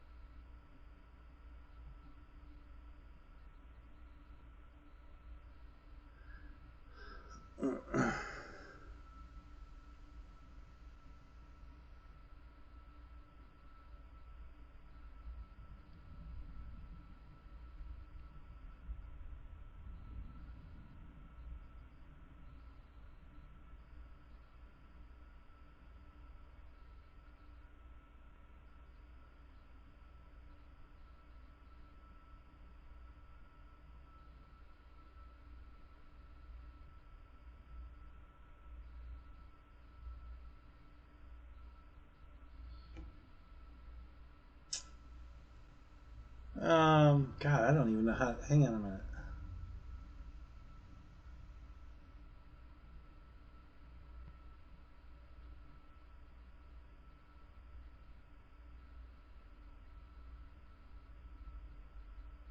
Yep, yeah. Hello, Radio Sky. Yep.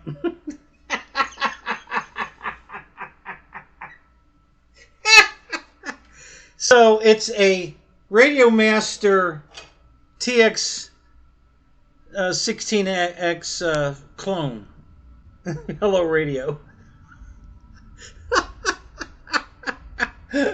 Uh, that's funny as hell. I couldn't believe that.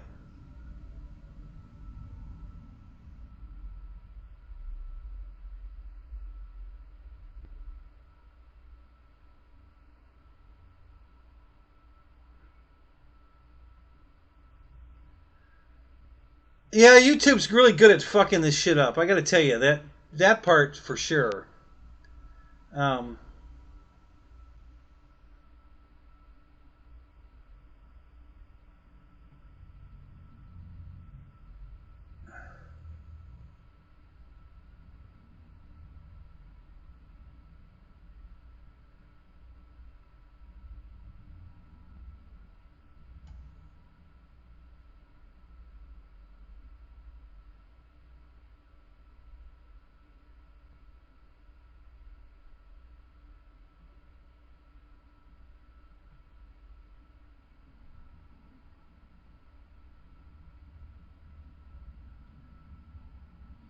yeah, there's only one comment on that video. John Hill left a comment. There's only one comment. It's only got 28 views. I thought it said 46. Yeah, it's only got 28 views and one comment. So you're saying you can't comment, and you can't see the comments. God, I don't know how.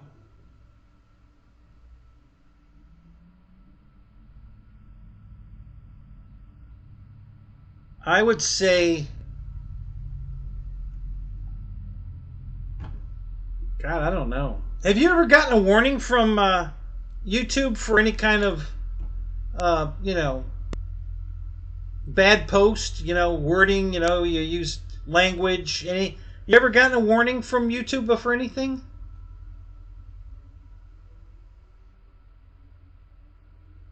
Yep, Old Man John. Yep, yep. Nope, never got. Jeez, I don't. It's got to be a setting on your computer then. Do you do it? Do you have you? Are you on a laptop? Or are you doing it on your phone?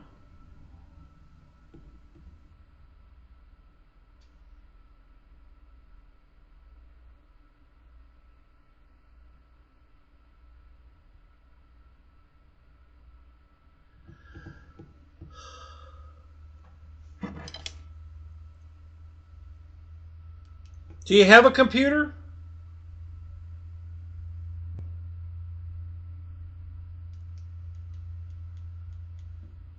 Do you have any kind of computer in the house?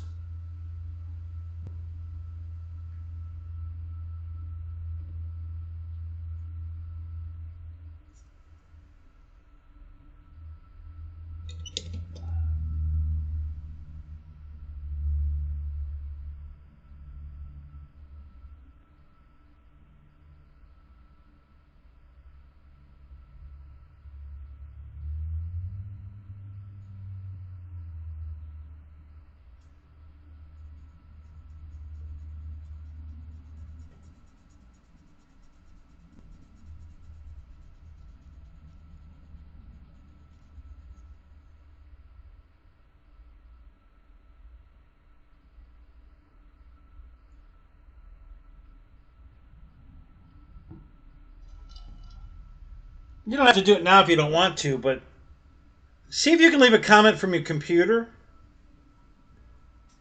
and then text me tomorrow, you know, if it let you or not. You can do it now if you want, or tomorrow, I don't care. But let me know if you can leave a comment from the computer. What kind of phone do you have? Is it an iPhone or is it an Android?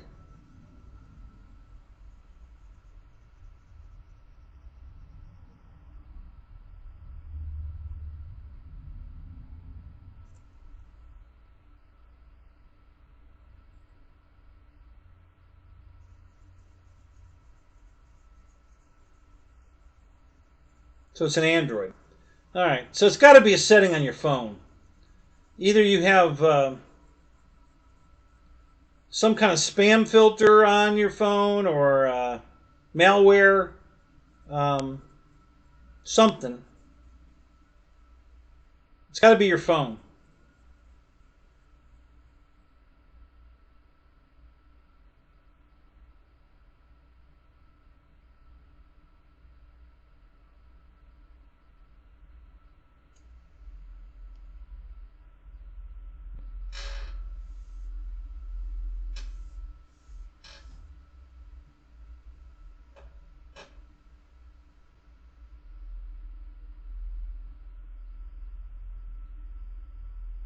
God, this one blade feels like glass. You've been polishing that thing with 2000 grit sandpaper, and it is just, oh my God. Yeah, it feels like a piece of glass. It is so smooth. Oh my God.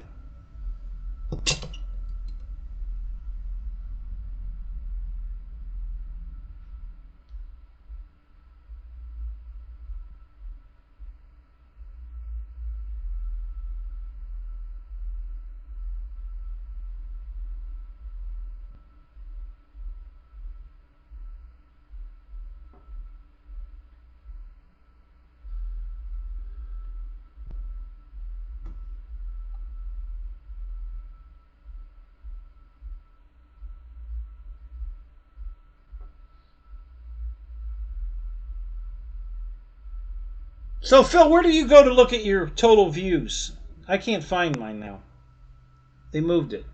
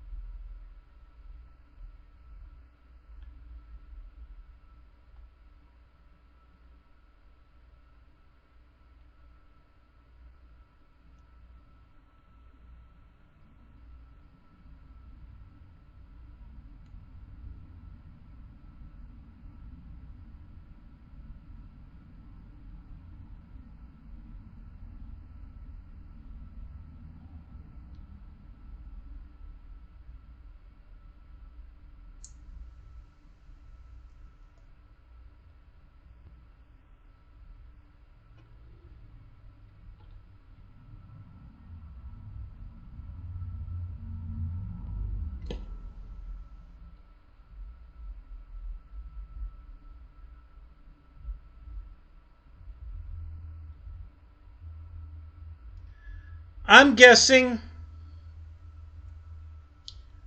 this is just a guess. I'm guessing that because mine's set to not kid friendly, you have some kind of a kid setting on your phone. And that's why the channel you can't, since my channel is not kid friendly, would be the only thing I can think of that would prevent you from being able to post on it. So you might have something on, you probably accidentally set it, but it must be something on your phone.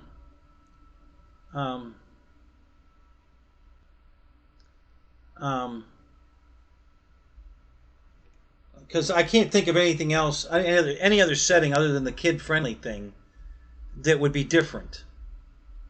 Yeah, I've gone to the more, and it's not showing me anything. What the hell? Let me do it again. So more, Okay.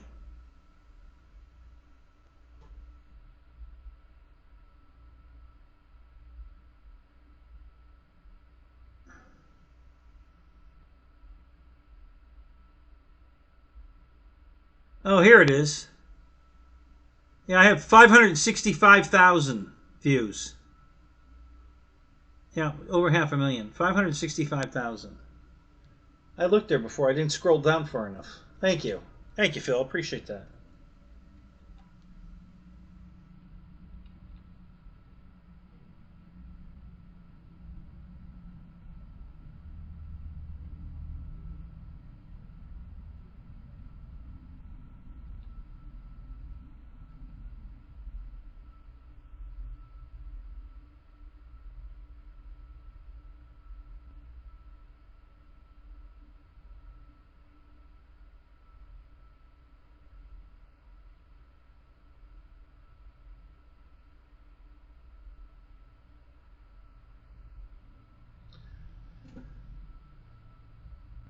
Hey, Philip, is your channel set to not kid friendly?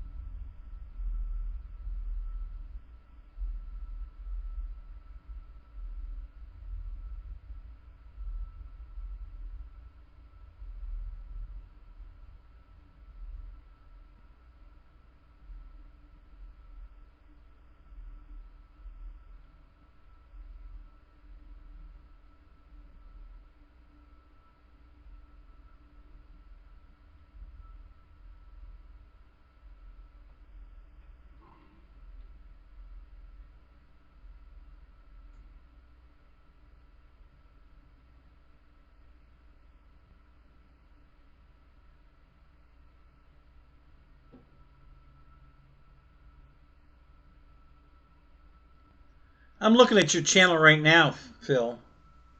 Um,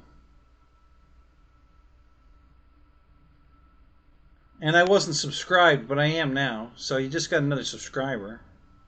I thought I was already subscribed to all of you guys. Apparently, I've missed a few. Um,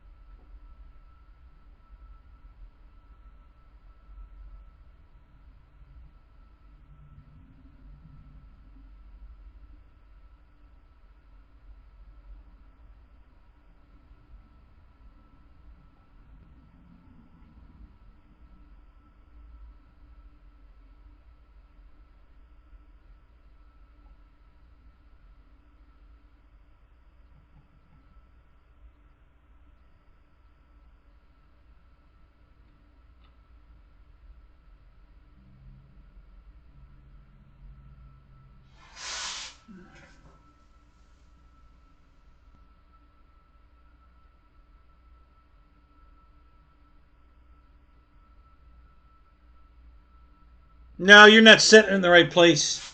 Mine's I set it once. It's always it auto defaults to not kid friendly. So you're not setting it in the right place. Um, Even when I went live on my phone, it automatically was preset to not kid friendly.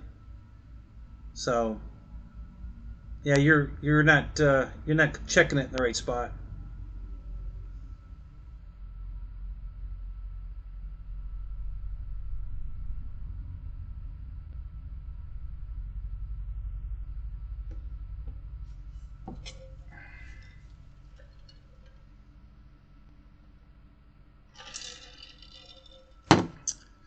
Man, I'm really happy that that stream from my phone came out. That's cool.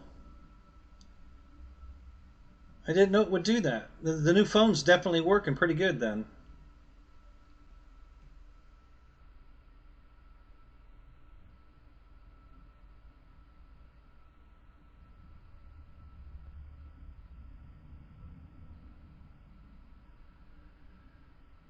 Yeah, the camera quality is not very good. Let me see if I can turn that up. I don't know if I can hit my settings and... No, it's set at 720. I wonder why I'm so shaky. God, that's terrible. I didn't know I was that shaky.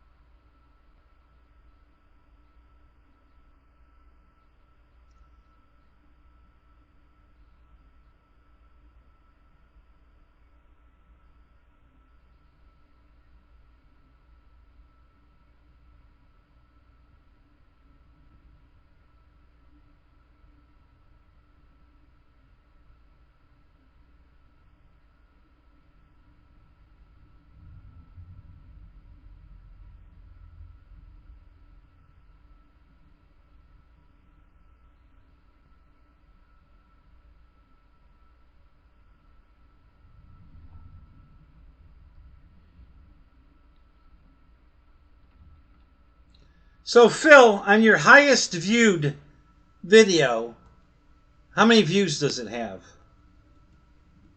Your one upload that's got the most views.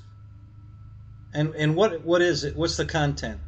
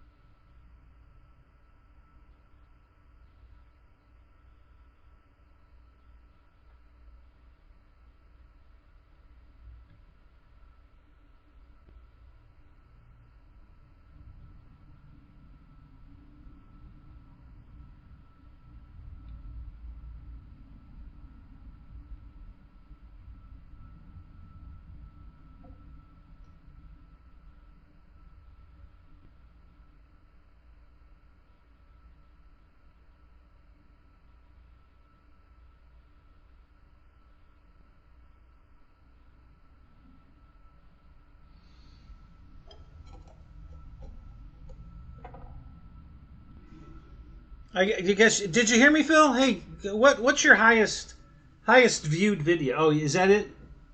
382,000 views on one. Really? Oh my God! What's that video of? I'm gonna click it. That's fantastic. Oh my God.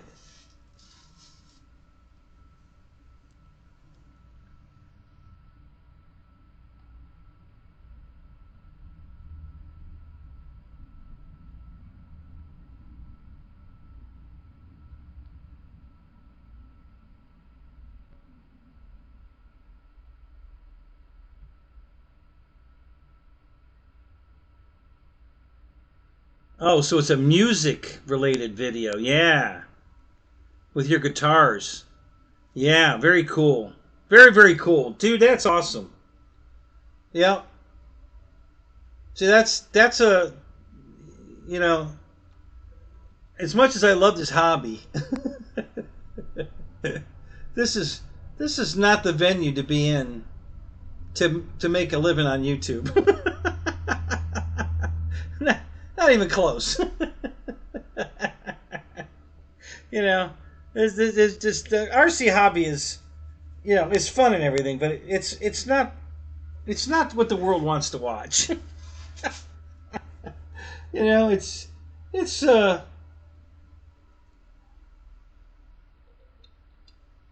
just better, you know, people want to watch better things than this hobby. Pretty much. All right, so I'm going to try just a quick dust here on these two blades on the tip. See what that does.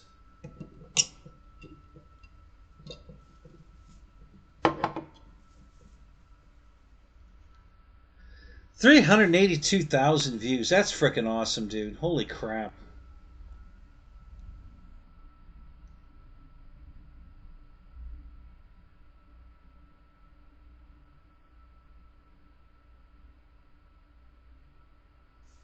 Okay, so that, let's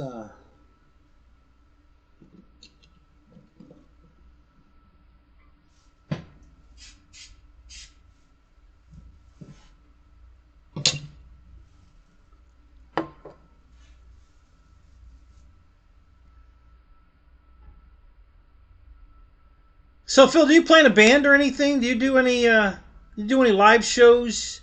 You do any street vending, you know, with a hat on the ground, and you know, what exactly do you do?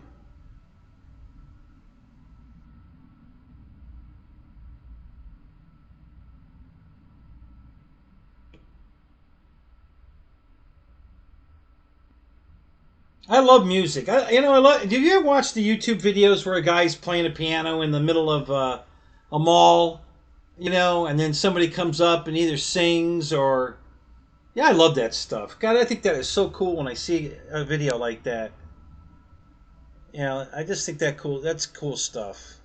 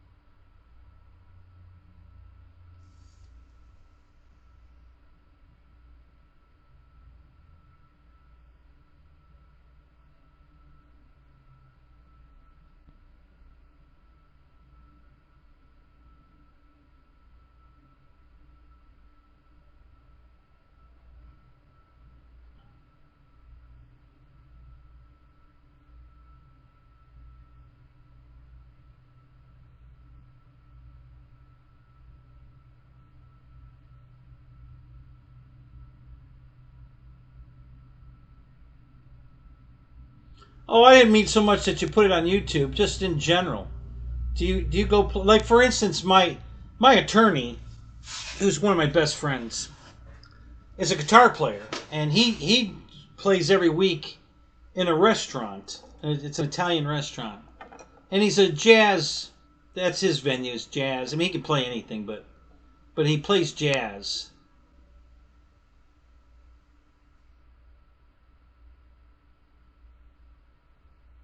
Click on Terry Miles. Okay. Not sure what that's going to be, but I'll do it.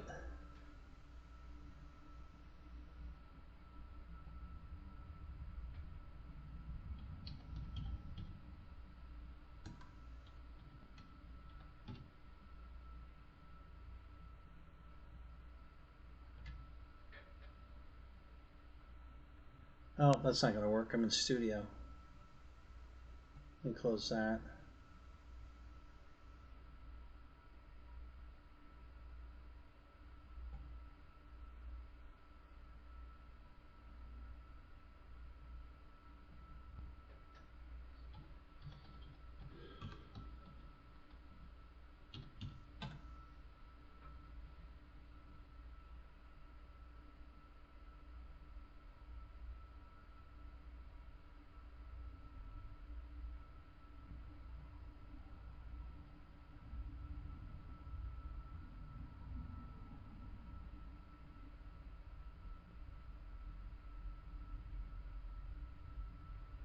His channel rights. Is that what you want me to click on?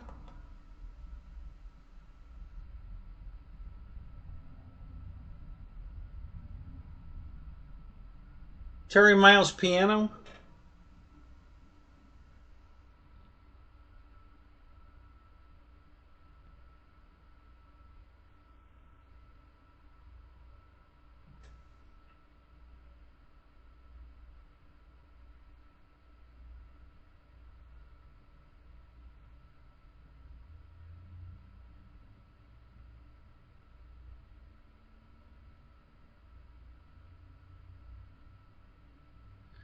Yeah, I mean,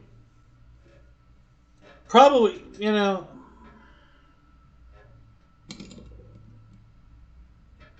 mean, in Florida, we have tons of bars that will pay to come play music. I mean, any bar on the water is an automatic. Have you guys watched Davy Dance?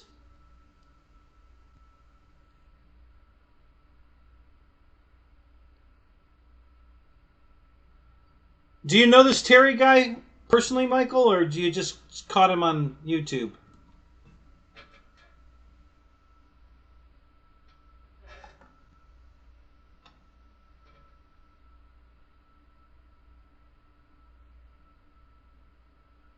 Yeah, he looks like he does the same thing Davy Dance does. What I'm looking at here.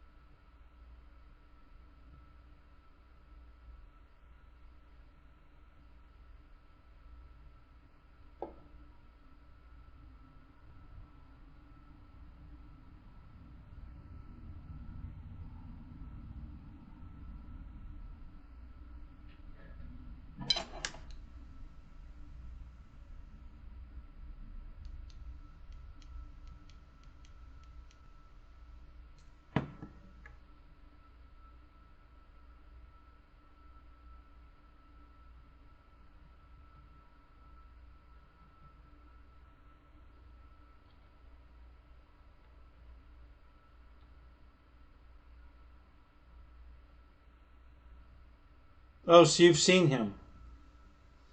Phil, have you seen Davidance? Here's his link. Go check this out. You will especially love this guy. He's a guitar player. Awesome. And he plays right here in Florida. I haven't gone to see him live yet. I'm gonna though. It's not far away.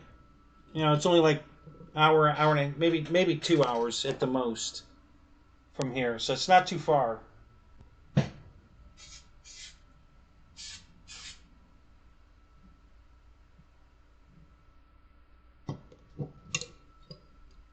But you'll love him, Phil.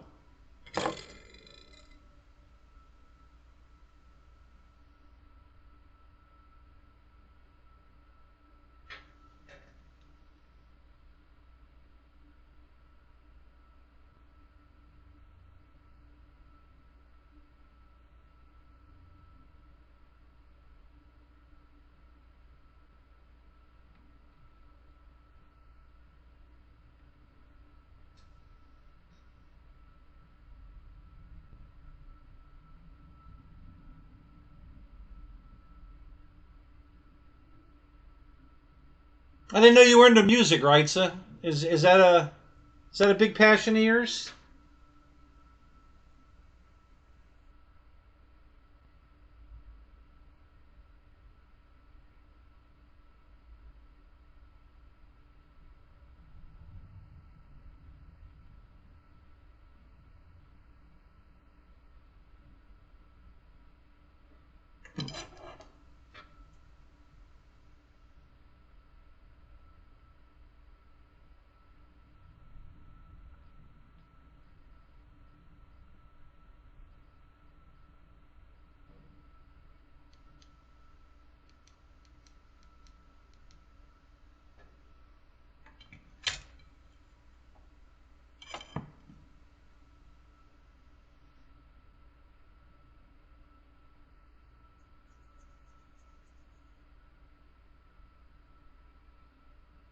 Yeah, I do too. I really enjoy watching these videos.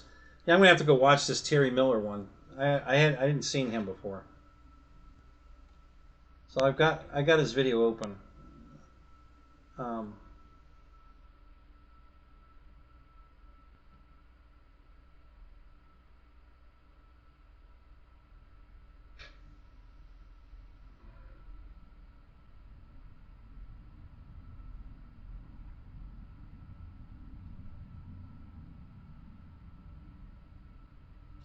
what part of the world does this Terry Miller guy play in? Where's he at? Is he in the U.S.? New York? Where exactly is he?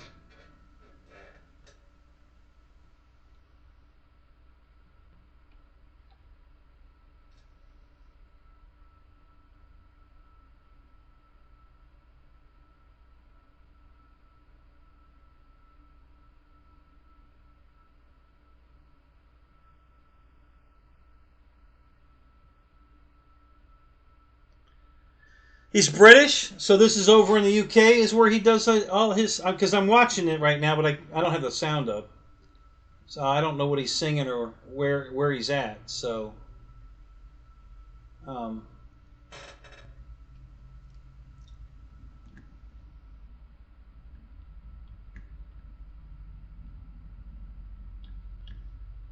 so when you say he walks into a bar and starts playing the piano, you mean there's a piano already in the bar? He's not carrying a piano under his arm, right? I mean, he might have an electric keyboard that he, could make it sound like a piano, but.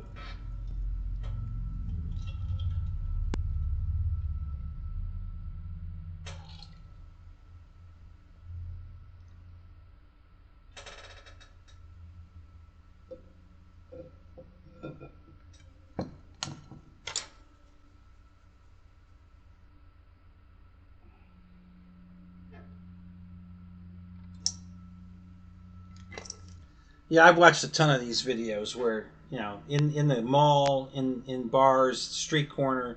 See, Davidas right down here in St. Pete, or not St. Pete, Sarasota. Um, downtown. He goes right downtown. There's a center section in the middle. It's a big walk area. They've got benches there and everything. He just sets up right there and starts playing, and the people just come in groves to watch him. And so I'm going to keep my eyes peeled for when he's. I'm going to wait till it gets cooler, wintertime, and I'm gonna go down there and watch him live.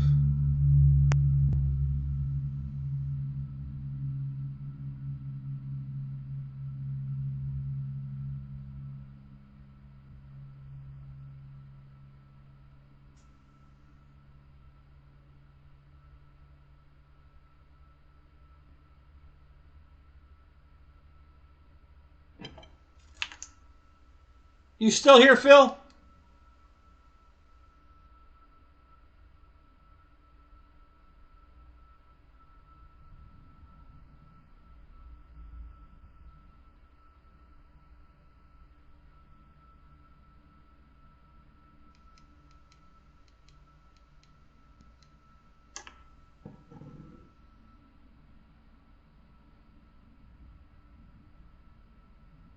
Yeah, yeah, yeah. That's what Davidas with his.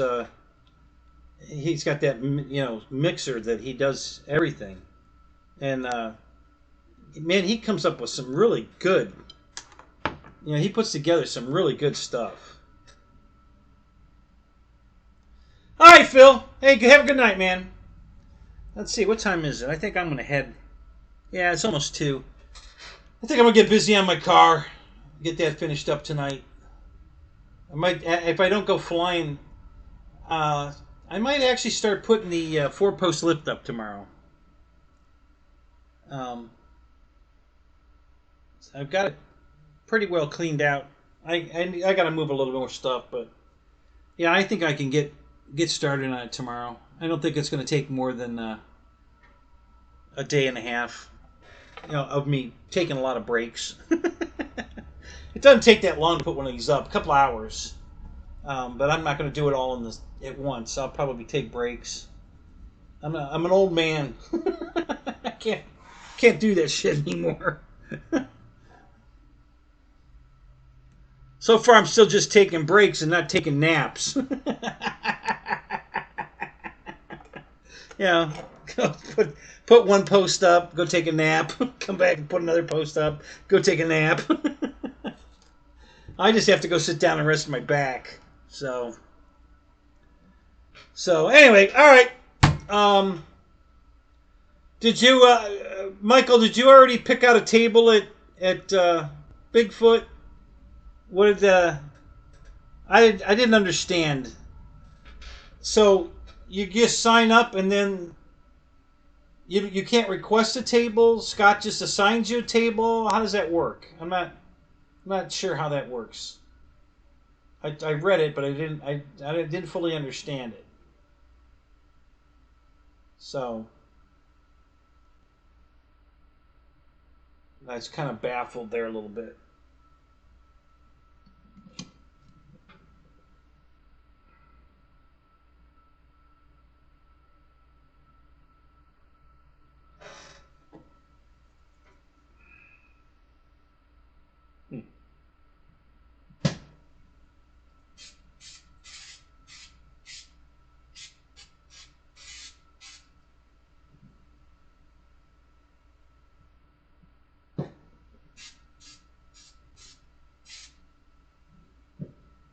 I'm sure that's way too much paint now. But maybe when it gasses out, it'll be real close.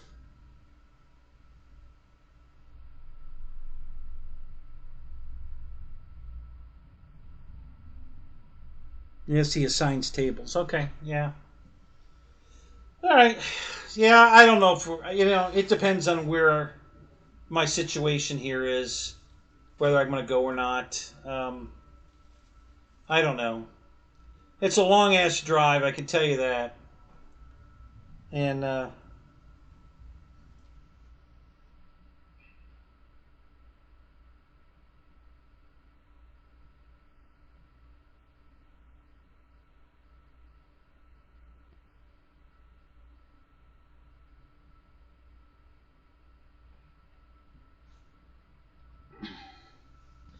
Yeah.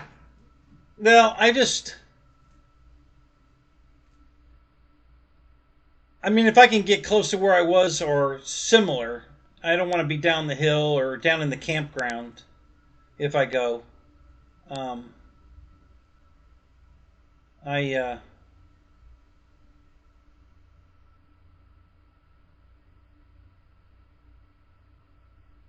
Have you talked to Scott much? Boy, this is really close right now. It's just twirling. Of course, it's still gassing out, so it's going to change. But right at the moment, it must be really close. So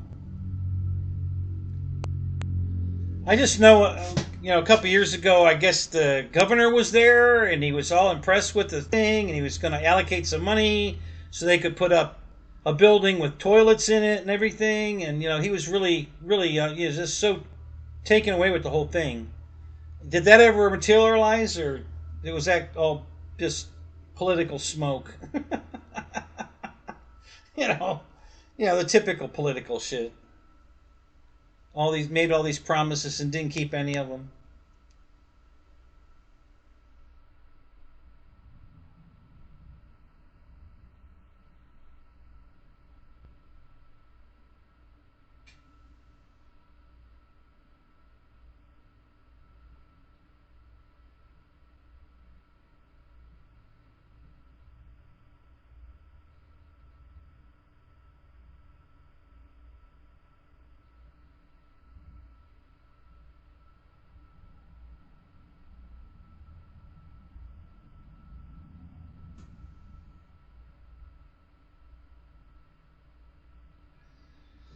Yeah, well, it's on my mind. I'm certainly thinking about going. Um, I'm not. I'm not sure I'm going to go or not. It's way too. It's another month away, and I like I said, I got so much going on here between the cars, the planes, the house, the four-post lift. I've got a lot of commitments. I got to fix cars that I've taken in. Um, I guess I'm gonna just start wrenching on cars for a living until I can get my full retirement. Um, Talk to an attorney about getting disability. Um, so yeah, there's just a lot going on right now. I'm super busy, and it's super hot, and that's definitely slowing me down too. The heat's killing me. I can't work during the day. I can only work at night. So you know. All right, I'm gonna go too. All right, I'm gonna shut this down, guys. Thanks for coming. Hey, I hope you had fun. And if you didn't get to watch the tour, make sure you go watch the tour. It's up out there. Just if you look my videos up by live streams under the live tab, you'll find it real easy. There's no thumbnail or nothing. I might put a thumbnail on it, but right now there isn't. But yeah, it's you get a good look at the building inside. So yeah, go check that out. And have a good night. I'm gonna just get the I'm gonna make like a hockey player and get the puck out of here. So I'll see you guys later. Have a great night. I'm gonna end the stream. I guess I'll end it this way.